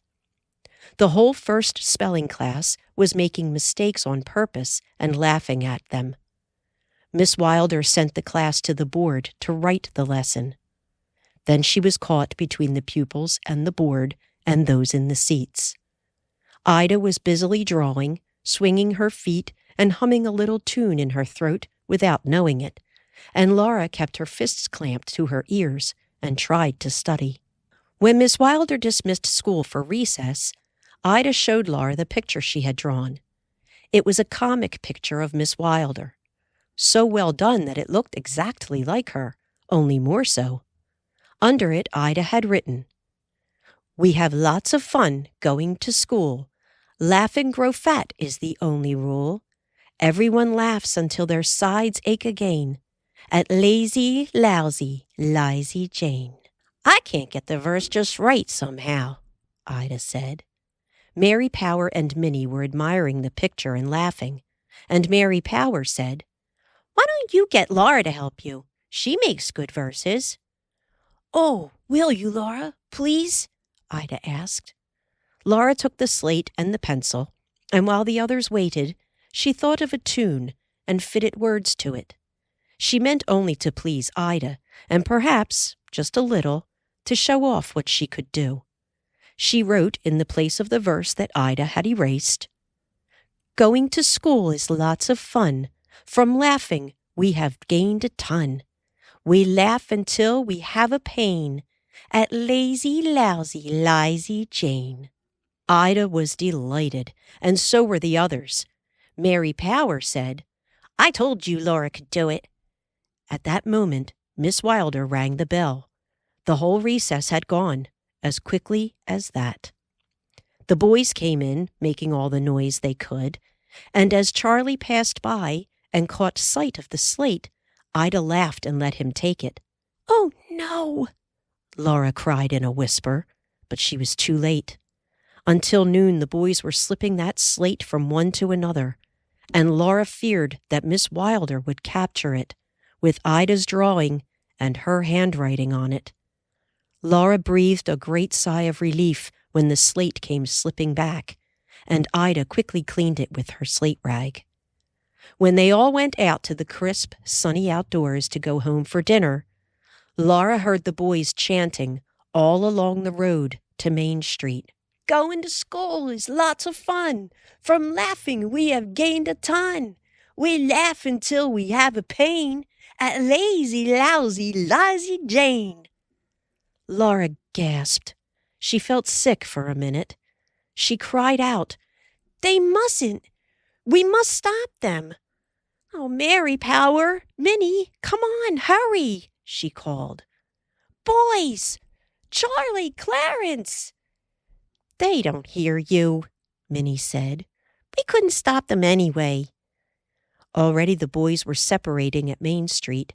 They were only talking, but Laura had no more than sighed in relief when one began to chant again, and others joined in. "Going to school is lots of fun." Both up and down Main Street they yelled, "Lazy, lousy, lizy Jane." "Oh, why haven't they better sense?" Laura said. "Laura," said Mary Power, "there's just one thing to do. Don't tell who wrote that. Ida won't, I know. I won't, and Minnie won't. Will you, Minnie?" "Cross my heart," Minnie promised. "But what about Nellie Olson?" "She doesn't know. She was talking with Miss Wilder the whole recess," Mary Power reminded them. "And you'll never tell, will you, Laura?" "Not unless Pa or Ma asks me, straight out," said Laura. "Likely they won't think to, and though nobody will ever know," Mary Power tried to comfort Laura. While they were eating dinner, Charlie and Clarence passed by, chanting that frightful verse, and Pa said, "That sounds like some song I don't know. You ever hear a song before about lazy, lousy, lizy Jane?" "I never did," said Ma. "It doesn't sound like a nice song." Laura did not say a word. She thought she had never been so miserable. Around the schoolhouse, the boys were chanting that verse. Nellie's brother Willie was with them. Inside the schoolhouse, Ida and Nellie were standing at the window, farthest from Miss Wilder. She must have known that Nellie had told. Nellie was furious. She wanted to know who had written that verse, but Ida had not told her, and none of the others would. No doubt her brother Willie knew or would find out. He would tell her, and then she would tell Miss Wilder. After school that night, and again on Saturday, the boys could be heard chanting those words.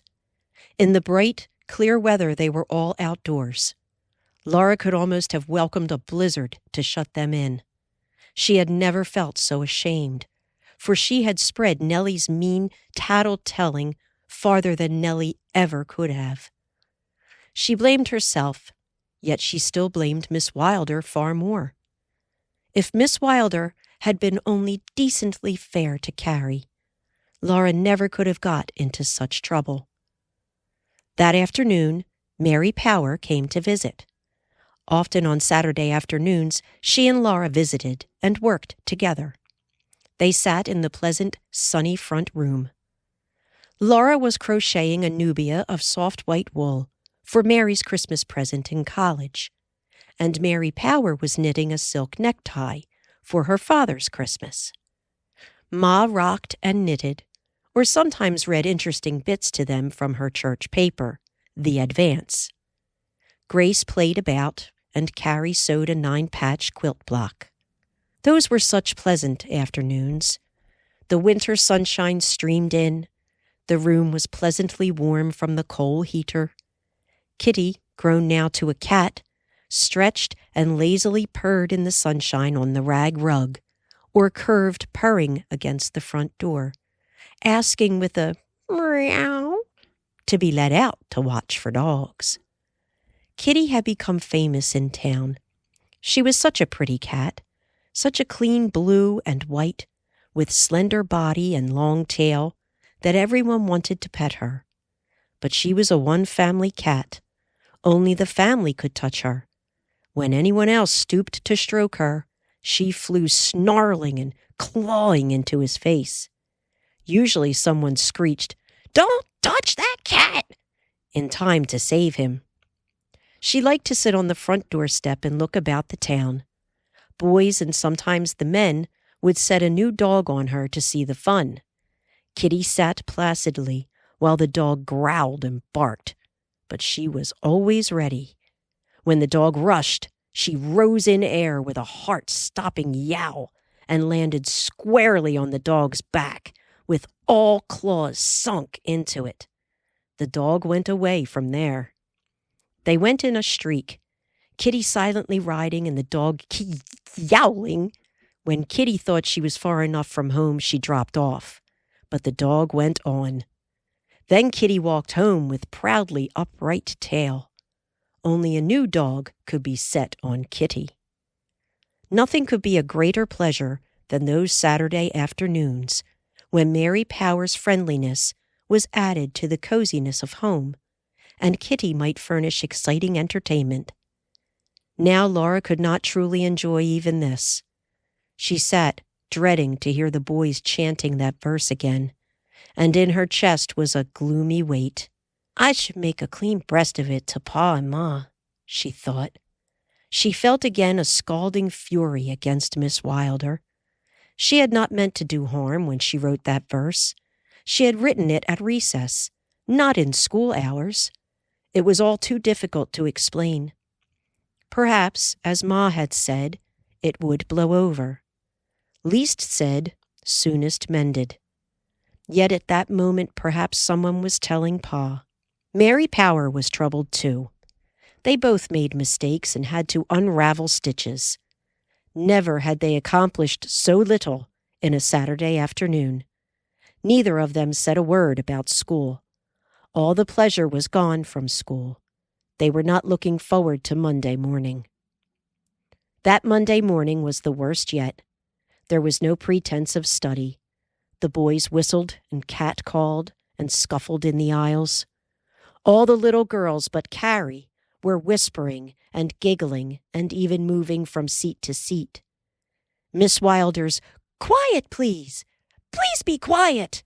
could hardly be heard. There was a knock at the door. Laura and Ida heard it. They sat nearest the door. They looked at each other, and when the knock came again, Ida raised her hand.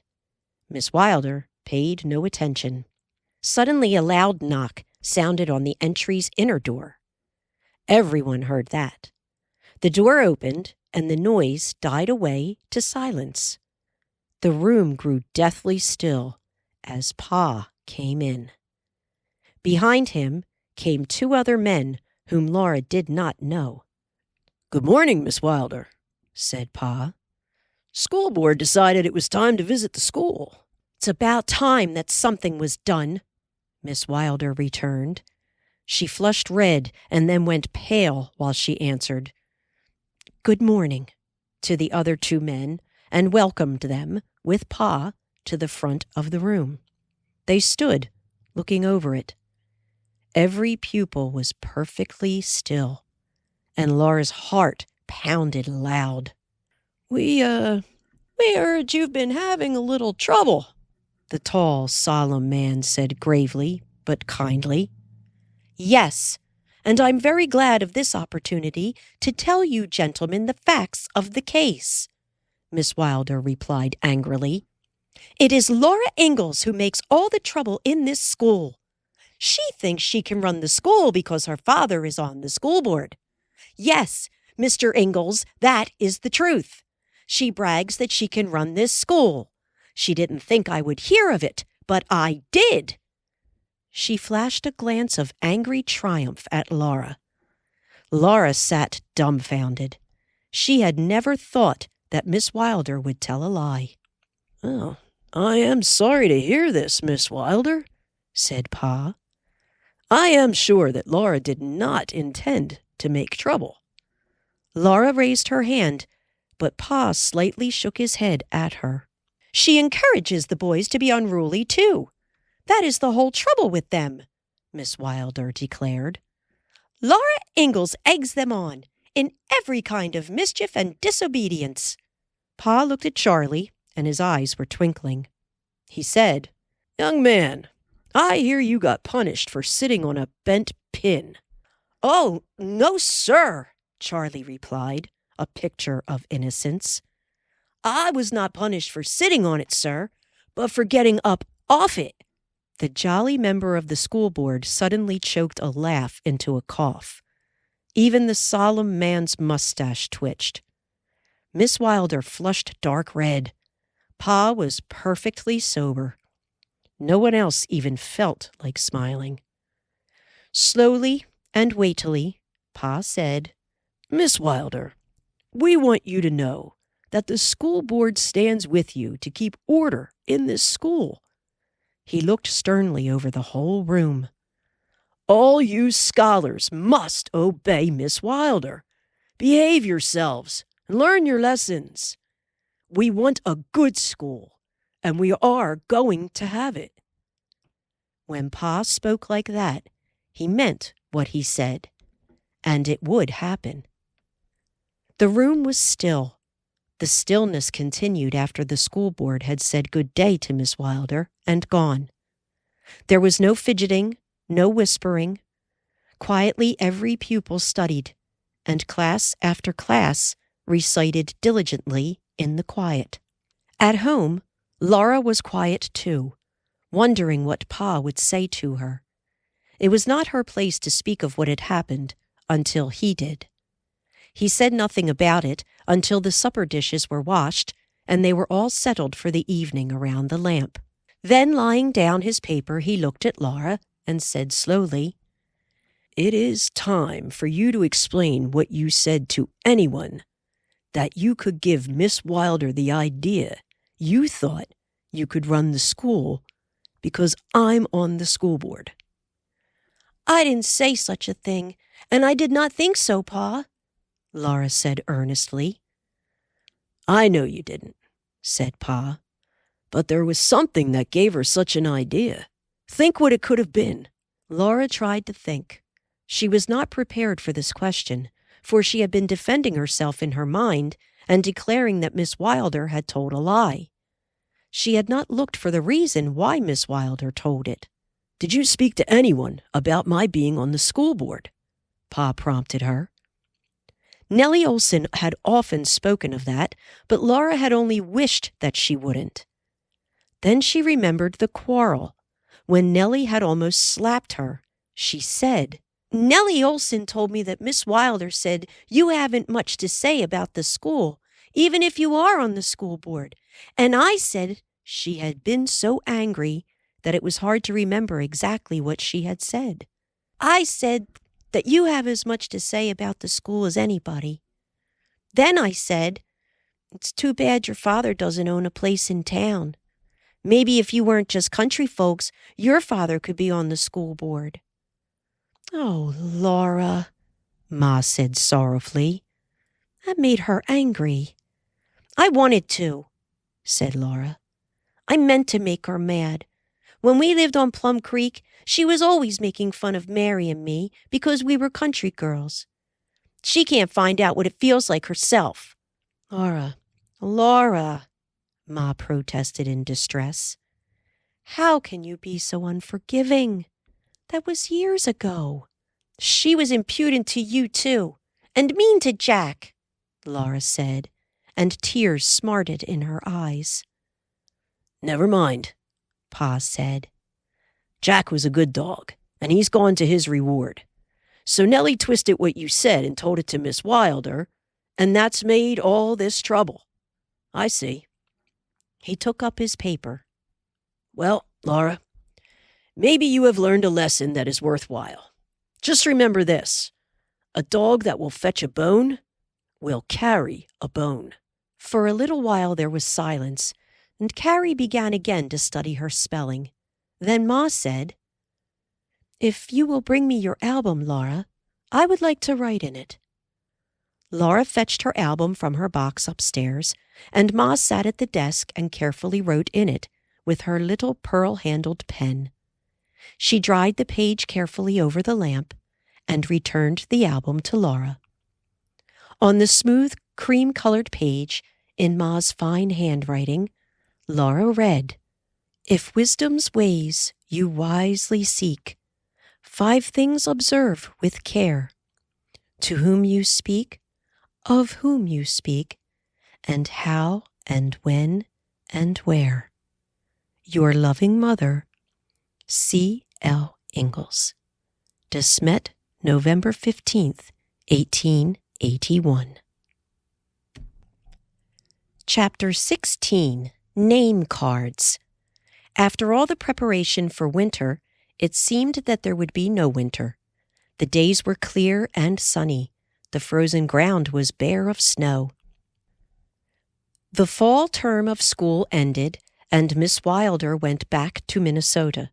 The new teacher, Mr. Cluett, was quiet but firm, a good disciplinarian. There was not a sound in school now, except the low voices of classes reciting, and in the rows of seats every pupil diligently studied. All the big boys were coming to school. Cap Garland was there, his face tanned, dark, red-brown, and his pale hair and pale blue eyes seeming almost white. His smile still flashed quick as lightning, and wanner than sunshine. Everyone remembered that he had made the terrible trip with Almanzo Wilder last winter to bring the wheat that saved them all from dying of hunger. Ben Woodworth came back to school, and Fred Gilbert, whose father had brought in the last mail after the trains stopped running, and Arthur Johnson, Minnie's brother. Still there was no snow. At recess and at noon, the boys played baseball, and the big girls did not play outdoors anymore. Nellie worked at her crocheting. Ida and Minnie and Mary Power stood at the window, watching the ball games. Sometimes Laura stood with them, but usually she stayed at her desk and studied. She had a feeling of haste, almost of fear, that she would not be able to pass the examinations and get a teacher's certificate when she was 16. She was almost 15 now. "Oh, come on, Laura. Come watch this ball game," Ida coaxed one noon. "You have a whole year to study before you need to know so much." Laura closed her book. She was happy that the girls wanted her. Nellie scornfully tossed her head. I'm glad I don't have to be a teacher, she said. My folks can get along without my having to work. With an effort, Laura held her voice low and answered sweetly. Of course you needn't, Nellie. But you see, we aren't poor relations being helped out by our folks back east. Nellie was so angry that she stammered as she tried to speak, and Mary Power interrupted her coolly. If Laura wants to teach school, I don't know that it's anybody's business. Laura is smart. She'll be a good teacher. Yes, Ida said. She's far ahead of... She stopped because the door opened and Cap Garland came in. He had come straight from town, and he had in his hand a small striped paper bag. "Hello, girls," he said, looking at Mary Power, and his smile lighted up as he held out the bag to her. "Have some candy?" Nellie was quick. "Oh, Cappy," she cried, taking the bag. "How did you know that I like candy so much? The nicest candy in town, too." She smiled up into his face with a look that Laura had never seen before. Cap seemed startled. Then he looked sheepish. "Would you girls like some?" Nellie went on generously, and quickly she offered each one the opened bag. Then, taking a piece herself, she put the bag in her skirt pocket. Cap looked pleadingly at Mary Power, but she tossed her head and looked away. Uncertainly, he said, "Well, I'm glad you like it." And he went out to the ball game. The next day at noon, he brought candy again. Again, he tried to give it to Mary Power, and again, Nellie was too quick. "Oh, Cappy, you are such a dear boy to bring me more candy," she said, smiling up at him. This time, she turned a little away from the others. She had no eyes for anyone but Cap. "I mustn't be a pig and eat it all myself. Do have a piece, Cappy," she coaxed. He took a piece, and she rapidly ate all the rest while she murmured to Cap how nice he was, and so tall and strong. Cap looked helpless, yet pleased. He would never be able to cope with Nellie, Laura knew. Mary Power was too proud to enter into competition with her. Angrily, Laura wondered, must a girl like Nellie be able to grab what she wants? It was not only the candy. Until Mr. Cluett rang the bell, Nellie kept Cap by her side and listening to her. The others pretended not to notice them. Laura asked Mary Power to write in her autograph album. All the girls but Nellie were writing in each other's albums. Nellie did not have one. Mary Power sat at her desk and carefully wrote, with ink, while the others waited to read the verse when she finished it. Her writing was beautiful, and so was the verse she had chosen. "The rose of the valley may wither, the pleasures of youth pass away, but friendship will blossom forever, while all other flowers decay." Laura's album had many treasures in it now. There was the verse that Ma had written, and on the next page was Ida's. "In memory's golden casket, drop one pearl for me, your loving friend, Ida B. Wright." Every now and then, Cap looked helplessly at them over Nellie's shoulder, but they paid no attention to him or Nellie. Minnie Johnson asked Laura to write in her album, and Laura said, "I will if you'll write in mine." "I'll do my best, but I can't write as beautifully as Mary does. Her writing is just like copper plate," Minnie said, and she sat down and wrote, "When the name that I write here is dim on the page, and the leaves of your album are yellow with age, still think of me kindly, and do not forget that wherever I am, I remember you yet. Minnie Johnson." Then the bell rang, and they all went to their seats. That afternoon at recess, Nellie sneered at autograph albums. "They're out of date," she said. "I used to have one, but I wouldn't have one of the old things now." No one believed her. She said, In the East, where I come from, it's name cards that are all the rage now." "What are name cards?" Ida asked. Nellie pretended to be surprised. Then she smiled. "Well, of course you wouldn't know. I'll bring mine to school and show you, but I won't give you one because you haven't one to give me. It's only proper to exchange name cards. Everybody's exchanging name cards now in the East." They did not believe her. Autograph albums could not be out of style because theirs were almost new. Ma had brought Laura's from Vinton, Iowa, only last September. On the way home after school, Minnie Johnson said, "She's just bragging. I don't believe she had name cards. I don't believe there's any such a thing." But next morning, she and Mary Power were so eager to see Laura that they waited for her to come out of the house. Mary Power had found out about name cards. Jake Hopp, who ran the newspaper, had them at the newspaper office next to the bank. They were colored cards with colored pictures of flowers and birds, and Mr. Hopp would print your name on them. I don't believe Nellie Olson has any," Minnie still declared. "She only found out about them before we did, and she plans to get some and pretend they came from the East." "How much do they cost?" Laura asked. "That depends on the pictures and the kind of printing.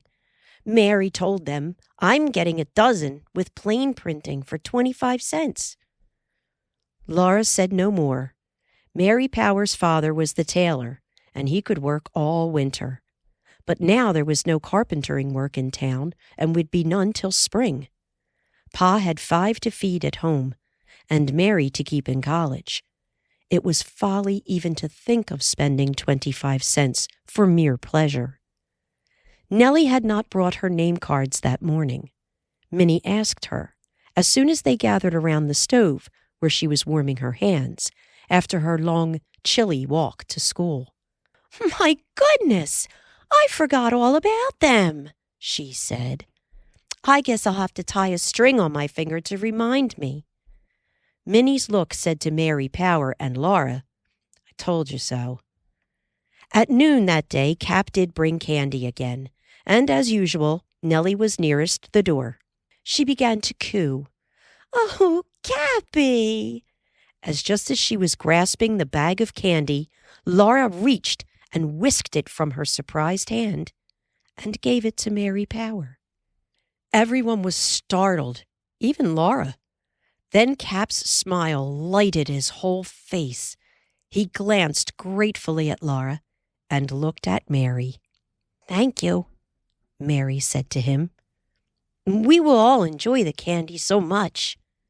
She offered it to the others, while as he went out to the ball game, Cap gave one backward look, a grin of delight. "Have a piece, Nellie," Mary Power invited. "I will." Nellie took the largest piece. "I do like Cap's candy, but as for him, pooh, you may have the greenie." Mary Power flushed, but she did not answer. Laura felt her own face flame. "I guess you'd take him well enough if you could get him," she said. "You knew all the time he was bringing the candy to Mary." "My goodness, I could twist him around my finger if I wanted to," Nellie bragged. "He isn't such a much. It's that chum of his I want to know, that young Mr. Wilder with the funny name. You'll see." She smiled to herself. "I'm going riding behind those horses of his." Yes, she surely would, Laura thought. Nellie had been so friendly with Miss Wilder, it was a wonder that Miss Wilder's brother had not invited her for a drive before now. As for herself, Laura knew she had spoiled any chance of such a pleasure. Mary Power's name cards were finished the next week, and she brought them to school. They were beautiful. The cards were palest green, and on each was a picture of a bobolink swaying and singing on a spray of goldenrod. Beneath it was printed in black letters, Mary Poyer. She gave one to Minnie, one to Ida, and one to Laura, though they had none to give her. That same day, Nellie brought hers to school. They were pale yellow with a bouquet of pansies and a scroll that said, "For Thoughts." Her name was printed in letters like handwriting. She traded one of her cards for one of Mary's. Next day, Minnie said she was going to buy some. Her father had given her the money, and she would order them after school if the other girls would come with her. Ida could not go. She said cheerfully, "I ought not to waste time, 'cause I'm an adopted child, you see. I have to hurry home to help with the housework as much as I can. I couldn't ask for name cards. Father Brown is a preacher, and such things are a vanity. So I'll just enjoy looking at yours when you get them, Minnie." "Isn't she a dear?" Mary Powers said after Ida had left them. No one could help loving Ida. Laura wished to be like her, but she wasn't. Secretly, she so wanted name cards that she almost felt envious of Mary Power and Minnie. In the newspaper office, Mr. Hop, in his ink-spotted apron, spread the sample cards on the counter for them to see. Each card was more beautiful than the last, and Laura was mean enough to be pleased that Nellie's was among them. It proved that she had bought her cards there. They were every pale, lovely color. Some even had gilt edges. There was a choice of 6 different bouquets, and one had a bird's nest nestled among the flowers, 2 birds on its rim, and above them the word love. "That's a young man's card," Mr. Hop told them. "Only a young fellow's brash enough to hand out a card with love on it." "Of course," Minnie murmured, flushing. It was so hard to choose among them that finally Mr. Hop said, "Well, take your time. I'll go on getting out the paper." He went back to inking the type and laying sheets of paper on it. He had lighted the lamp before Minnie finally decided to take the pale blue card. Then, guiltily, because they were so late, they all hurried home. Pa was washing his hands, and Ma was putting supper on the table when Laura came in, breathless. Quietly, Ma asked, "Where have you been, Laura?" "I'm sorry, Ma. I only meant to take a minute," Laura apologized. She told them about name cards. Of course, she did not say that she wanted some. Pa remarked that Jake was up and coming, bringing out such novelties. "How much do they cost?" he asked, and Laura answered that the cheapest cost 25 cents a dozen. It was almost bedtime, and Laura was staring at the wall, thinking about the War of 1812, when Pa folded his paper, laid it down, and said, "Laura." "Yes, Pa?" "You want some of these newfangled name cards, don't you?" Pa asked. "I was just thinking the same thing, Charles," said Ma. "Well, yes, I do want them," Laura admitted, "but I don't need them."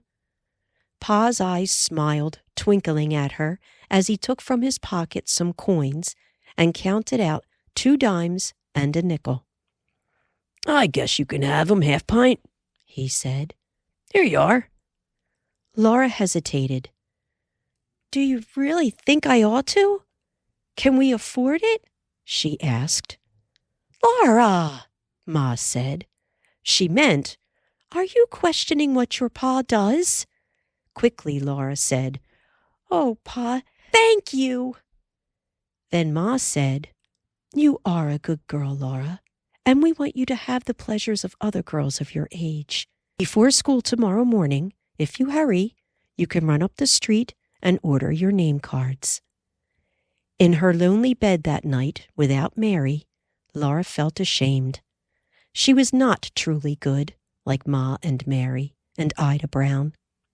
At that very minute, she was so happy to think of having name cards, not only because they were beautiful, but partly to be meanly even with Nellie Olson, and partly to have things that are nice as Mary Power and Minnie had.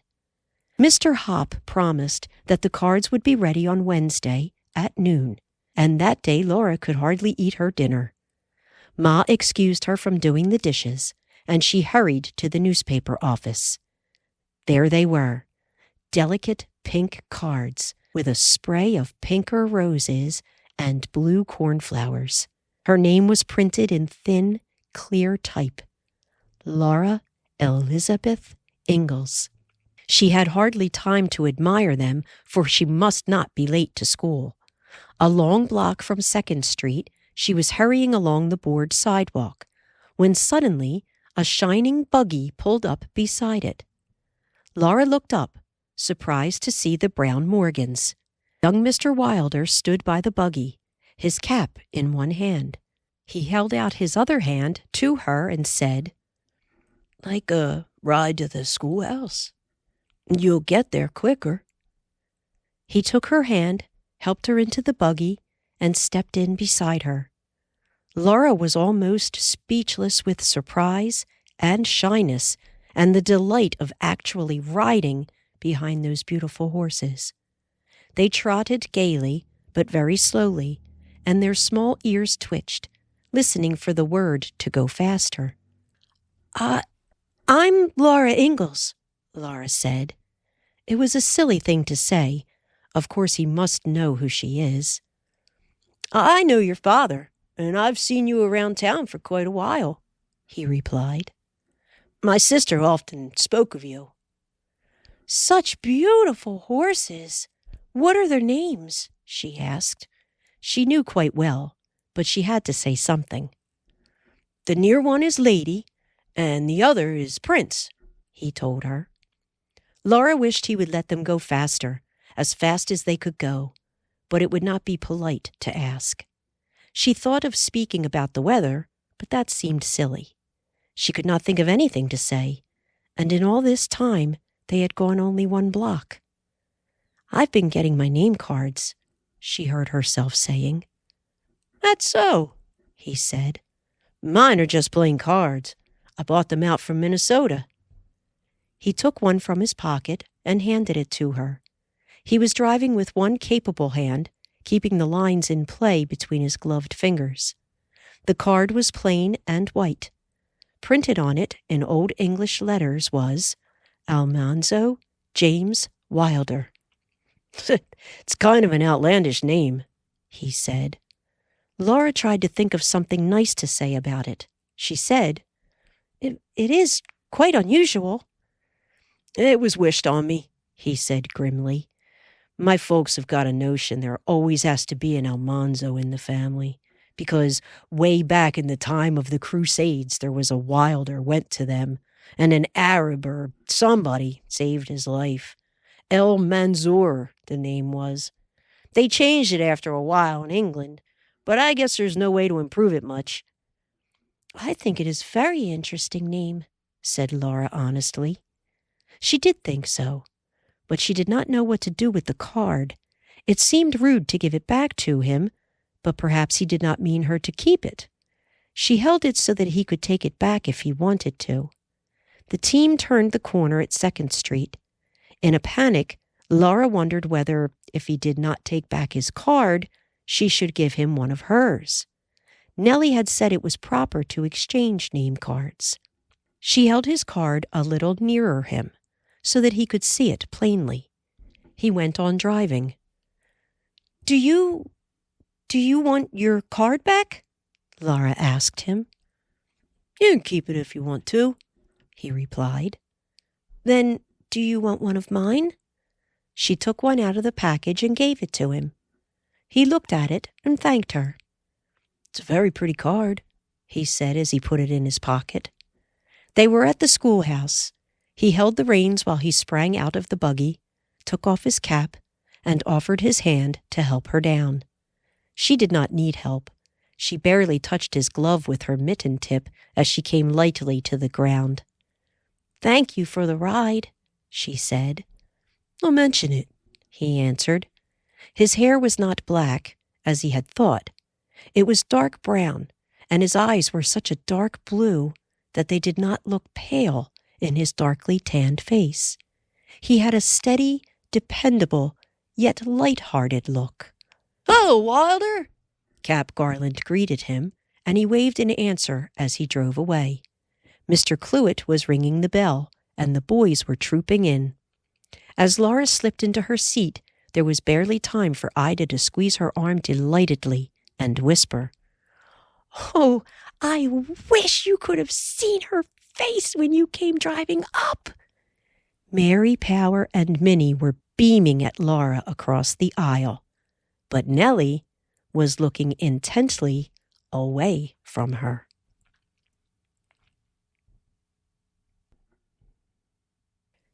Chapter 17, The Sociable. One Saturday afternoon, Mary Power came blowing in to see Laura. Her cheeks were pink with excitement. The Ladies' Aid Society was giving a dime sociable in Mrs. Tinkham's rooms over the furniture store next Friday night. "I'll go if you do, Laura," Mary Power said. "Oh, please, may she, Mrs. Ingalls?" Laura did not like to ask what a dime sociable was. Fond as she was of Mary Power, she felt at a slight disadvantage with her. Mary Power's clothes were so beautifully fitted because her father tailored them, and she did her hair in the stylish new way, with bangs. Ma said that Laura might go to the sociable. She had not heard, until now, that a Ladies' Aid was organized. To tell the truth, Pa and Ma were sadly disappointed that dear Reverend Alden from Plum Creek was not the preacher. He had wanted to be, and the church had sent him, but when he arrived, he found that Reverend Brown had established himself there. So dear Reverend Alden had gone on as a missionary to the unsettled West. Pa and Ma could not lose interest in the church, of course, and Ma would work in the Ladies' Aid. Still, they could not feel as they would have felt had Reverend Alden been the preacher. All next week, Laura and Mary Power looked forward to the sociable. It cost a dime, so Minnie and Ida doubted that they could go, and Nellie said that, really, it didn't interest her. Friday seemed long to Laura and Mary Power. They were so impatient for night to come. That night, Laura did not take off her school dress, but put on a long apron and pinned its bib under her chin. Supper was early, and as soon as she had washed the dishes, Laura began to get ready for the sociable. Ma helped her carefully brush her dress. It was brown woolen, made in princess style. The collar was a high, tight band, close under Laura's chin, and the skirt came down to the tops of her high-buttoned shoes. It was a very pretty dress, with pipings of red around wrists and collar, and the buttons all down the front were of brown horn, with a tiny raised castle in the center of each one. Standing before the looking-glass in the front room, where the lamp was, Laura carefully brushed and braided her hair, and put it up and took it down again. She could not arrange it to suit her. "Oh, Ma, I do wish you would let me cut bangs," she almost begged. "Mary Power wears them, and they're so stylish." "Your hair looks nice the way it is," said Ma. "Mary Power is a nice girl, but I think the new hairstyle is well called a lunatic fringe." "Your hair looks beautiful, Laura," Carrie consoled her. "It's such a pretty brown, and so long and thick, and it shines in the light." Laura still looked unhappily at her reflection. She thought of the short hairs always growing at the edge around her forehead. They did not show when they were brushed back, but now she combed them all out and downward. They made a thin little fringe. "Oh, please, Ma," she coaxed. "I wouldn't cut a heavy bang like Mary Powers, but please let me cut just a little more so I could curl it across my forehead." "Oh, very well, then."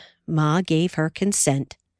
Laura took the shears from Ma's work-basket, and standing before the glass, she cut the hair above her forehead into a narrow fringe about 2 inches long.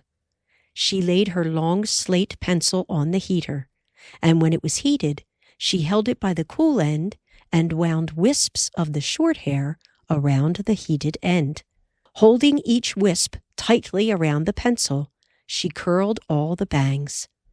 The rest of her hair she combed smoothly back and braided. She wound the long braid flatly around and around on the back of her head and snugly pinned it. "Turn around, let me see you," Ma said. Laura turned. "Do you like it, Ma?" "It looks quite nice," Ma admitted. "Still, I liked it better before it was cut." "Turn this way, let me see," said Pa. He looked at her a long minute, and his eyes were pleased. "Well, if you must wear this lunatic fringe, I think you've made a good job of it." And Pa turned again to his paper. "I think it is pretty. You look very nice," Carrie said softly. Laura put on her brown coat and set carefully over her head her peaked hood of brown woolen lined with blue. The brown and the blue edges of cloth were pinked, and the hood had long ends that wound around her neck like a muffler. She took one more look in the glass. Her cheeks were pink with excitement, and the curled bangs were stylish under the hood's blue lining that made her eyes very blue. Ma gave her a dime and said, "Have a pleasant time, Laura. I'm sure you will remember your manners." Pa asked, "Had I better go with her as far as the door, Caroline?" "It's early yet, and only across the street, and she's going with Mary Powers," Ma answered. Laura went out into the dark and starry night. Her heart was beating fast with anticipation. Her breath puffed white in the frosty air. Lamplight made glowing patches on the sidewalk in front of the hardware store and the drugstore, and above the dark furniture store 2 windows shone bright. Mary Power came out of the tailor shop, and together they climbed the outdoor stairs between it and the furniture store. Mary Power knocked on the door, and Mrs. Tinkham opened it. She was a tiny woman in a black dress with white lace ruffles at throat and wrists. She said good evening and took Mary Power's dime and Laura's.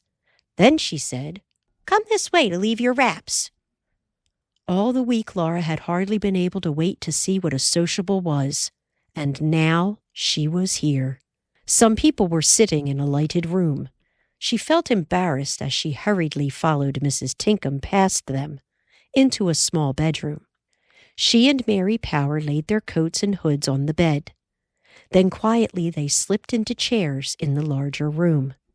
Mr. and Mrs. Johnson sat on either side of the window. The window had dotted Swiss curtains, and before it stood a polished center table, holding a large glass lamp with a white china shade on which red roses were printed. Beside the lamp lay a green plush photograph album. A bright flowered carpet covered the whole floor. A tall shining heater with isinglass windows stood in its center. The chairs around the walls were all of polished woods. Mr. and Mrs. Woodsworth were sitting on a sofa with shining high wooden back and ends and a glittering black haircloth seat. Only the walls of boards were like those in the front room at home, and these were thickly hung with pictures of people and places that Laura did not know. Some had wide, heavy gilded frames. Of course, Mr. Tinkham owned the furniture store. Cap Garland's older sister Florence was there, with their mother. Mrs. Beardsley was there, and Mrs. Bradley, the druggist's wife. They all sat, dressed up and silent. Mary Power and Laura did not speak either. They did not know what to say. Someone knocked at the door. Mrs. Tinkham hurried to it, and Reverend and Mrs. Brown came in. His rumbling voice filled the room with greetings to everyone, and then he talked with Mrs. Tinkham about the home she had left in Massachusetts. "Not much like this place," he said, "but we are all strange here." He fascinated Laura. She did not like him. Pa said he claimed to be a cousin of John Brown of Osawatomie, who had killed so many men in Kansas and finally succeeded in starting the Civil War. Reverend Brown did look just like the picture of John Brown in Laura's history book. His face was large and bony. His eyes were sunk deep under shaggy white eyebrows, and they shone hot and fierce even when he was smiling. His coat hung loose on his big body. His hands at the end of the sleeves were large and rough with big knuckles. He was untidy. Around his mouth his long white beard was stained yellow, as if with dribbling tobacco juice. He talked a great deal, and after he came the others talked some, except Mary Power and Laura. They tried to sit still politely, but now and then they did fidget. It was a long time before Mrs. Tinkham began to bring plates from the kitchen. On each plate was a small sauce dish of custard and a piece of cake. When Laura had eaten hers, she murmured to Mary Power, "Let's go home." And Mary answered, "Come on, I'm going." They set their empty dishes on a small table near them, put on their coats and hoods, and said goodbye to Mrs. Tinkham. Down on the street once more, Laura drew a deep breath. "Whew! If that was a sociable. I don't like sociables." "Neither do I," Mary Power agreed. "I wish I hadn't gone. I'd rather have the dime." Pa and Ma looked up in surprise when Laura came in, and Carrie eagerly asked, "Did you have a good time, Laura?" "Well, no, I didn't," Laura had to admit. "You should have gone, Ma, instead of me.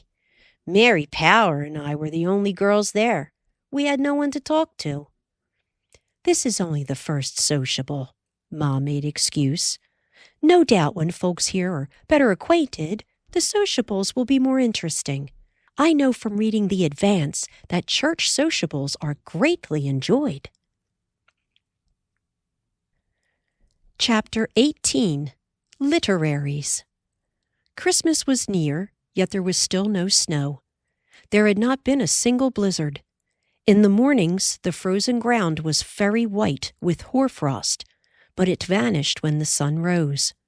Only the underneath of the sidewalk and the shadows of the stores were frosty when Laura and Carrie hurried to school. The wind nipped their noses and chilled their mittened hands, and they did not try to talk through their mufflers. The wind had a desolate sound. The sun was small, and the sky was empty of birds. On the endless, dull prairie, the grasses lay worn out and dead. The schoolhouse looked old and gray and tired. It seemed that the winter would never begin and never end. Nothing would ever happen but going to school and going home, lessons at school and lessons at home. Tomorrow would be the same as today, and in all her life, Laura felt there would never be anything but studying and teaching school. Even Christmas would not be a real Christmas without Mary. The book of poems, Laura supposed, was still hidden in Ma's bureau drawer.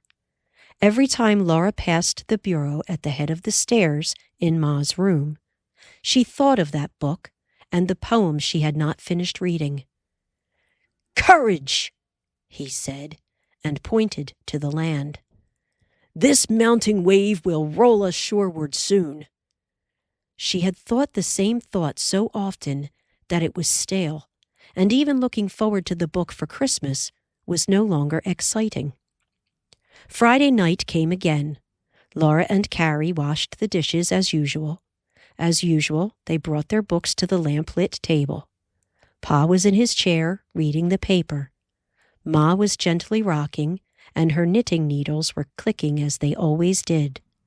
As usual, Laura opened her history book. Suddenly, she could not bear it all. She thrust back her chair, slammed her book shut, and thumped it down on the table. Pa and Ma started and looked at her in surprise. "I don't care," she cried out. "I don't want to study. I don't want to learn. I don't want to teach school. Ever."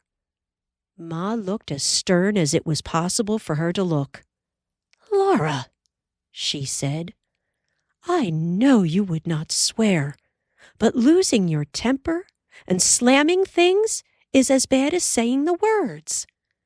Let us have no more wooden swearing." Laura did not answer. "What's the matter, Laura?" Pa asked. "Why don't you want to learn and teach school?"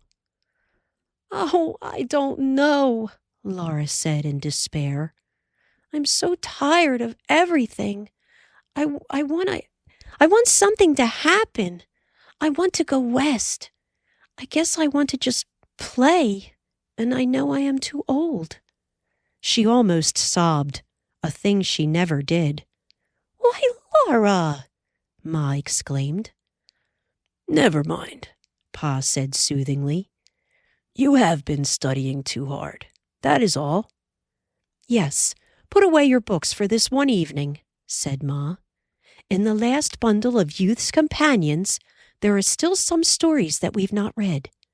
You may read one to us, Laura. Wouldn't you like that?" "Yes, Ma," Laura answered hopelessly. Even reading a story was not what she wanted. She did not know what she wanted, but she knew she could not have it, whatever it was.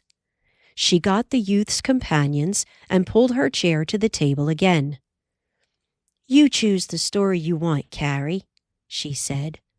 Patiently, she read aloud, while Carrie and Grace listened, wide-eyed, and Ma's rocker swayed and her knitting needles clicked.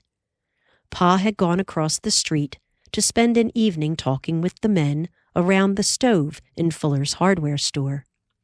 Suddenly the door opened and Pa burst in, saying, "Put on your bonnets! Caroline, girls! There's a meeting at the schoolhouse." "Whatever in the world?" Ma said. "Everybody's going. We're starting a literary society." Ma laid aside her knitting. "Laura and Carrie, get your wraps on while I bundle up Grace." Quickly they were ready to follow Pa's lighted lantern. When Ma blew out the lamp, Pa picked it up. "Better take it along. We'll want lights in the schoolhouse," he explained. Other lanterns were coming along Main Street and bobbing into the darkness of 2nd Street ahead. Pa called for Mr. Cluett, who was there and had brought the schoolhouse key. The desks looked weird in flickering lantern light. Others had brought lamps too. Mr. Cluett lighted a large one on his desk, and Gerald Fuller drove a nail into the wall and hung up a lamp with a tin reflector. He had closed his store for the meeting. All the storekeepers were closing their stores and coming. Almost everyone in town was coming. Pa's lamp helped the lanterns to make the schoolhouse quite light. The seats were filled, and men were standing thick behind them. When Mr. Cluett called the room to order, he said that the purpose of this meeting was to organize a literary society. "The first thing in order," he said, "will be a roll call of members. I will then hear nominations for temporary chairman.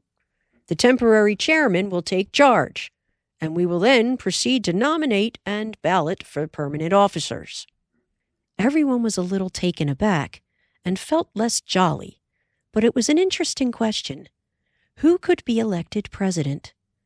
Then Pa stood up by his seat and said, "Mr. Cluett and town folks, what we've come here for is some fun to liven us up. It does not seem necessary to organize anything. From what I've seen," Pa went on, "the trouble with organizing a thing is that pretty soon folks get to paying more attention to the organization than to what they're organized for.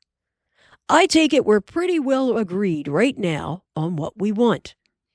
If we start organizing and electing, chances are we won't be as well agreed on who's to be elected to fill office. So I suggest let's just go straight ahead and do what we want to do without any officers. We've got the school teacher, Mr. Cluett, to act as leader. Let him give out a program every meeting for the next meeting. Anybody that gets a good idea can speak up for it, and anybody that's called on will pitch in and do his share in the programs best he can. Give everybody a good time." "That's the ticket, Ingalls," Mr. Clancy sang out, and as Pa sat down, a good many began to clap. Mr. Cluett said, "All in favor, say aye." A loud chorus of ayes voted that it should be so. Then for a minute, no one knew what to do next. Mr. Cluett said, "We haven't any program for this meeting," some man answered. "Shucks, we aren't going home yet." The barber suggested singing, and someone said, "You got some pupils that can speak pieces? How about it, Cluett?" Then a voice said, "How about a spelling match?" Several chimed into that. "That's the notion. That's the idea. Let's have a spelling match." Mr. Cluett appointed Pa and Gerald Fuller as leaders. There was a good deal of joking as they took their places in the front corners of the room and began to call out names. Laura sat anxiously waiting. The grown-ups were chosen first, of course. One by one they went up, and as the two lines grew longer, Laura grew more afraid that Gerald Fuller might call her before Pa did. She did not want to spell against Pa. At last there was the most anxious pause. It was Pa's turn to choose. And though he made a joke that set everyone laughing, Laura could see that he was hesitating. He decided and called, "Laura Ingalls." She hurried to take the next place in his line. Ma was already in it, above her. Gerald Fuller called then, "Foster." Last of the grown-ups, Mr. Foster took the place opposite Laura. Perhaps Pa should have chosen him because he was grown up, but Pa had wanted Laura. Surely, Laura thought, Mr. Foster could not be much of a speller. He was one of the homesteaders who drove oxen, and last winter he had stupidly jumped off Almanzo Wilder's horse, Lady, and let her run away while he fired at the antelope herd, though he was not within range. Rapidly now, all the school pupils were chosen, even the smallest. The two lines went from the teacher's desk all around the walls to the door. Then Mr. Cluett opened the speller. First he gave out the primer words: foe, low, woe, row, row, hero, and he caught Mr. Barkley. Confused, Mr. Barkley spelled hero, H-E-H-E-R-O-E,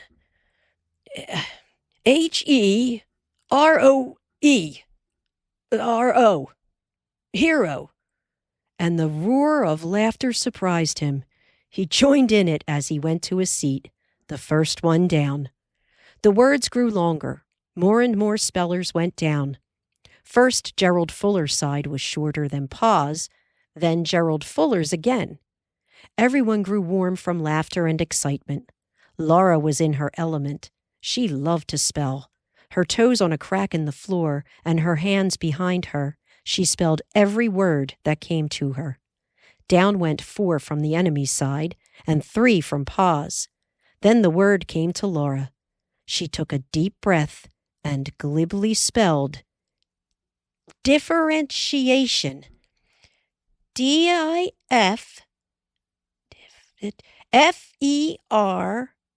for differ E-N-T and different I differenti A-T-I-O-N Ation. Differentiation. Slowly, almost all the seats filled with breathless, laughing folks who had been spelled down. 6 remained in Gerald Fuller's line, and only 5 in Pa's. Pa and Ma and Florence Garland and Ben Woodworth and Laura. "Repetitious," said Mr. Cluett. Down went 1 from the other side, leaving the lines even. Ma's gentle voice spelled repetitious. R-E, P-E-T, pet, repet, I, R-E-P-E-T-I, T-I-O-U-S, shius, repetitious. Mimosacious, said Mr. Cluett. Gerald Fuller spelled mimosacious. M-I-M, mim, O-S-A, mimosa, T-I. He was watching Mr. Cluett. "No, S-I," he began again. "That's got me beat," he said, and sat down. "Mimosacious," said Florence Garland. M-I-M-O-S-A-C-I-O-U-S. M, Mim, OSA, Mimosa, TE. And she had been a schoolteacher. The next one on Gerald Fuller's side went down. Then Ben shook his head and quit without trying. Laura stood straighter, waiting to spell the word. Now at the head of the other line, Mr. Foster began. Mimosacious. M-O,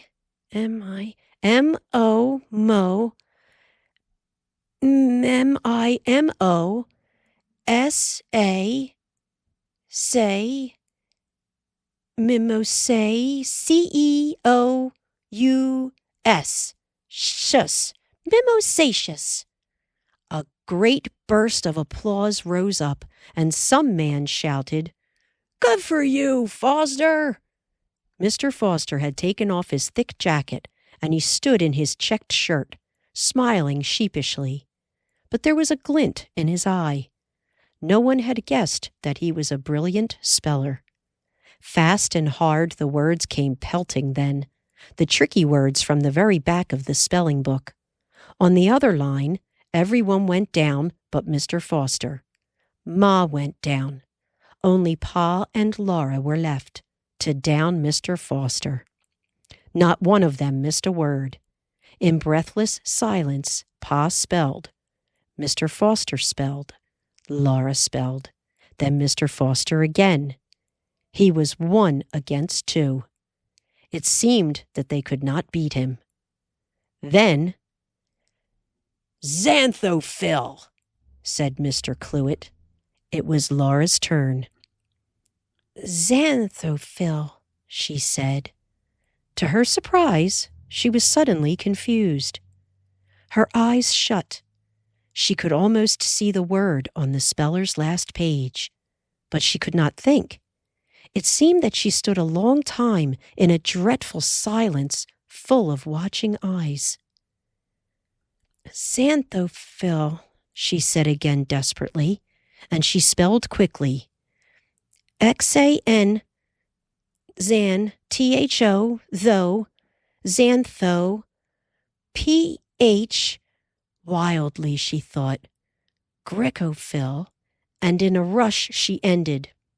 I-L? Mr. Cluett shook his head.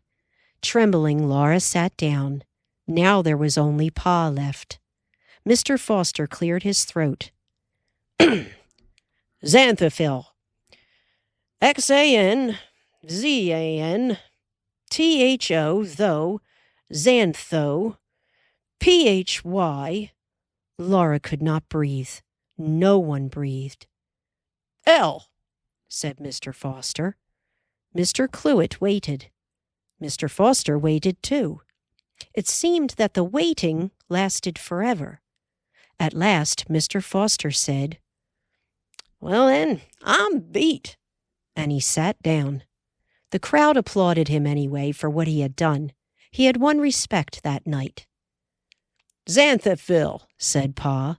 It seemed impossible now that anyone could spell that dreadful word, but Laura thought, Pa can. He must. He's got to. X-A-N, Xan, said Pa. T-H-O, though, Xantho, P-H-Y. He seemed slower, perhaps, than he was. Double L, he said. Mr. Cluett clapped the speller shut. There had never been such thundering applause as that applause for Pa. He had spelled down the whole town. Then, still warm and all stirred up, everyone was getting into wraps. "I don't know when I've had such a good time," Mrs. Bradley said to Ma. "Best of it is to think we'll have another meeting next Friday," said Mrs. Garland. Still talking, the crowd was streaming out, and lanterns went jogging toward Main Street. "Well, you feel better some, Laura?" Pa asked, and she answered, "Oh, yes. Oh, didn't we have a good time?"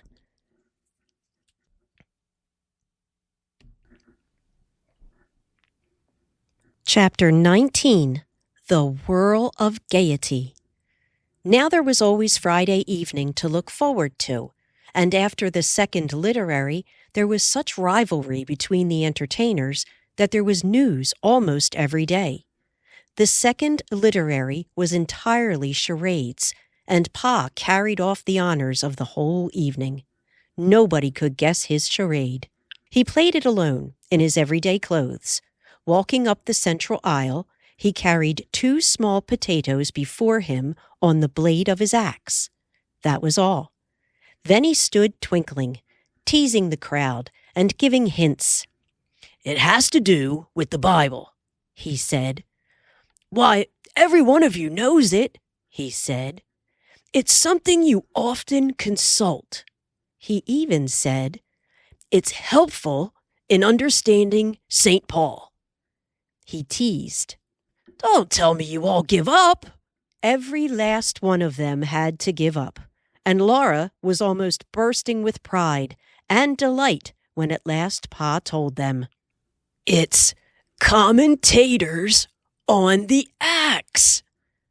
As this sunk in, up rose a roar of laughter and applause. On the way home, Laura heard Mr. Bradley say, "We'll have to go some to beat that stunt of Ingalls."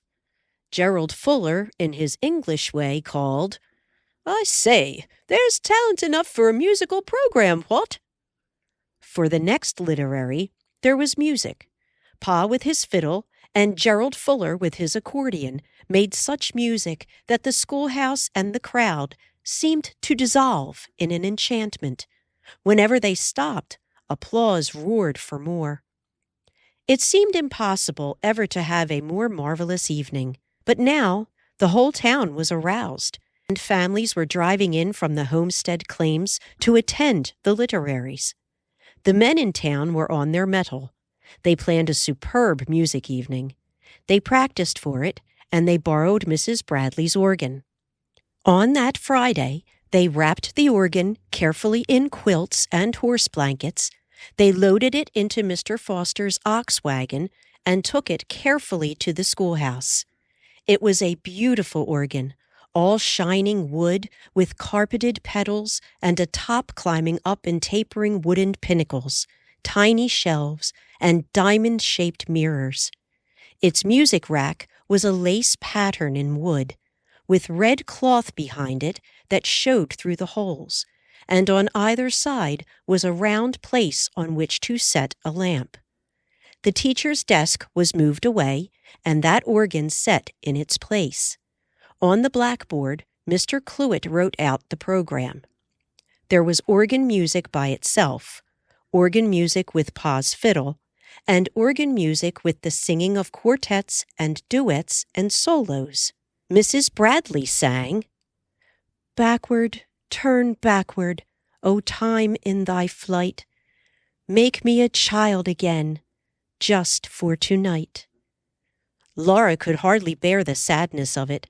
Her throat swelled and ached. A tear glittered on Ma's cheek before she could catch it with her handkerchief. All the women were wiping their eyes, and the men were clearing their throats and blowing their noses. Everyone said that surely nothing could be better than that musical program. But Pa said mysteriously, "You wait and see." As if this were not enough, the church building was roofed at last, and now every Sunday there were 2 church services and Sunday school. It was a nice church, though so new that it still looked raw. As yet there was no bell in the belfry, nor any finish on the board walls. Outside they were not yet weathered gray, and inside they were bare boards and the studding. The pulpit and the long benches with boxed-in ends were raw lumber too, but it was all fresh and clean-smelling. In the small entry built out from the door, there was a room enough to stamp snow off boots and shoes, and to settle clothing blown awry by the wind before going into the church. The coal heater and the people warmed the church, and Mrs. Bradley had lent her organ, so there was organ music with the singing. Laura even enjoyed Reverend Brown's preaching. What he said did not make sense to her, but he looked like the picture of John Brown in her history book, Come Alive. His eyes glared, his white mustache and his whiskers bobbed, and his big hands waved and clawed and clenched into fists, pounding the pulpit and shaking in air. Laura amused herself, too, by changing his sentences in her mind to improve their grammar.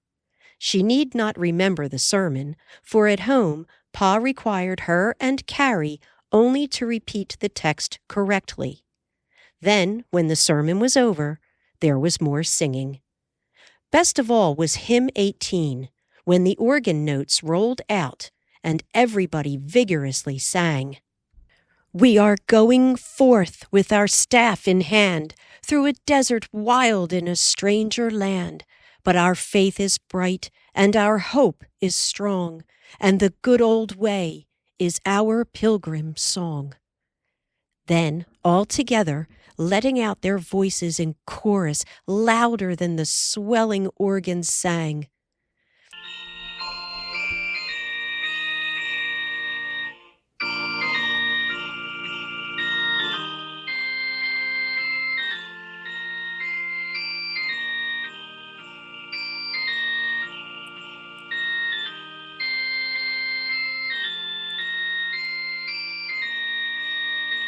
'Tis the good old way by our fathers trod, 'tis the way of life, and it leadeth unto God. 'Tis the only path to the realms of day. We are going home in the good old way. With Sunday school and morning church, Sunday dinner and dishes, and going to church again in the evening, every Sunday fairly flew past.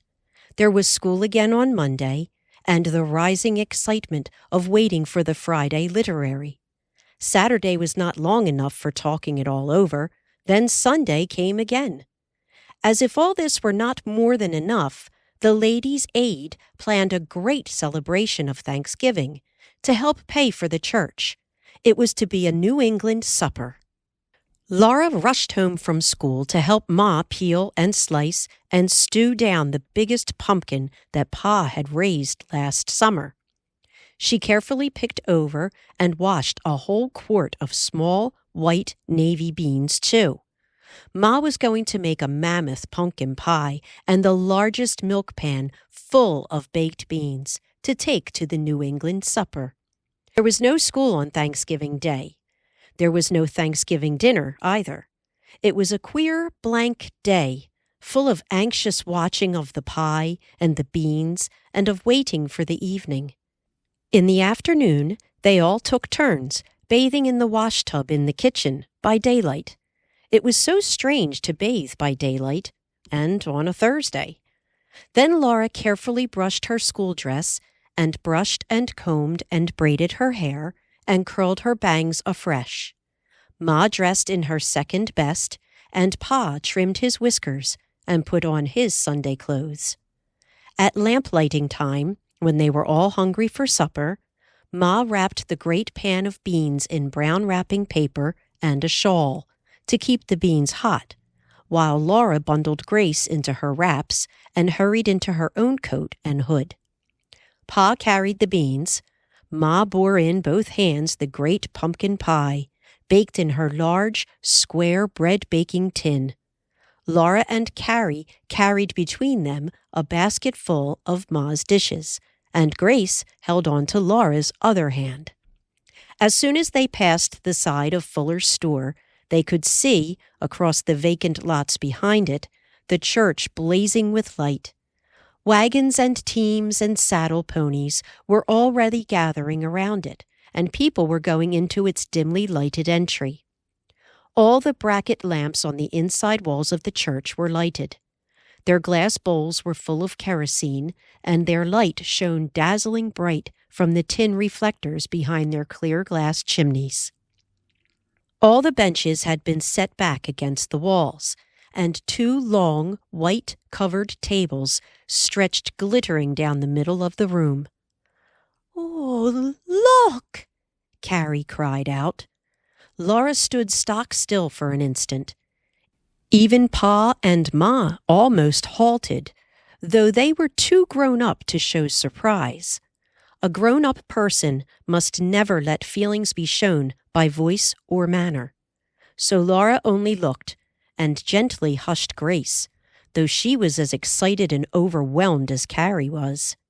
In the very center of one table, a pig was standing, roasted brown, and holding in its mouth a beautiful red apple.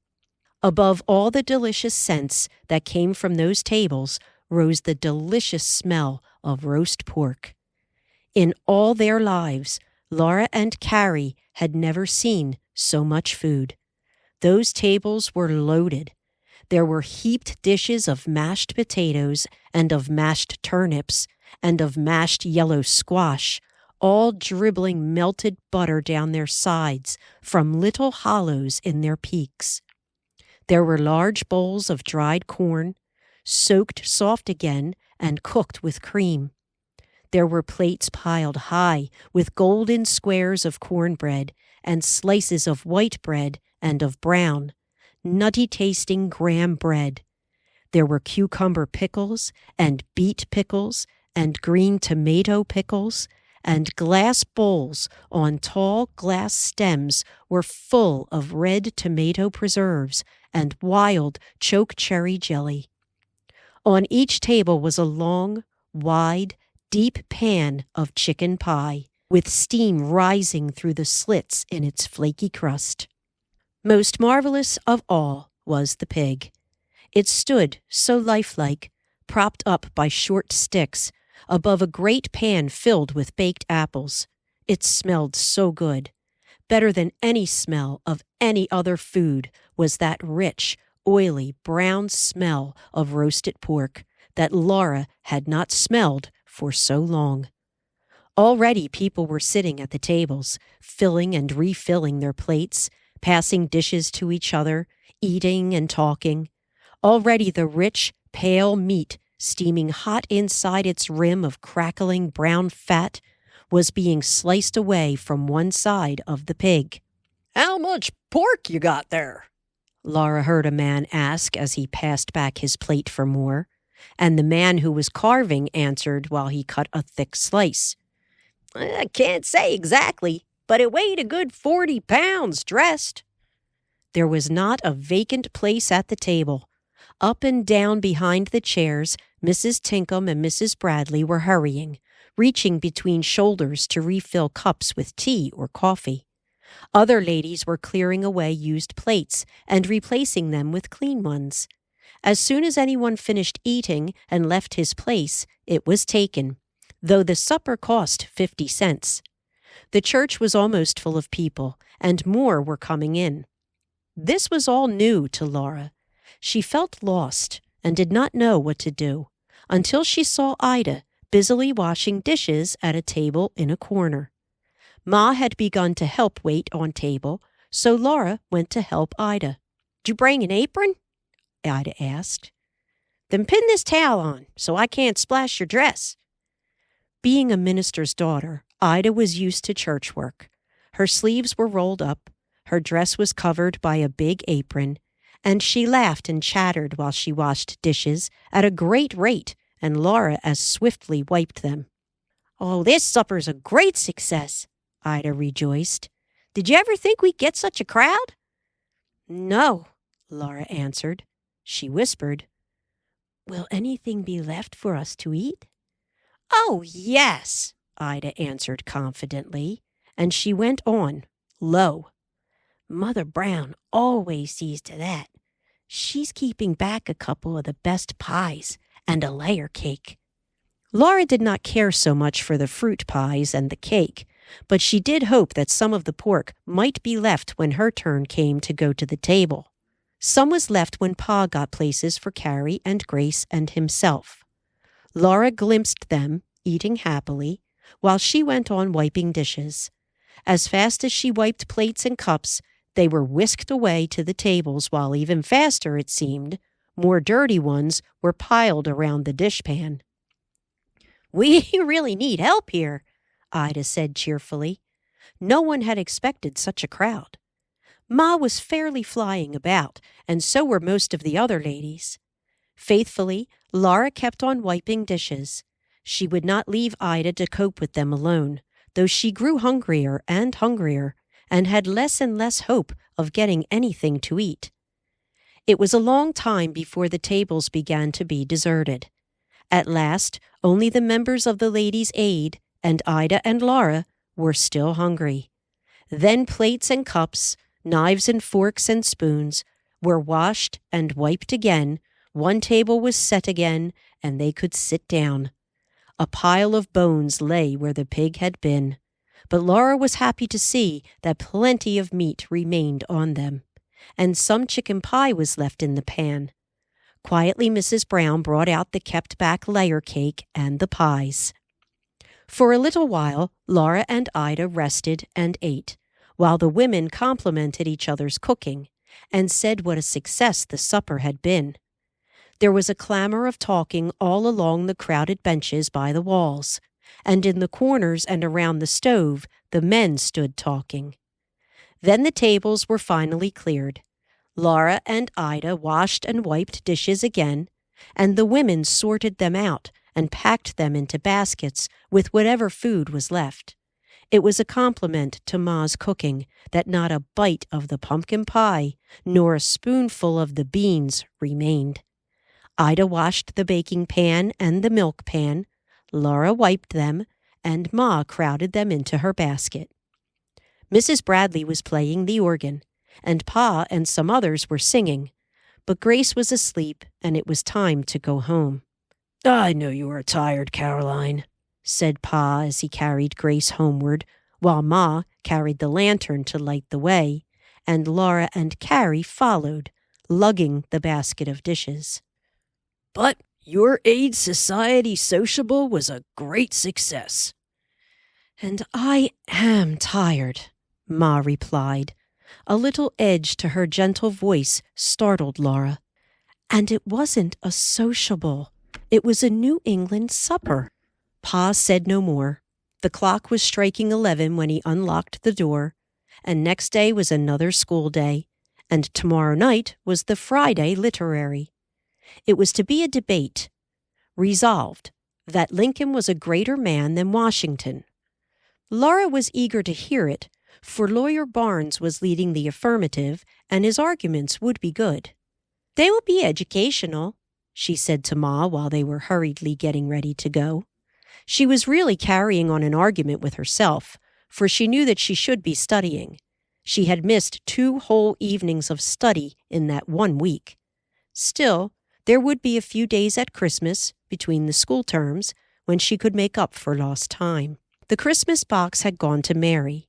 In it, Ma carefully placed the nubia that Laura had crocheted of soft, fleecy wool, as white as the big snowflakes falling gently outside the windows. She put in the lace collar that she had knitted of finest white sewing thread. Then she put in 6 handkerchiefs that Carrie had made of thin lawn. 3 were edged with narrow, machine-made lace, and 3 were plainly hemmed. Grace could not yet make a Christmas present, but she had saved her pennies to buy half a yard of blue ribbon, and Ma had made this into a bow for Mary to pin at her throat on the white lace collar. Then they had all written a long Christmas letter, and into the envelope Pa put a $5 bill. "That will buy the little things she needs," he said. Mary's teacher had written, praising Mary highly. The letter said, too, that Mary could send home an example of her beadwork if she could buy the beads, and that she needed a special slate to write on, and that perhaps later on they would wish her to own another kind of special slate on which to write Braille, a kind of writing that the blind could read with their fingers. "Mary will know that we are all thinking of her at Christmas time," said Ma, and they were all happier in knowing that the Christmas box was on its way. Still, without Mary it was not like Christmas. Only Grace was wholly joyous when at breakfast they opened the Christmas presents. For Grace there was a real doll, with a china head and hands, and little black slippers sewed on her cloth feet. Pa had put rockers on a cigar box to make a cradle for the doll, and Laura and Carrie and Ma had made little sheets and a pillow and a wee patchwork quilt, and had dressed the doll in a nightgown and a nightcap. Grace was perfectly happy. Together, Laura and Carrie had bought a German silver thimble for Ma, and a blue silk necktie for Pa. And at Laura's plate was the blue and gilt book, Tennyson's Poems. Pa and Ma did not guess that she was not surprised. They had brought from Iowa a book for Carrie, too, and kept it hidden. It was Stories of the Moorland. That was all there was to Christmas. After the morning's work was done, Laura at last sat down to read The Lotus Eaters. Even that poem was a disappointment, for in the land that seemed always afternoon, the sailors turned out to be no good. They seemed to think that they were entitled to live in that magic land and lie around complaining. When they thought about bestirring themselves, they only whined. Why should we ever labor up in the laboring wave? Why indeed, Laura thought indignantly. Wasn't that a sailor's job, to ever labor up the laboring wave? But no, they wanted dreamful ease. Laura slammed the book shut. She knew there must be beautiful poems in such a book, but she missed Mary so much that she had no heart to read them. Then Pa came hurrying from the post office with a letter. The handwriting was strange, but the letter was signed Mary. She wrote that she placed the paper on a grooved metal slate, and by feeling the grooves, she could form the letters with a lead pencil. This letter was her Christmas present to them all. She wrote that she liked college and that the teachers said she was doing well in her studies. She was learning to read and to write Braille. She wished that she might be with them on Christmas, and they must think of her on Christmas Day as she would be thinking of them all. Quietly the day went by after the letter was read. Once Laura said, "If only Mary were here, how she would enjoy the literaries." Then suddenly she thought how swiftly everything was changing. It would be 6 more years before Mary came home, and nothing could ever be again the same as it had been. Laura did no studying at all between those school terms, and January went by so quickly that she had hardly time to catch her breath. That winter was so mild that school was not closed for even one day. Every Friday night there was a literary, each more exciting than the last. There was Mrs. Jarley's waxworks. From miles around, everyone came that night.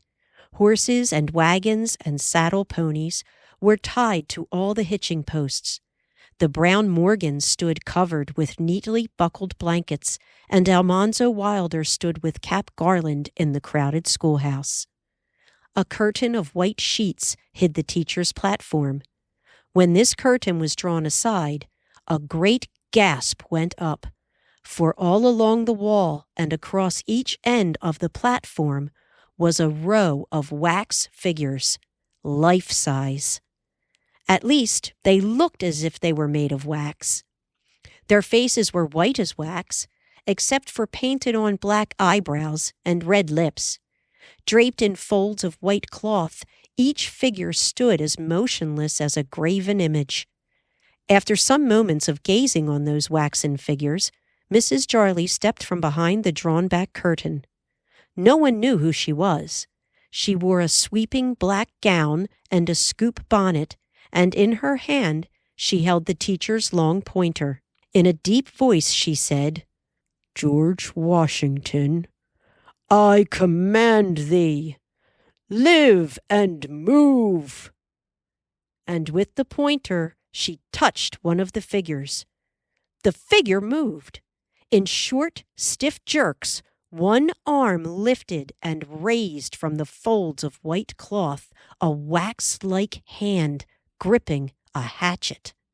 The arm made chopping motions with the hatchet.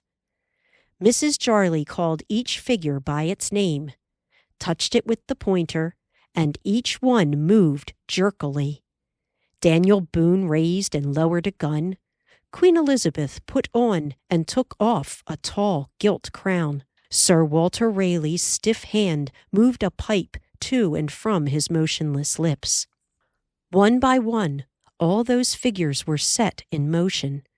They kept on moving in such a lifeless, waxen way that one could hardly believe that they were really alive. When finally the curtain was drawn to, there was one long, deep breath, and then wild applause. All the wax figures, naturally alive now, had to come out before the curtain, while louder and louder grew the applause. Mrs. Jarley took off her bonnet and was Gerald Fuller. Queen Elizabeth's crown and wig fell off, and she was Mrs. Bradley. There seemed no end to the hilarious uproar. "This is the climax, surely," Ma said on the way home. "You can't tell," Pa said teasingly, as if he knew more than he would say. "This whole town has its ginger up now." Mary Power came next day to visit with Laura, and all the afternoon they talked about the waxworks. That evening, when Laura settled down to study, she could only yawn. "I might as well go to bed," she said. "I'm too sleepy," and she yawned enormously. "This will make 2 evenings you've lost this week," said Ma. "And tomorrow night there's church. We are living in such a whirl of gaiety lately that I declare—" Was that a knock at the door? The knock was repeated, and Ma went to the door. Charlie was there, but he would not come in. Ma took an envelope that he handed her and shut the door. "This is for you, Laura," she said. Carrie and Grace looked on wide-eyed, and Pa and Ma waited while Laura read the address on the envelope. "Miss Laura Ingalls, de Smet, Dakota Territory." "Why, what in the world?" she said. She slit the envelope carefully with a hairpin and drew out a folded sheet of gilt-edged notepaper. She unfolded it and read aloud. "Ben M. Woodworth requests the pleasure of your company at his home, Saturday evening, January 28th, supper at 8 o'clock. Just as Ma sometimes did, Laura sat limply down. Ma took the invitation from her hand and read it again. "It's a party," Ma said. "A supper party." "Oh, Laura, you're asked to a party," Carrie exclaimed. Then she asked, "What is a party like?"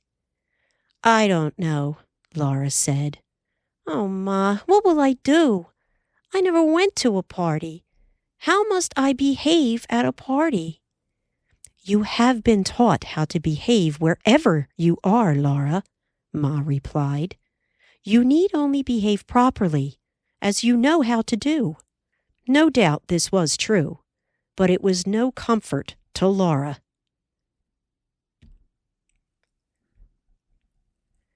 Chapter 20. The Birthday Party. All the next week Laura thought of the party. She wanted to go and she did not want to. Once, long ago when she was a little girl, she had gone to Nellie Olson's party, but that was a little girl's party. This would be different. At school, Ida and Mary Power and Minnie were excited about it. Arthur had told Minnie that it would be a birthday party for Ben's birthday. From politeness, they could hardly say a word about it, because Nellie was with them at recess, and Nellie had not been invited. She could not have come because she lived in the country. On the night of the party, Laura was dressed and ready at 7 o'clock. Mary Power was coming to go with her to the depot, but she would not come for half an hour yet. Laura tried to read again her favorite of Tennyson's poems. "Come into the garden, Maud, for the black bat, night, has flown. Come into the garden, Maud, I am here at the gate alone, and the woodbine spices are wafted abroad, and the musk of the rose is blown. She could not sit still. She took one more look into the looking-glass that hung on the wall. She wished so much to be tall and slim that she almost hoped to see a slender, tall girl. But in the glass she saw a small, round girl in a Sunday best dress of blue cashmere. At least it was a young lady's dress, so long that it hid the high tops of her buttoned shoes. The full gathered skirt was gathered as full in the back as it could possibly be.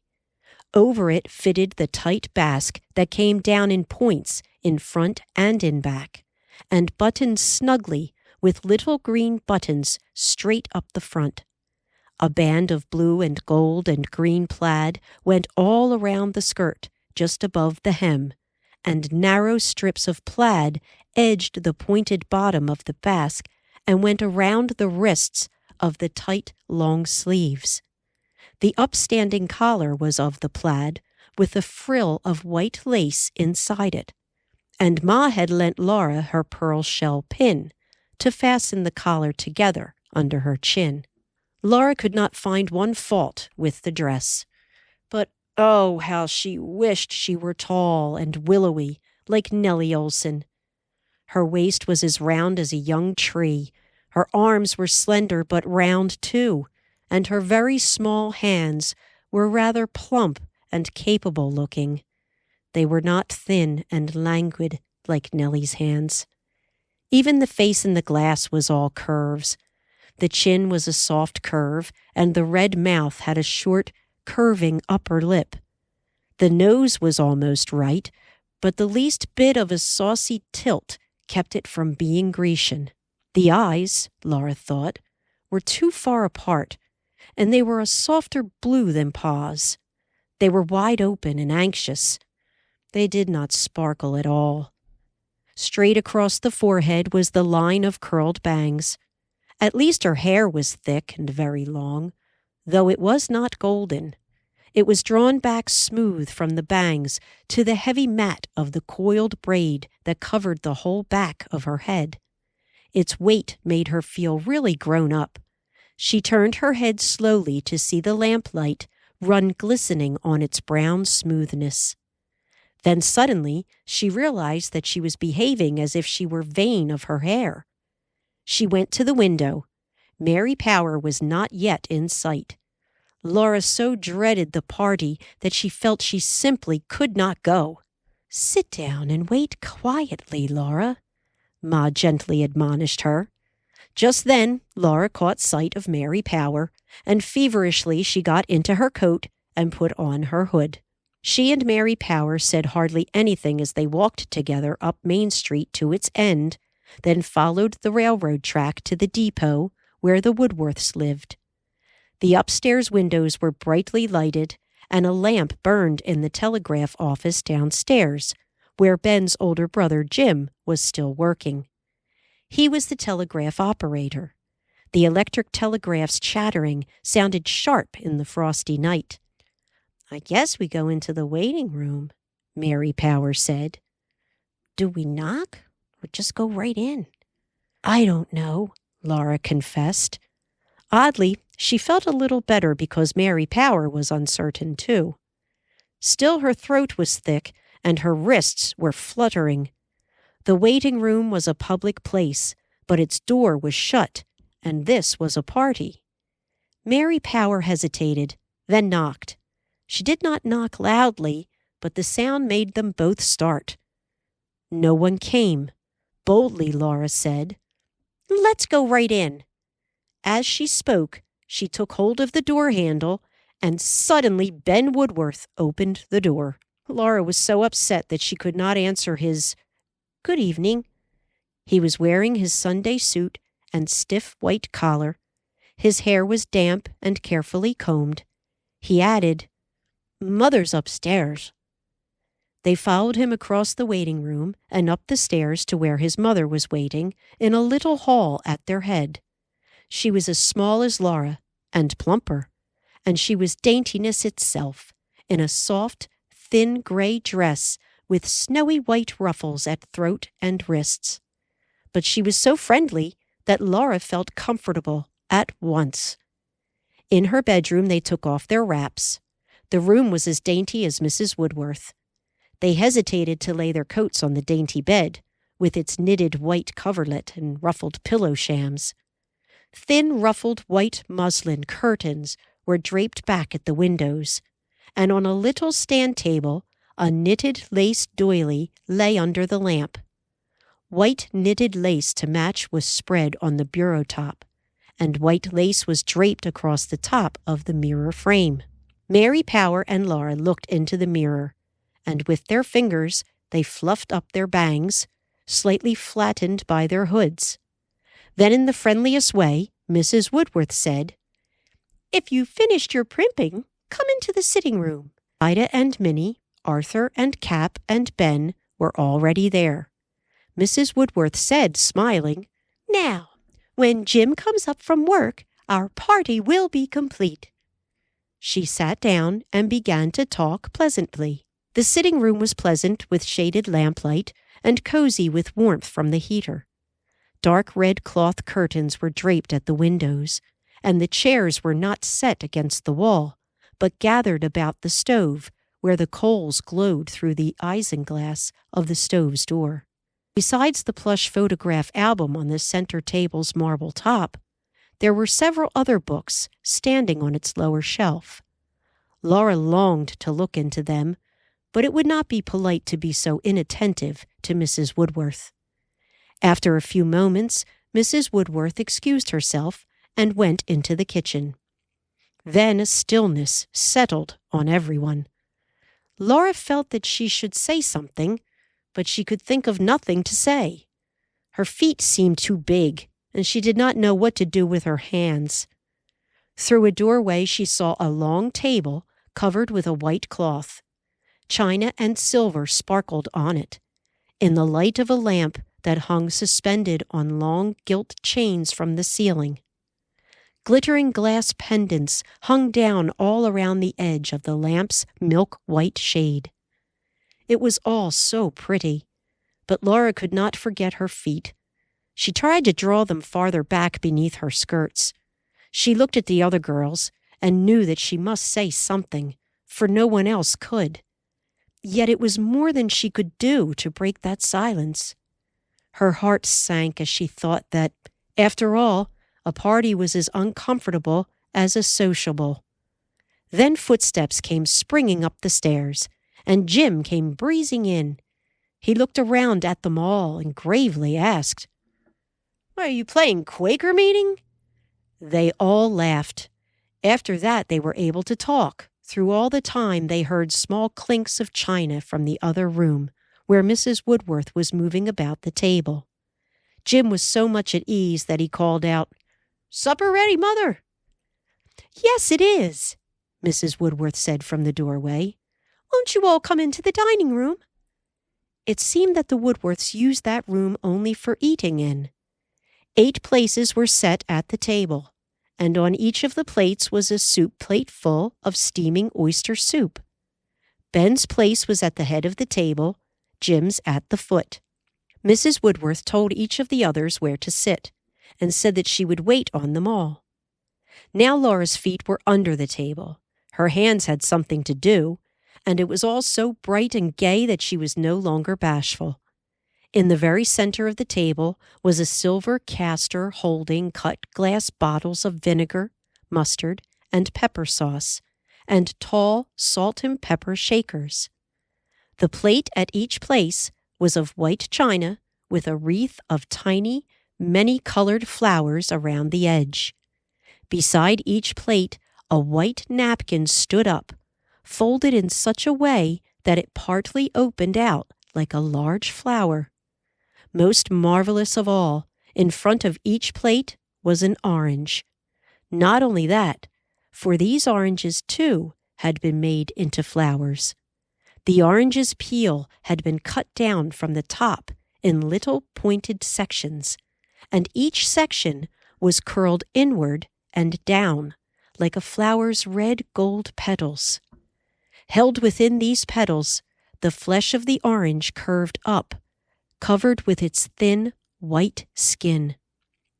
The oyster soup alone was treat enough to make a party, and to go with it, Mrs. Woodworth passed a bowl of tiny, round oyster crackers. When the last drop of that delicious soup had been spooned up and swallowed, she took away the soup plates, and she set on the table a platter heaped with potato patties. The small, flat cakes of mashed potatoes were fried a golden brown.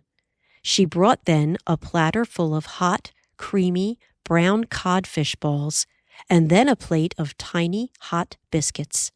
She passed butter in a round glass butter dish. Mrs. Woodworth urged generous helpings, not once, but twice. Then she brought cups of coffee and passed the cream and sugar.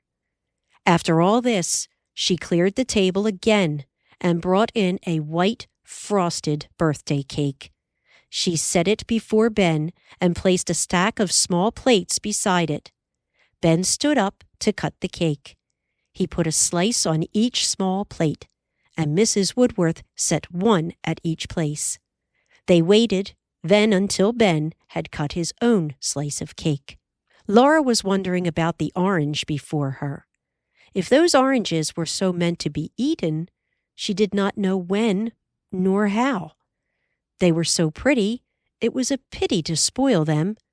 Still, she had once eaten part of an orange, so she knew how good an orange tastes.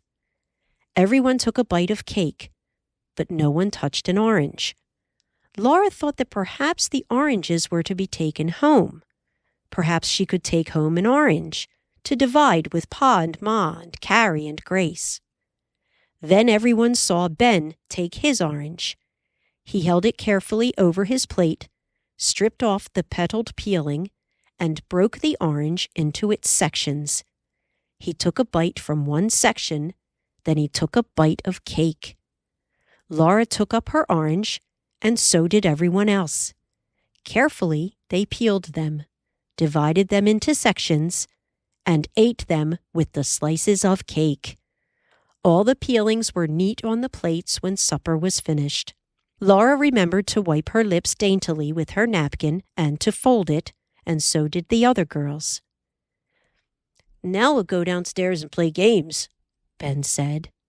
As they all got up from the table, Laura said low to Mary Power, "Oughtn't we to help with the dishes?" And Ida asked right out, "Shan't we help wash the dishes first, Mrs. Woodworth?" Mrs. Woodworth thanked them, but said, "Run along and enjoy yourselves, girls. Never mind the dishes." The big waiting room downstairs was bright with light from the bracket lamps and warm from the red-hot heating stove. There was plenty of room to play the liveliest games. First they played Drop the Handkerchief, then they played Blind Man's Buff. When at last they all dropped panting onto the benches to rest, Jim said, "I know a game you've never played." Eagerly they all wanted to know what it was. "Well, I don't believe it's got a name. It's so new," Jim answered. "But you all come into my office and I'll show you how it's played." In the small office, there was barely room for them all to stand in a half circle, as Jim told them to do, with Jim at one end and Ben at the other end, crowded against Jim's work table.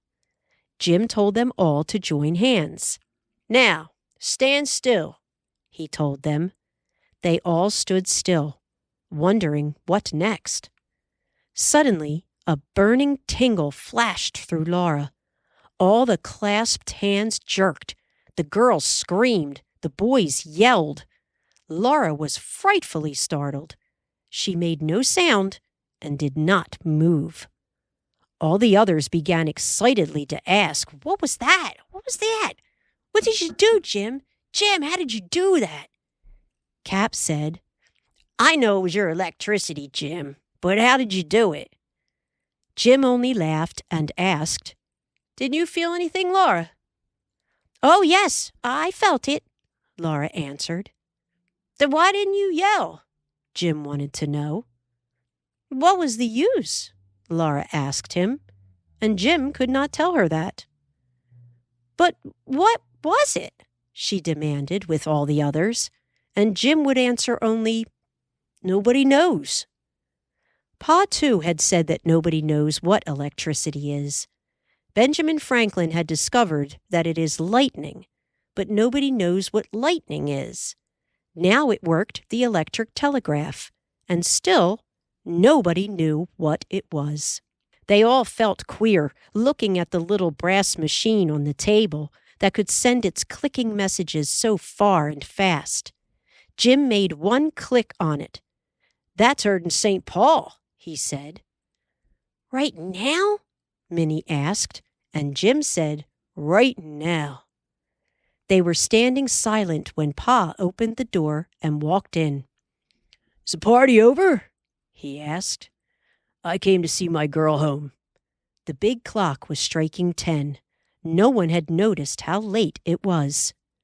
While the boys put on their coats and caps that had been hanging in the waiting room, the girls went upstairs to thank Mrs. Woodworth and tell her good night. In the dainty bedroom, they buttoned their coats and tied on their hoods and said, oh, what a good time they had had. Now that the dreaded party was over, Laura only wished that it could last longer. Downstairs, Reverend Brown had come for Ida, and Laura and Mary Power walked home with Pa. Ma was waiting up when Laura and Pa came in. "I can see what a good time you've had by the way your eyes are shining," Ma smiled at Laura. "Now, slip quietly up to bed, for Carrie and Grace are asleep. Tomorrow you can tell all of us about the party." "Oh, Ma, each one of us had a whole orange." Laura couldn't help saying then, but she saved the rest to tell them all together.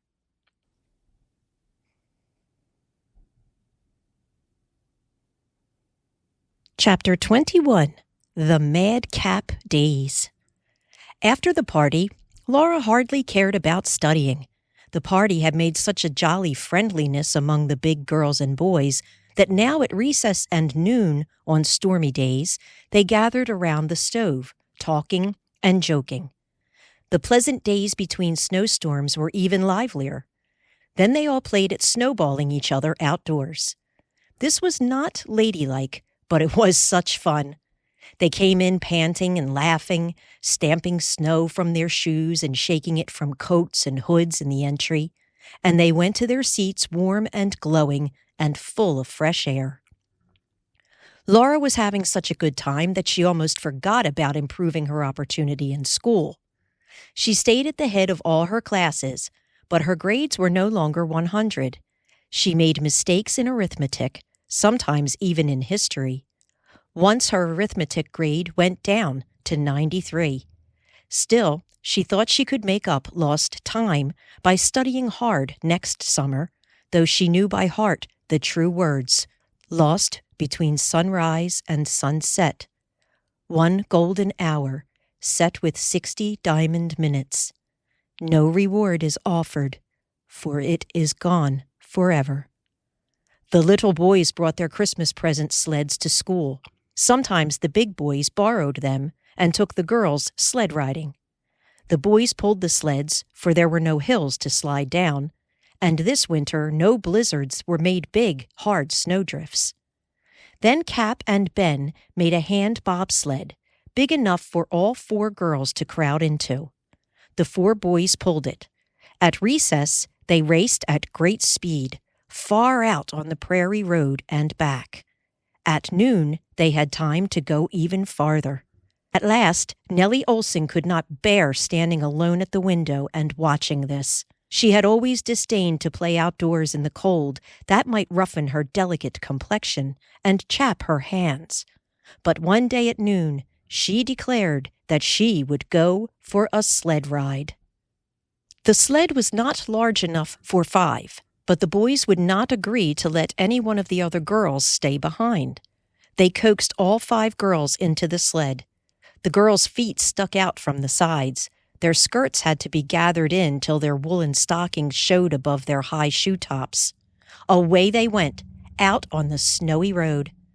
They were wind-blown, disheveled, red-faced from cold and wind, and laughter and excitement as the boys swung in a circle over the prairie and ran toward town, drawing the sled behind them. They whisked past the schoolhouse, and Cap shouted, "Let's go up and down Main Street!" With laughter and shouts, the other boys agreed, running even faster. Nellie shrieked, "Stop this minute! Stop! Stop, I tell you!" Ida called, "Oh, boys, you mustn't!" But she could not stop laughing. Laura was laughing too, for they were such a funny sight, heels kicking helplessly, skirts blowing, fascinators and mufflers and hair whipping in the wind. Nellie's screaming only added to the boys' merriment as they ran the faster. Surely, Laura thought, they wouldn't go on to Main Street. Surely they would turn back any minute. "No, no, Arthur, no!" Minnie was screaming, and Mary Power was begging, "Don't! Oh, please don't!" Laura saw the brown Morgan horses standing blanketed at the hitching posts. Almanzo Wilder, in a big fur coat, was untying them. He turned to see what caused the girls screaming, and at the same instant, Laura knew that the boys meant to take them all past him, past all the eyes on Main Street.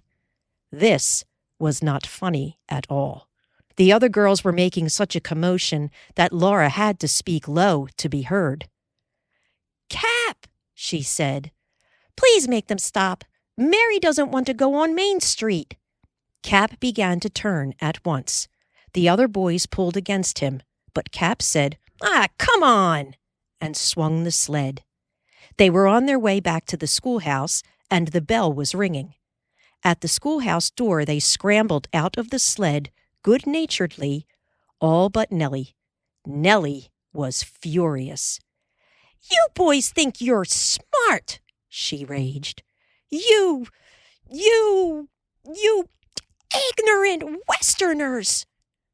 The boys looked at her, sober and silent. They could not say what they wanted to, because she was a girl. Then Cap glanced anxiously at Mary Power, and she smiled at him. "Thank you, boys, for the ride," Laura said. "Yes, thank you all. It was such fun," Ida chimed in. "Thank you," Mary Power said, smiling at Cap, and his flashing smile lighted up his whole face. "We'll go again at recess," he promised, as they all trooped into the schoolhouse. In March, the snow was melting, and final examinations were near. Still, Laura did not study as she should. All the talk now was about the last literary of that winter. What it would be was a secret that everyone was trying to guess. Even Nellie's family was coming to it, and Nellie was going to wear a new dress. At home, instead of studying, Laura sponged and pressed her blue cashmere and freshened its lace frill. She so wanted a hat to wear instead of her hood that Ma bought for her half a yard of beautiful brown velvet. "I know you'll take the very best care of the hat," Ma made excuse to herself. "And it will be perfectly good to wear for some winters to come." So on Saturdays, Mary Power and Laura made their hats. Mary's was of dark blue cloth, trimmed with a twist of black velvet and blue, all from her father's scrap bag. Laura's was of that lovely brown velvet, so soft to touch, and with a tawny golden sheen to its silkiness. She wore it for the first time to the literary. In the schoolhouse, no preparation was to be seen, except that the teacher's desk had been moved from the platform. People crowded 3 in a seat, and every inch of standing room was jammed. Even on the teacher's desk, boys stood tightly crowded. Mr. Bradley and Lawyer Barnes pressed back the mass of people to keep the center aisle clear. No one knew why, and no one knew what was happening when a great shout went up from the people outside who were trying to get in. Then up the center aisle came marching 5 black-faced men in raggedy-taggedy uniforms. White circles were around their eyes, and their mouths were wide and red. Up onto the platform they marched. Then, facing forward, in a row, suddenly they all advanced, singing, "Oh, talk about your mulligan guards, these darkies can't be beat."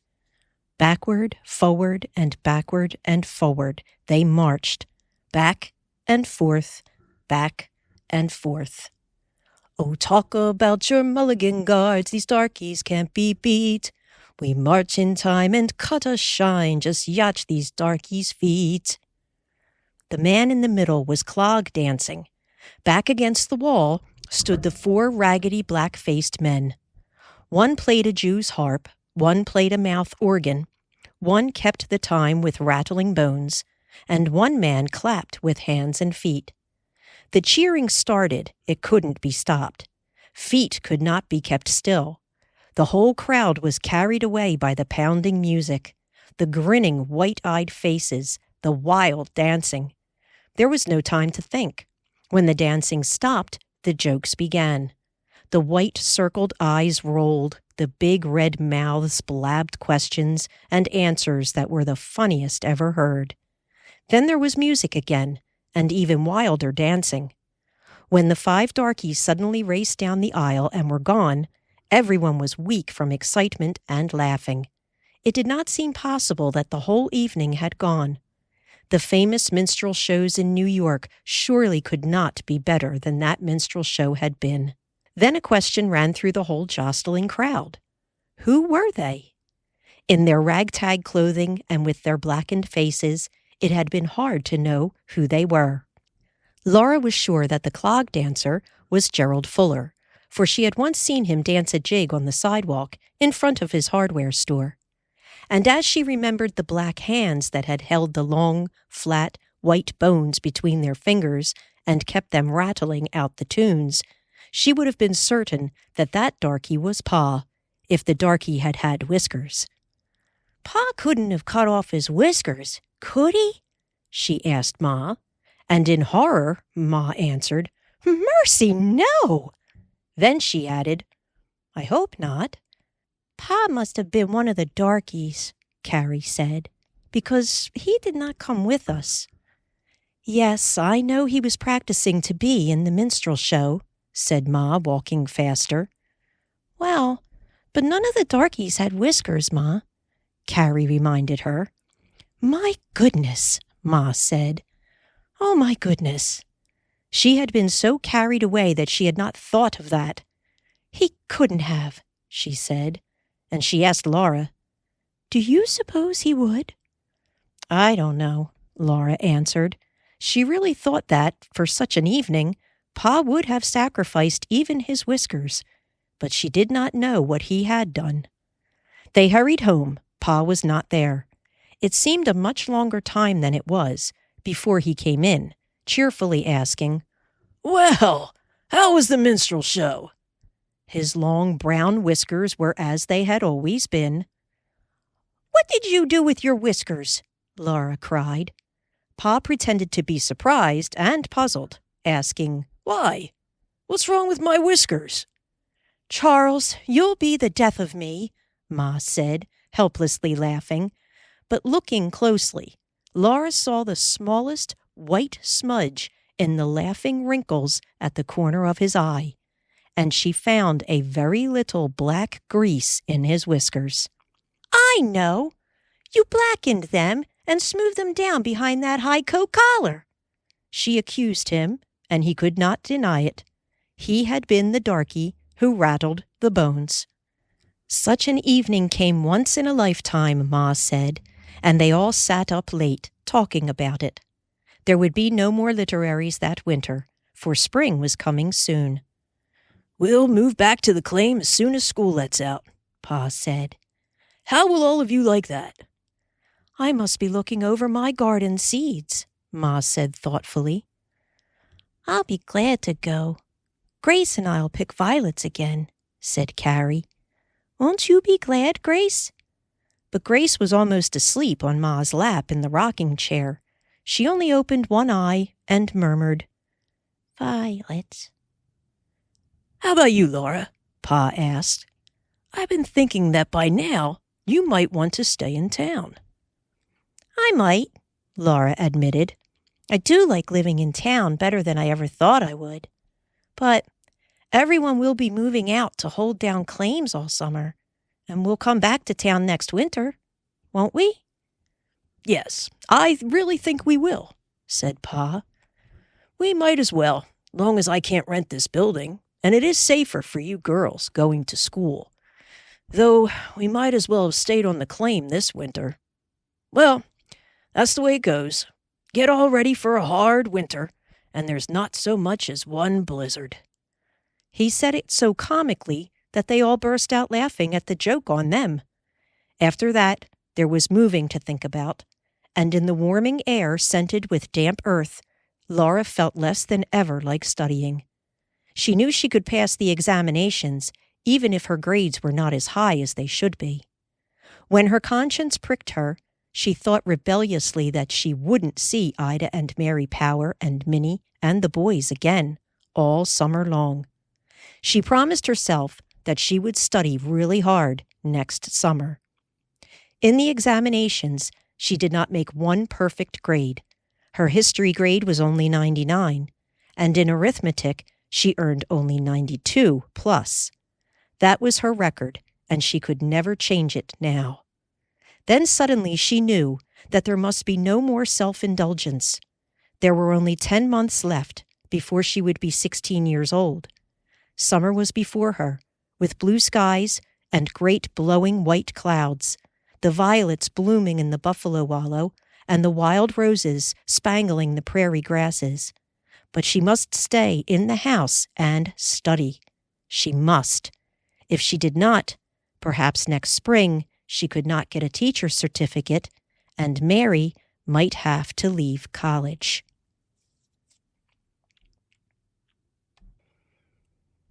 Chapter 22, Unexpected in April. Everything was settled in the little house on the homestead. Outdoors the snow was all gone. A green mist of new grass lay over the prairie, and plowed land spread black and sweet-smelling under the warm sun. For 2 hours that morning Laura had studied. Now, as she cleared away the dinner dishes, she saw her slate and schoolbooks waiting, and she felt the soft breeze beguiling her to go walking with Carrie and Grace in the spring weather. She knew she had to study. I think I'll go to town this afternoon, said Pa as he put on his hat. Is there anything you want me to get, Caroline? Suddenly the breeze was icy cold, and Laura looked quickly from the window. She exclaimed, "Pa, there's a blizzard cloud." Why, it can't be. This late in April? Pa turned to see for himself. The sunlight went out. The sound of the wind changed as it rose. The storm struck the little house. A whirling whiteness pressed against the window, and the cold came in. On second thought, said Pa, I believe I'd rather stay home this afternoon. He drew a chair close to the stove and sat down. I'm glad all the stock is in the stable. I was going to get picket ropes in town, he added. Kitty was frantic. This was the first blizzard she had known. She did not know what to make of it when all her fur stood up and crackled. Trying to soothe her, Grace discovered that a spark would snap from her wherever she was touched. Nothing could be done about that, except not to touch her. 3 days and nights the blizzard raged. Pa put the hens in the stable, lest they freeze. It was so cold that the dismal days were spent close to the stove. And though the light was dim, Laura doggedly studied arithmetic. At least, she thought, I don't want to go walking. On the 3rd day, the blizzard left the prairie covered with fine, hard snow. It was still frozen when Pa walked to town the next day. He brought back news that 2 men had been lost in that blizzard. They had come from the east on the train, in the warm spring morning. They had driven out to see friends on a claim south of town, and just before noon, they had set out to walk to another claim 2 miles away. After the blizzard, the whole neighborhood turned out to search for them, and they were found beside a haystack, frozen to death. Being from the east, they didn't know what to do, said Pa. If they had dug into the haystack and plugged the hole behind them with hay, they would have kept each other warm, and they might have lived through the blizzard. "But whoever could have expected such a blizzard so late?" said Ma. "Nobody knows what will happen," Pa said. "Prepare for the worst, and then you've some grounds to hope for the best. That's all you can do." Laura objected. "You were all prepared for the worst last winter, Pa, and all that work was wasted. There wasn't one blizzard till we were back here and not prepared for it." "It does seem that these blizzards are bound to catch us, coming or going," Pa almost agreed. "I don't see how anybody can be prepared for anything," said Laura. "When you expect something, and then something else always happens." "Laura." "Well, it does, Ma," Laura protested. "No," Ma said. "Even the weather has more sense in it than you seem to give it credit for. Blizzards come only in a blizzard country. You may be well prepared to teach school and still not be a school teacher, but if you are not prepared, it's certain that you won't be." That was so. Later, Laura remembered that Ma had once been a school teacher. That evening, when she put away her books to help Ma get supper, she asked, "How many terms of school did you teach, Ma?" "2," said Ma. "What happened then?" Laura asked. "I met your Pa," Ma answered. "Oh," Laura said. Hopefully she thought that she might meet somebody. Maybe, after all, she would not have to be a school teacher always. Chapter 23. School Time Begins Again. Afterward, it seemed to Laura that she did nothing but study that whole summer long. Of course, this was not true.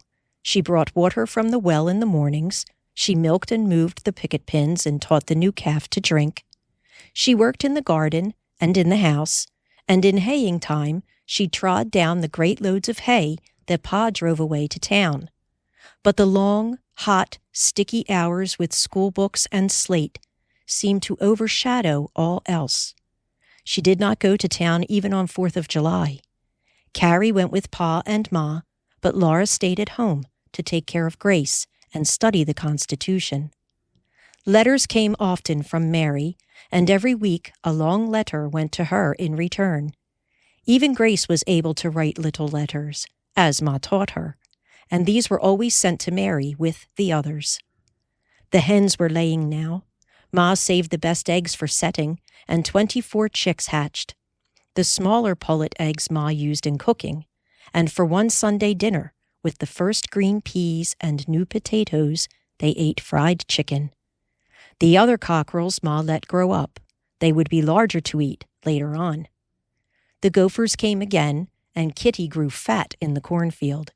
She caught more gophers than she could eat, and at all hours of the day she could be heard meowing proudly as she brought a fresh killed one to lay at Ma's feet, or Laura's, or Carrie's, or Grace's. She wanted to share her good food, and her puzzled look showed plainly that she could not understand why the whole family did not eat gophers. The blackbirds came again, though they were not so many this year, and Kitty caught some of them. Still they did damage enough.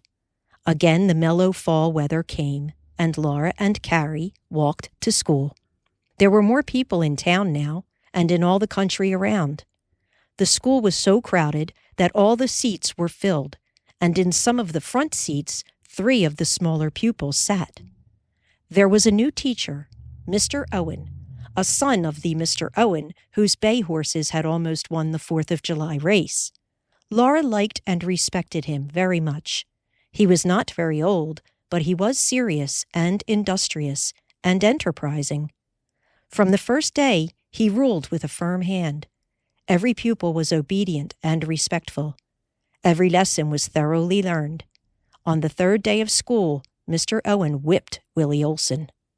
For some time, Laura did not quite know what she thought about that whipping. Willie was bright enough, but he had never learned his lessons. When he was called upon to recite, he let his mouth fall open, and all the sense went out of his eyes. He looked less than half-witted. He hardly looked human. It made anyone turn sick to see him. He had begun doing this to tease Miss Wilder. He seemed unable to collect his scattered mind enough to understand anything she said to him. At recess he would do this again, to amuse the other boys. When Mr. Cluett taught, he thought that Willie was a half-wit, and required nothing of him. The habit had grown on Willie, until now at any time he could be seen mooning about with his mouth dropped open and his eyes empty. Laura really thought that Willie's mind completely left him at these times. The first time that Willie goggled at Mr. Owen was when his name was asked for the school record. Mr. Owen was startled, and Nellie spoke up. "He's my brother, Willie Olson, and he can't answer questions. They confuse him." Several times that day, and the next, Laura saw Mr. Owen glance sharply at Willie. Willie was always drooling and staring blankly. When he was called upon to recite, Laura could not bear to see his idiot face. On the third day, Mr. Owen quietly said, "Come with me, Willie." He had his pointer in his hand. With the other hand firm on Willie's shoulder, he took Willie into the entry and shut the door. He did not say anything. From their seat nearest the door, Ida and Laura heard the swish and thud of the pointer. Everyone heard Willie's howls. Mr. Owen came quietly in with Willie. "Stop blubbering," he said. "Go to your seat and study. I expect you to know and recite your lessons." Willie stopped blubbering and went to his seat. After that, one look from Mr. Owen cleared some of the idiot look from Willie's face. He seemed to be trying to think and to act like other boys. Laura often wondered whether he could pull his mind together after he had let it go to pieces so. But at least Willie was trying. He was afraid not to try. Laura and Ida, Mary Power and Minnie, and Nellie Olson had kept their old seats. They were all tanned brown from the summer sun, except Nellie, who was paler and more ladylike than ever. Her clothes were so beautiful, though her mother did make them over from cast-offs, that Laura grew dissatisfied with her brown school dress and her blue cashmere for best. She did not complain, of course, but she wanted to. Hoops had finally come in, and Ma bought a set for Laura. She let down the hem of the brown dress and made it over so cleverly that it could be worn over hoops perfectly well, and the full blue cashmere needed no changing. Still, Laura felt that all the other girls were better dressed. Mary Power had a new school dress. Minnie Johnson had a new coat and new shoes. Ida's clothes came out of a missionary barrel, but Ida was so sweet and merry that she looked perfectly dear in anything. When Laura dressed for school, it seemed to her that the more she fussed with her appearance, the more dissatisfying it was. "Your corset is too loose." Ma tried to help her one morning. "Pull the strings tighter, and your figure will be neater. And I can't think that a lunatic fringe is the most becoming way to do your hair. It makes any girl's ears appear larger to comb the hair up back of them and to have that mat of bangs above the forehead." Ma was anxiously helpful, but some sudden thought made her laugh softly to herself. "What is it, Ma? Tell us," Laura and Carrie begged. "I was only thinking of the time your Aunt Eliza and I combed our hair up, off our ears, and went to school that way. The teacher called us up front and shamed us before the whole school for being so unladylike and bold as to let our ears be seen." Ma laughed softly again. "Is that the reason you always wear those soft wings of hair down over your ears?" Laura cried. Ma looked a little surprised. "Yes, I suppose it is," she answered, still smiling. On the way to school, Laura said, "Carrie, do you know I've never once seen Ma's ears?" "They're probably pretty ears, too," said Carrie. "You look like her, and your ears are little and pretty." "Well," Laura began. Then she stopped and spun round and round, for the strong wind blowing against her always made the wires of her hoop skirt creep slowly upward under her skirts until they bunched around her knees. Then she must whirl around and around until the wires shook loose and spiraled down to the bottom of her skirts, where they should be. As she and Carrie hurried on, she began again. I think it was silly, the way they dressed when Ma was a girl. Don't you?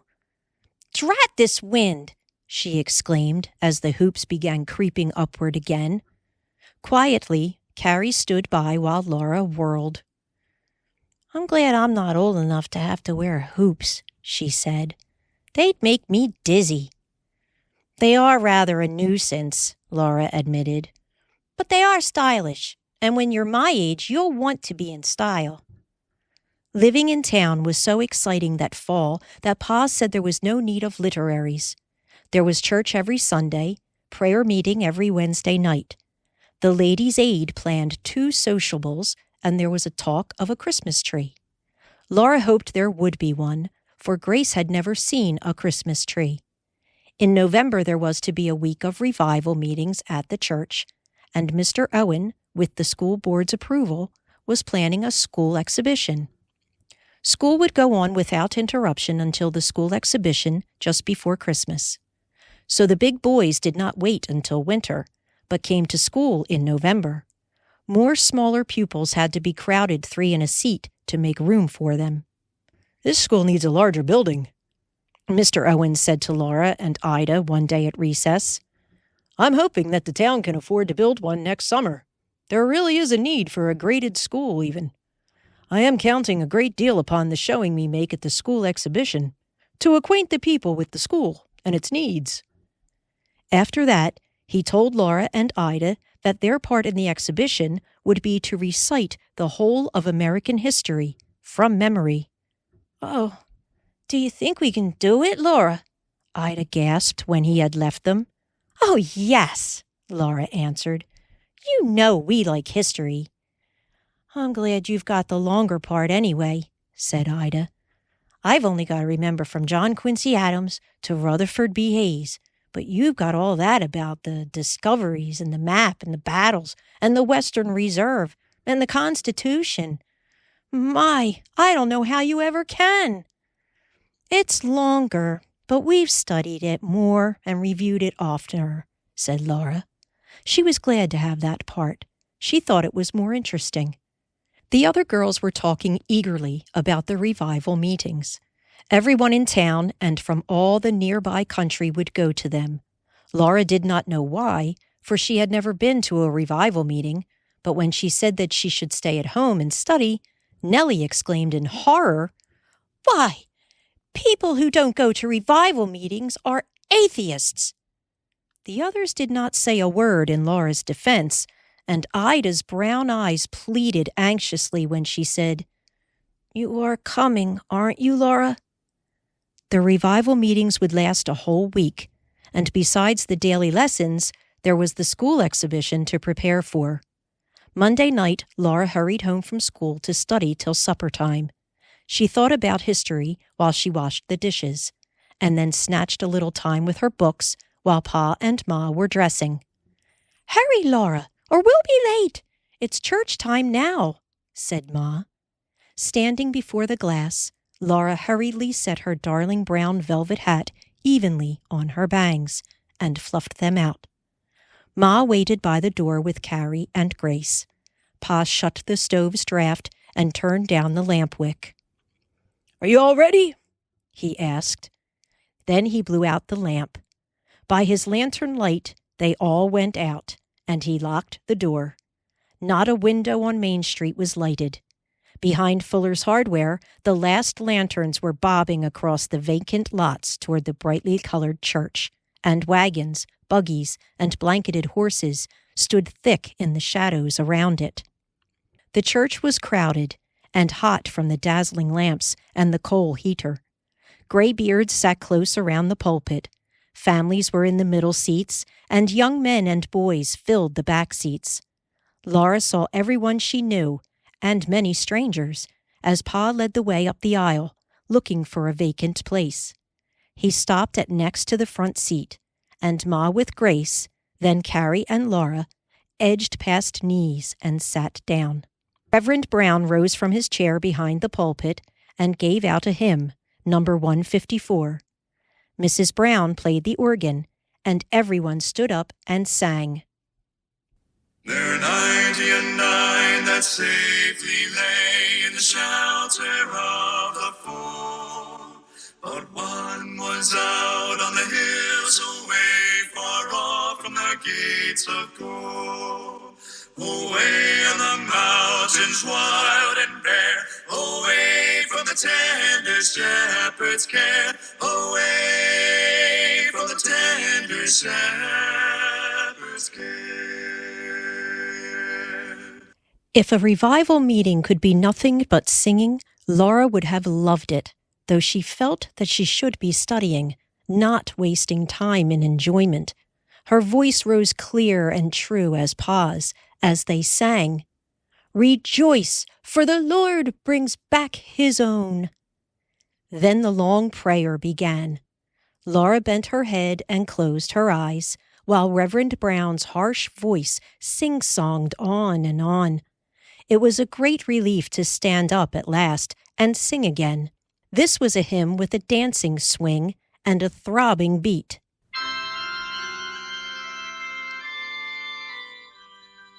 Sowing the seed by the daylight fair, sowing the seed by the noonday glare, sowing the seed by the fading light, sowing the seed in the solemn night. Oh, what shall the harvest be? Oh, what shall the harvest be? Reverend Brown's preaching went on with the throbbing and swinging. His voice rose and fell, thundered and quivered. His bushy white eyebrows raised and lowered. His fist thumped the pulpit. Repent ye, while yet there is time! Time to be saved from damnation!" he roared. Chills ran up Laura's spine and over her scalp.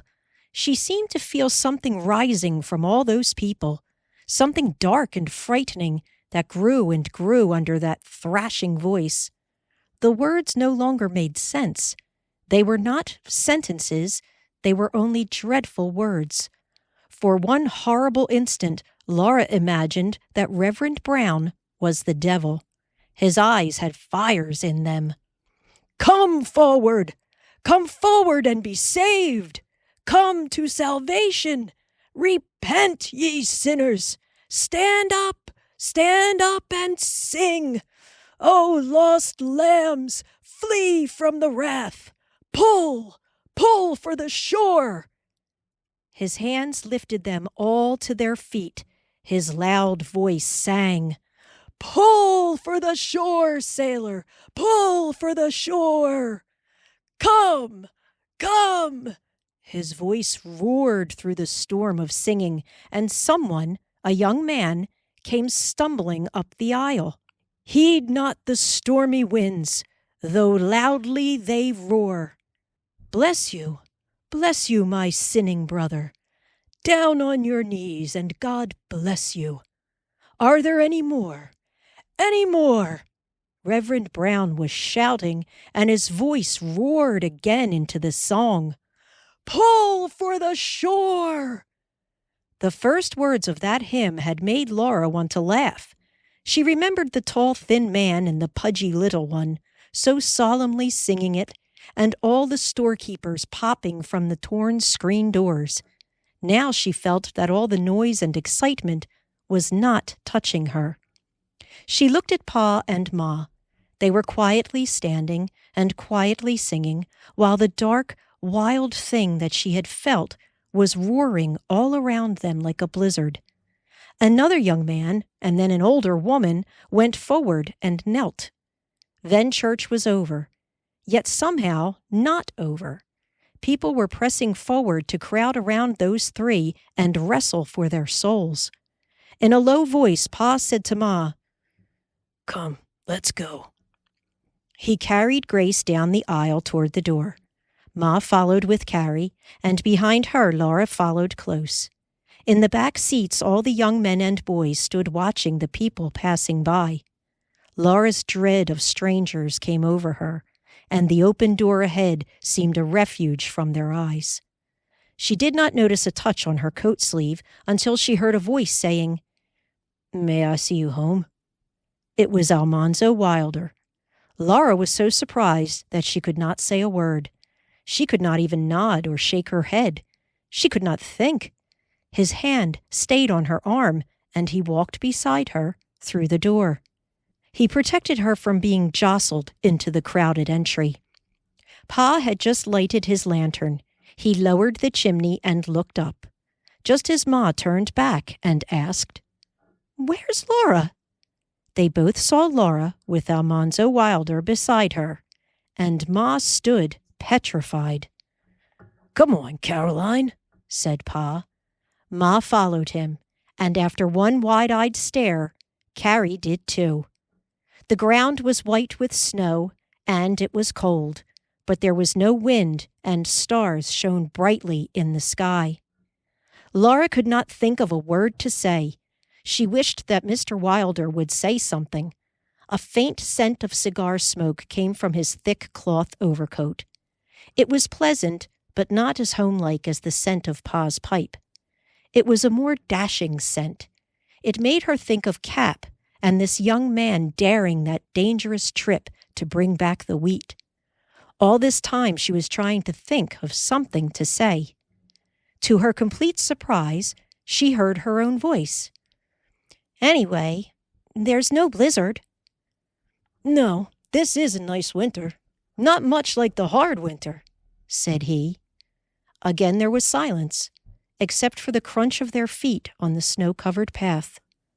On Main Street, dark groups hurried homeward, with lanterns that cast big shadows. Pa's lantern went straight across the street. Pa and Ma and Carrie and Grace went in and were at home. Laura and Almanzo stood outside the closed door. "Well, good night," he said, as he made a backward step and raised his cap. "I'll see you tomorrow night."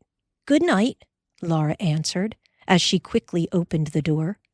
Pa was holding the lantern up while Ma lighted the lamp, and he was saying, "Trust him anywhere, and it's only walking home from church."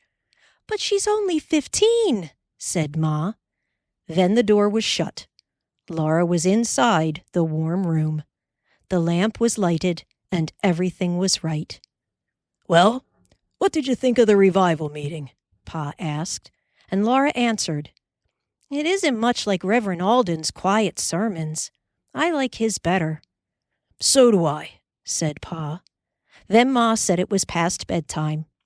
Several times next day, Laura wondered what young Mr. Wilder had meant by saying that he would see her that night. She did not know why he had walked her home. It was an odd thing for him to do, for he was grown up.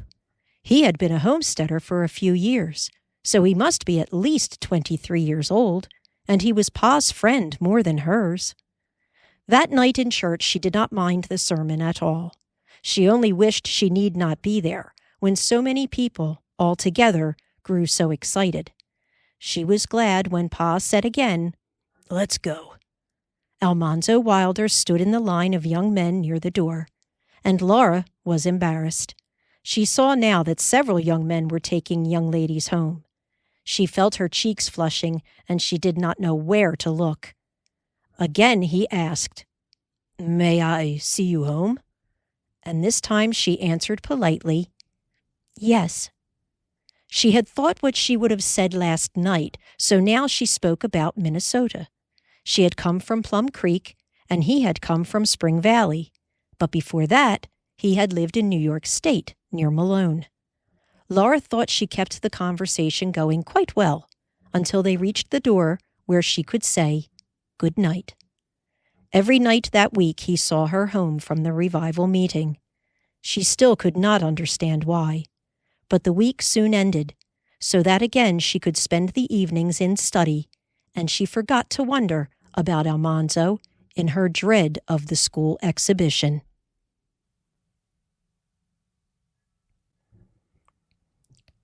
Chapter 24. The school exhibition.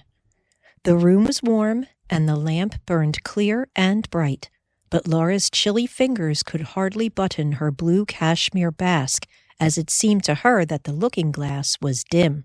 She was dressing to go to the school exhibition. She had dreaded it for so long that now it did not seem real, but it was.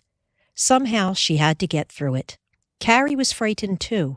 Her eyes were very large in her thin face, and she whispered to herself, "Chisel in hand stood the sculptor boy," while Laura tied on her hair ribbon. Ma had made a new dress of bright plaid, woolen for Carrie to wear when she spoke her piece. "Ma, please hear me say my piece again," she begged. "There isn't time, Carrie," Ma replied. "We're almost late as it is. I'm sure you know it perfectly well. I'll hear you say it on the way. Are you ready, Laura?" "Yes, Ma," Laura said faintly. Ma blew out the lamp. Outdoors a cold wind was blowing, and snow blew white along the ground. Laura's skirts whipped in the wind. Her hoops crawled up maddeningly, and she feared that the curl was coming out of her bangs. Desperately, she tried to remember all that she must say, but she could not get beyond, "America was discovered by Christopher Columbus in 1492. Columbus, a native of Genoa in Italy." Carrie was breathlessly chanting, "Waiting the hour when at God's command." Pa said, "Oh, they've got the church lighted up." Both the schoolhouse and the church were lighted. A thick, dark line of people with splotches of yellow lantern light was moving toward the church. "What's up?" Pa asked, and Mr. Bradley answered, "So many have come, they can't all get into the schoolhouse. Owen's moving us into the church." Mrs. Bradley said, "I hear you're going to give us a real treat tonight, Laura." Laura hardly knew what she answered. She was thinking, Christopher Columbus, a native of Genoa in Italy. America was discovered by Christopher Columbus in 1492. Christopher Columbus, she had to get past Columbus. In the entry, the crowd was so jammed that she feared her wire hoops were pressed out of shape. There was no more room for wraps on the hooks there. The aisles were packed with people trying to find seats. Mr. Owen was heard repeating, "These front seats are reserved for the scholars. Pupils, please, come forward to these seats." Ma said she would take care of the wraps.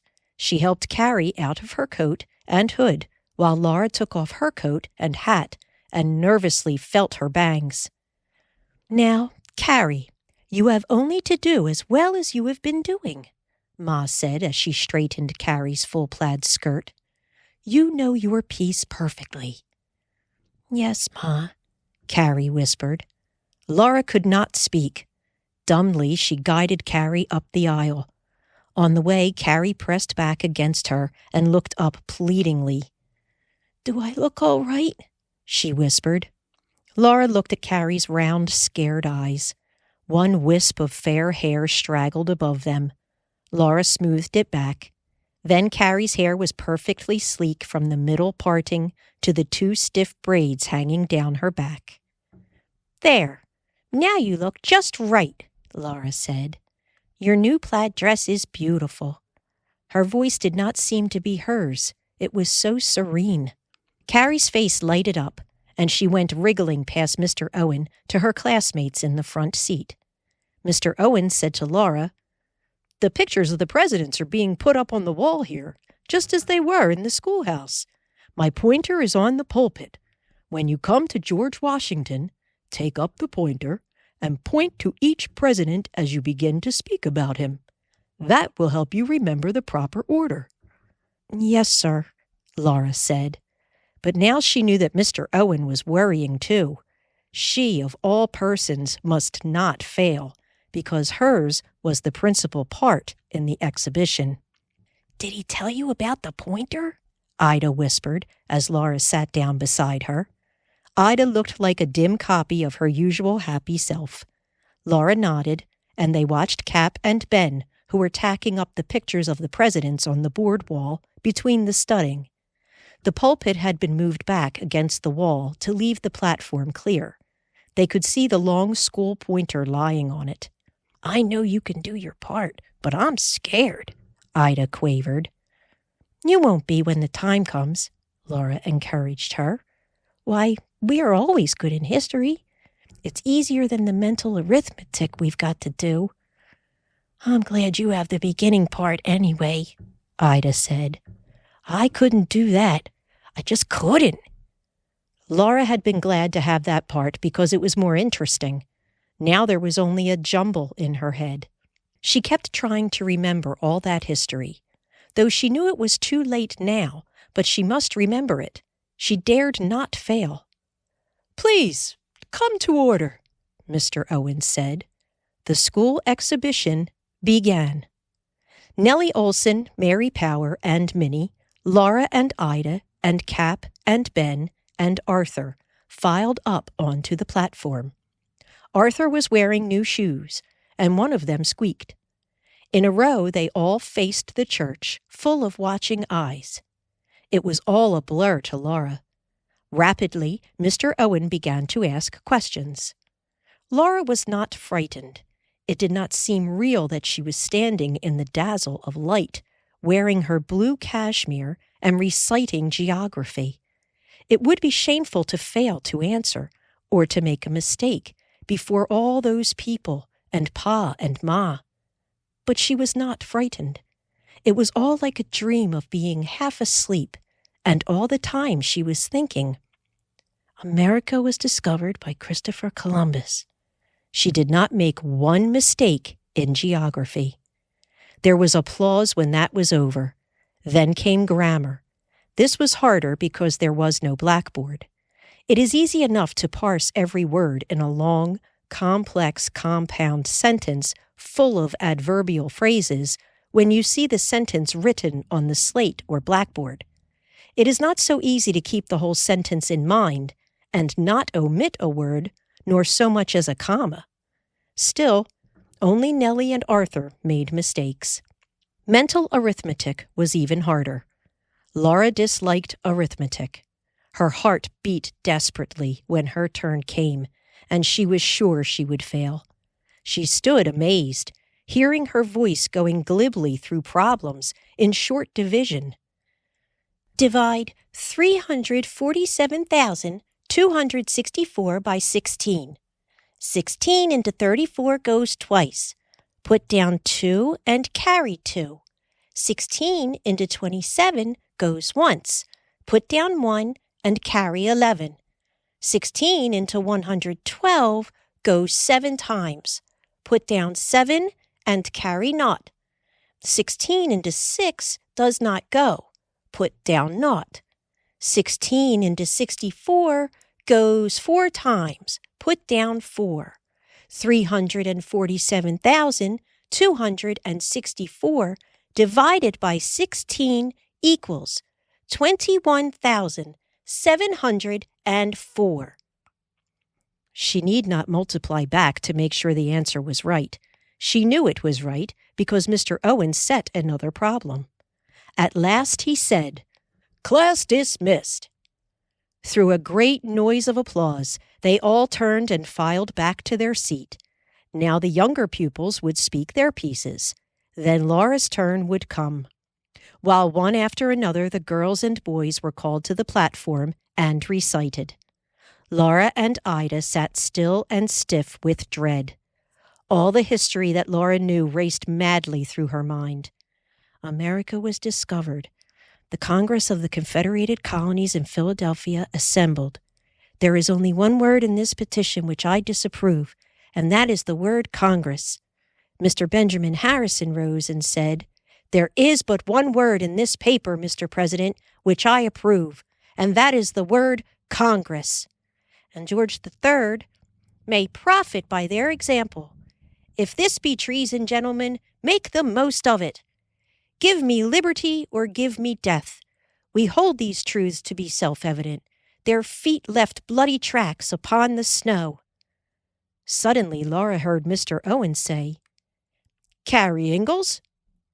Carrie's thin face was strained and pale as she made her way to the aisle. All the buttons of the back of her plaid dress were buttoned outside in. Laura should have thought to button her up, but no, she had left poor little Carrie to do the best she could, alone. Carrie stood very straight, her hands behind her back, and her eyes fixed above the crowd. Her voice was clear and sweet as she recited. Chisel in hand stood a sculptor boy, with his marble block before him, and his face lit up with a smile of joy as an angel dream passed o'er him. He carved that dream on the yielding stone with many a sharp incision. In heaven's own light the sculptor shone, he had caught that angel vision. Sculptors of life are we as we stand, with our lives uncarved before us, waiting the hour when at God's command our life dream passes o'er us. Let us carve it then on the yielding stone with many a sharp incision. Its heavenly beauty shall be our own, our lives, that angel vision. She had not once faltered nor missed a single word. Laura was proud, and Carrie flushed rosily as she marched smiling down to her place amid a loud clapping of hands. Then Mr. Owen said, "Now we will listen to a review of the history of our country, from its discovery to the present time, given by Laura Ingalls and Ida Wright. You may begin, Laura." The time had come. Laura stood up. She did not know how she got to the platform. Somehow she was there, and her voice began. America was discovered by Christopher Columbus in 1492. Christopher Columbus, a native of Genoa in Italy, had long sought permission to make a voyage toward the west in order to discover a new route to India. At that time, Spain was ruled by the United Crowns of... Her voice was shaking a little. She steadied it and went carefully on. It did not seem real that she was standing there, in her blue cashmere, held grandly out by the hoops, with Ma's pearl pin fastening the lace cascade under her chin, and her bangs damp and hot across her forehead. She told of the Spanish and the French explorers and their settlements, of Raleigh's lost colony, of the English trading companies in Virginia and in Massachusetts, of the Dutch who bought Manhattan Island and settled the Hudson Valley. At first she spoke into a blur. Then she began to see faces. Pa's stood out from all the others. His eyes met hers, and they were shining as slowly he nodded his head. Then she was really launched upon the great history of America. She told of the new vision of freedom and equality in the New World. She told of the old oppressions of Europe and of the war against tyranny and despotism, of the war for the independence of the 13 new states, and of how the Constitution was written and these 13 states united. Then, taking up the pointer, she pointed to George Washington. There was not a sound except her voice as she told about his poor boyhood, his work as a surveyor, his defeat by the French at Fort Duquesne, and then of his long, disheartening years of war. She told of his unanimous election as the first president, the father of his country, and of the laws passed by the first Congress and the second, and the opening of the Northwest Territory. Then, after John Adams, came Jefferson, who wrote the Declaration of Independence, established religious freedom and private property in Virginia, and founded the University of Virginia, and bought for the new country all the land between the Mississippi and California. Next came Madison, the War of 1812, the invasion, the defeat, the burning of the Capitol and the White House in Washington, the brave sea battles fought by American sailors on America's few ships, and at last the victory that finally won independence. Then came Monroe, who dared to tell all the older, stronger nations and their tyrants never again to invade the New World. Andrew Jackson went down from Tennessee and fought the Spanish and took Florida. Then the honest United States paid Spain for it. In 1820 came hard times. All the banks failed. All business stopped. All the people were out of work and starving. Then Laura moved the pointer to the picture of John Quincy Adams. She told of his election.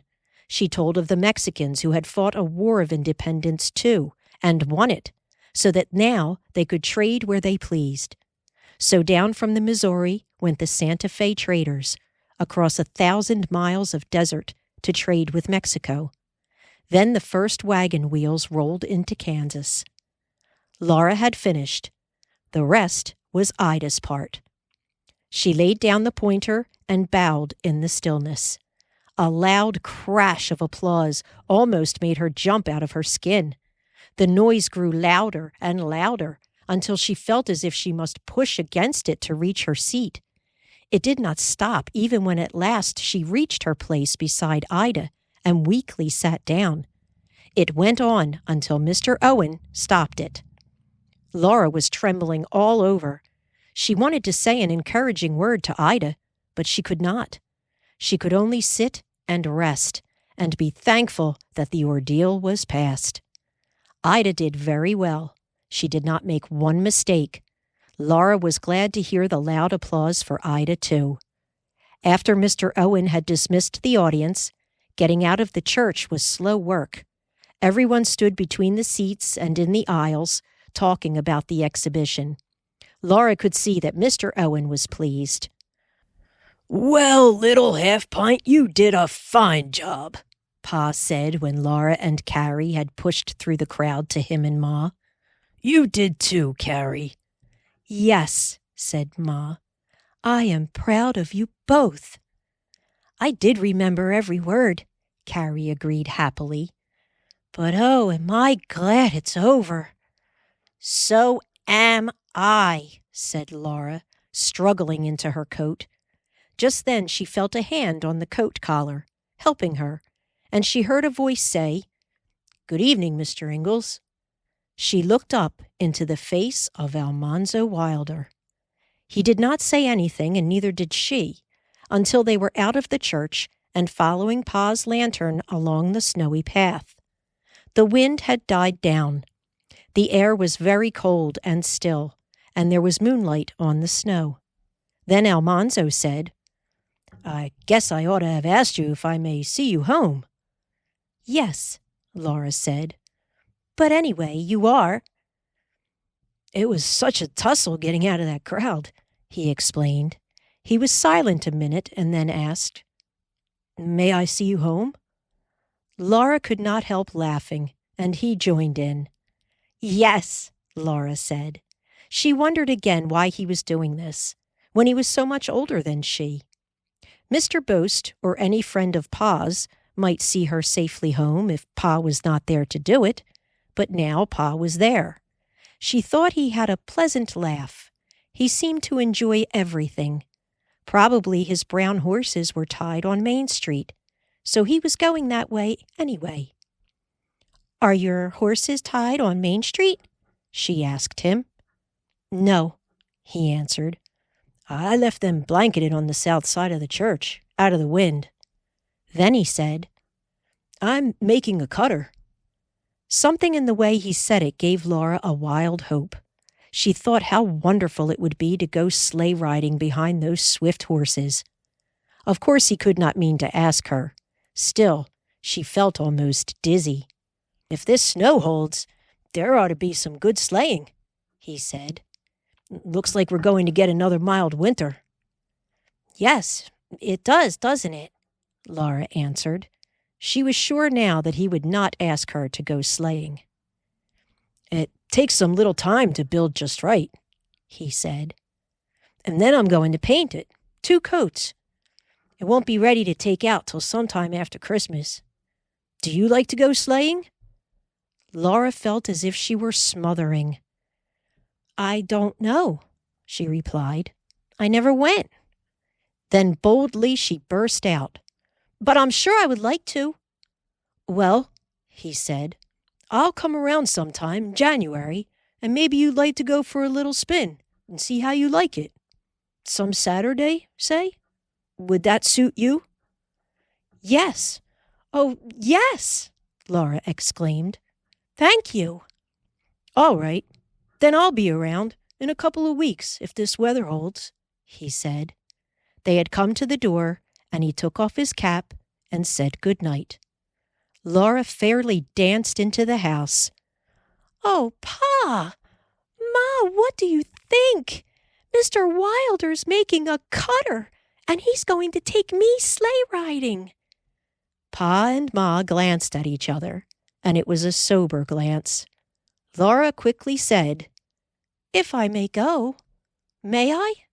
Please?" "We will see when the time comes," Ma answered. But Pa's eyes were kind as he looked at Laura, and she was sure that when the time came, she could go sleigh riding. She thought what fun it must be to go speeding swiftly and smoothly through the cold, sunny air behind those horses, and she could not help thinking in delight, "Oh, won't Nellie Olson be mad?" Chapter 25.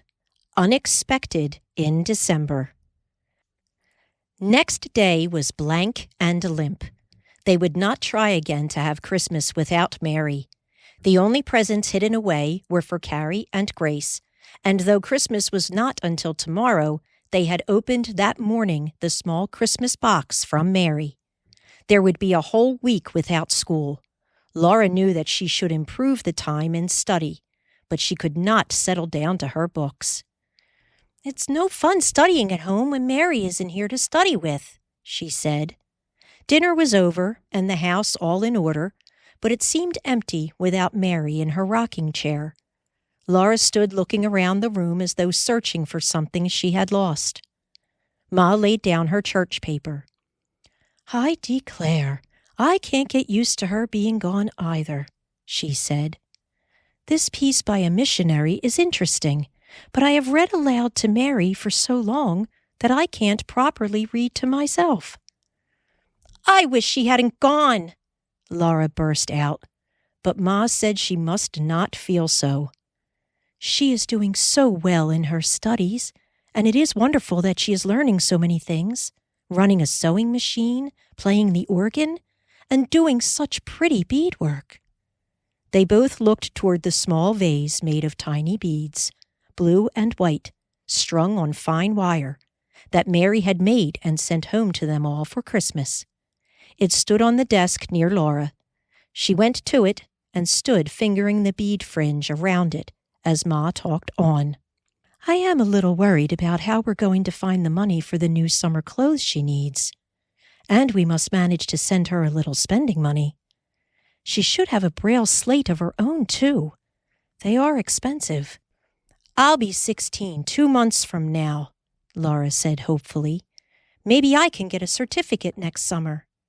"If you can teach a term next year, we may be able to have Mary come home for a summer vacation," said Ma.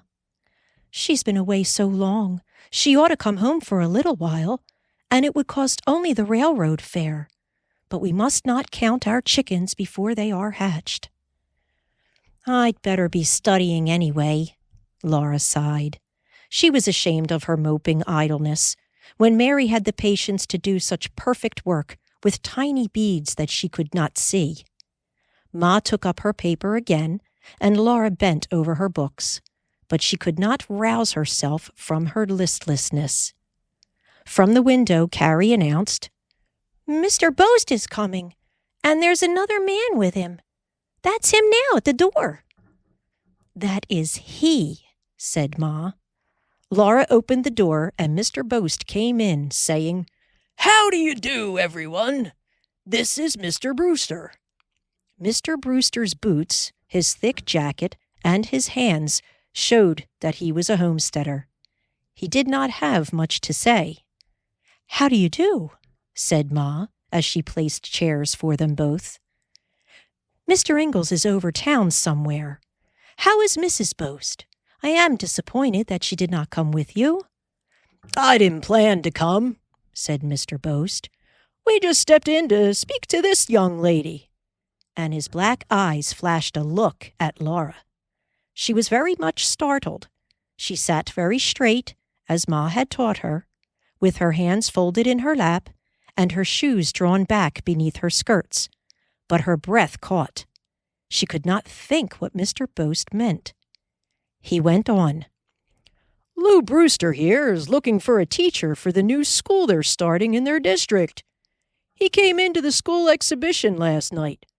He figures that Laura is the teacher they want, and I tell him he can't do better."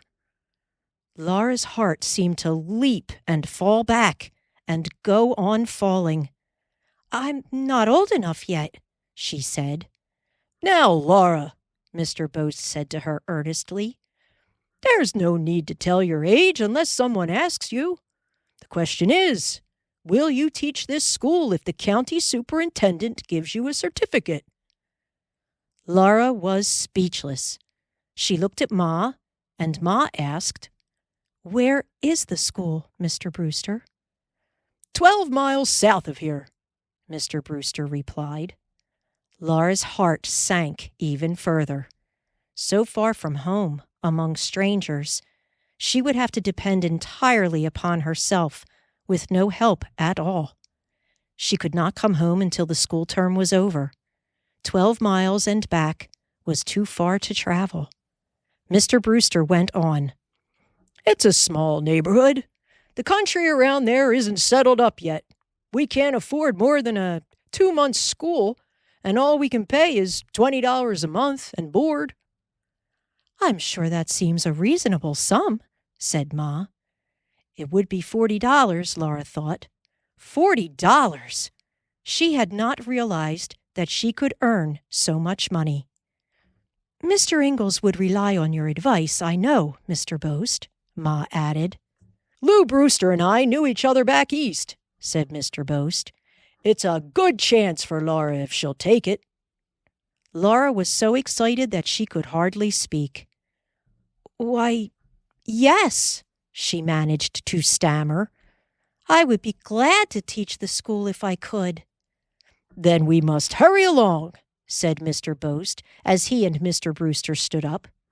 "Williams is in town, and if we can catch him before he starts home, he'll come over and give you the examination right now." They said good day to Ma and hurried away.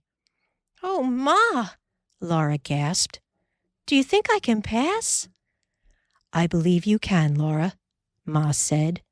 "Do not be excited nor frightened. There is no occasion to be.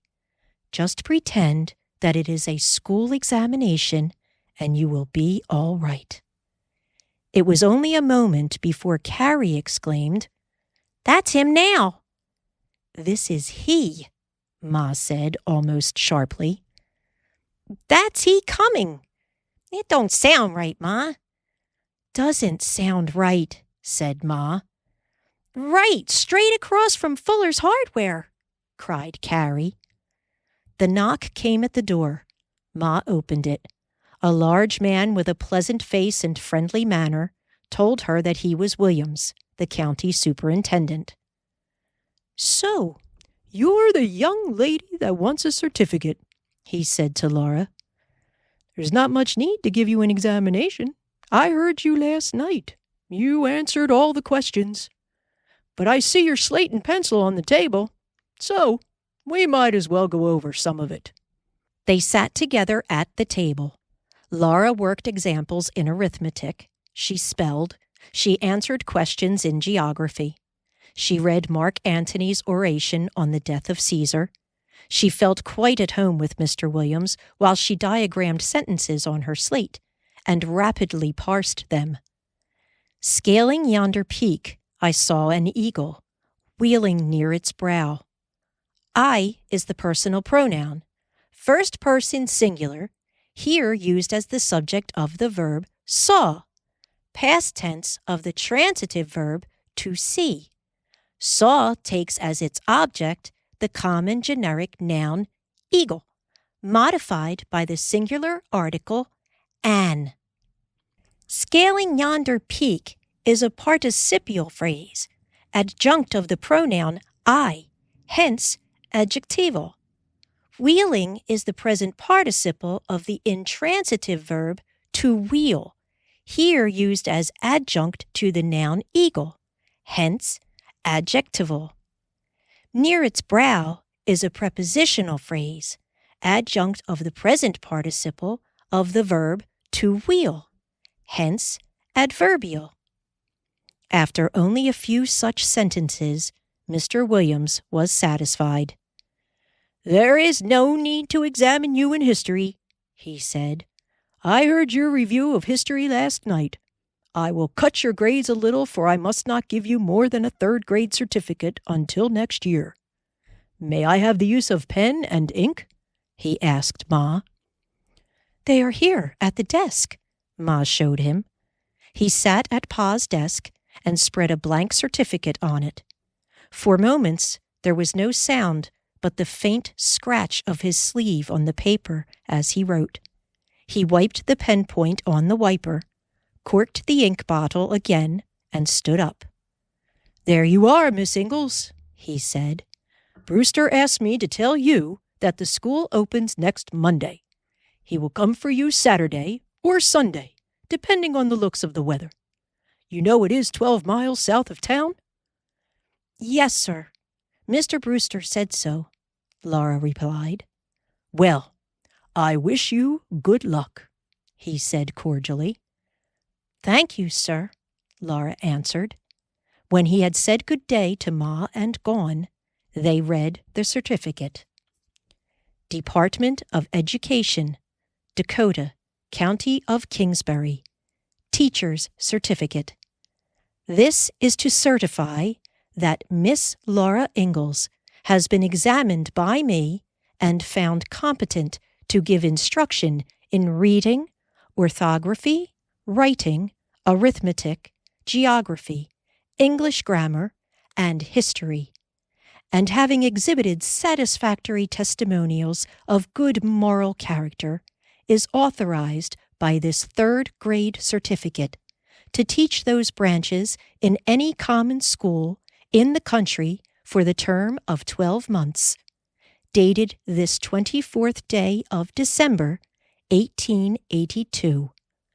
George A. Williams, Superintendent of Schools, Kingsbury County, Dakota Territory.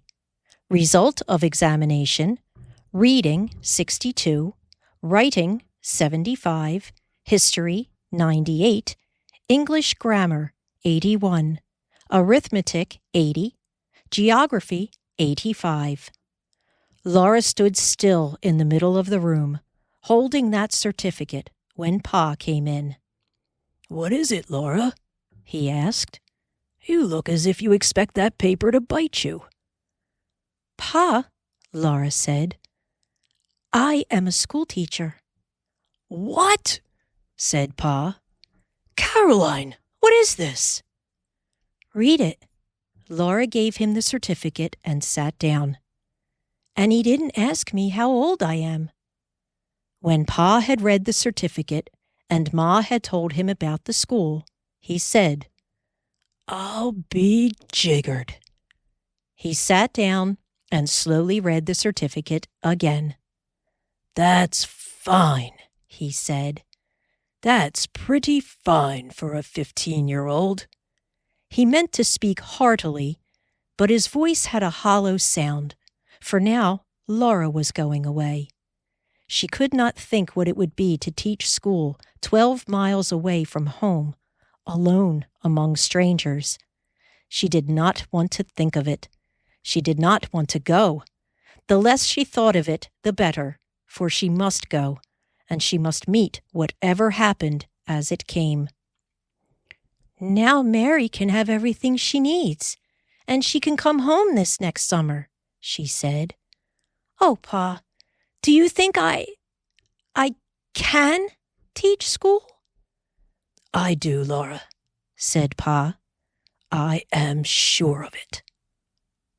The end.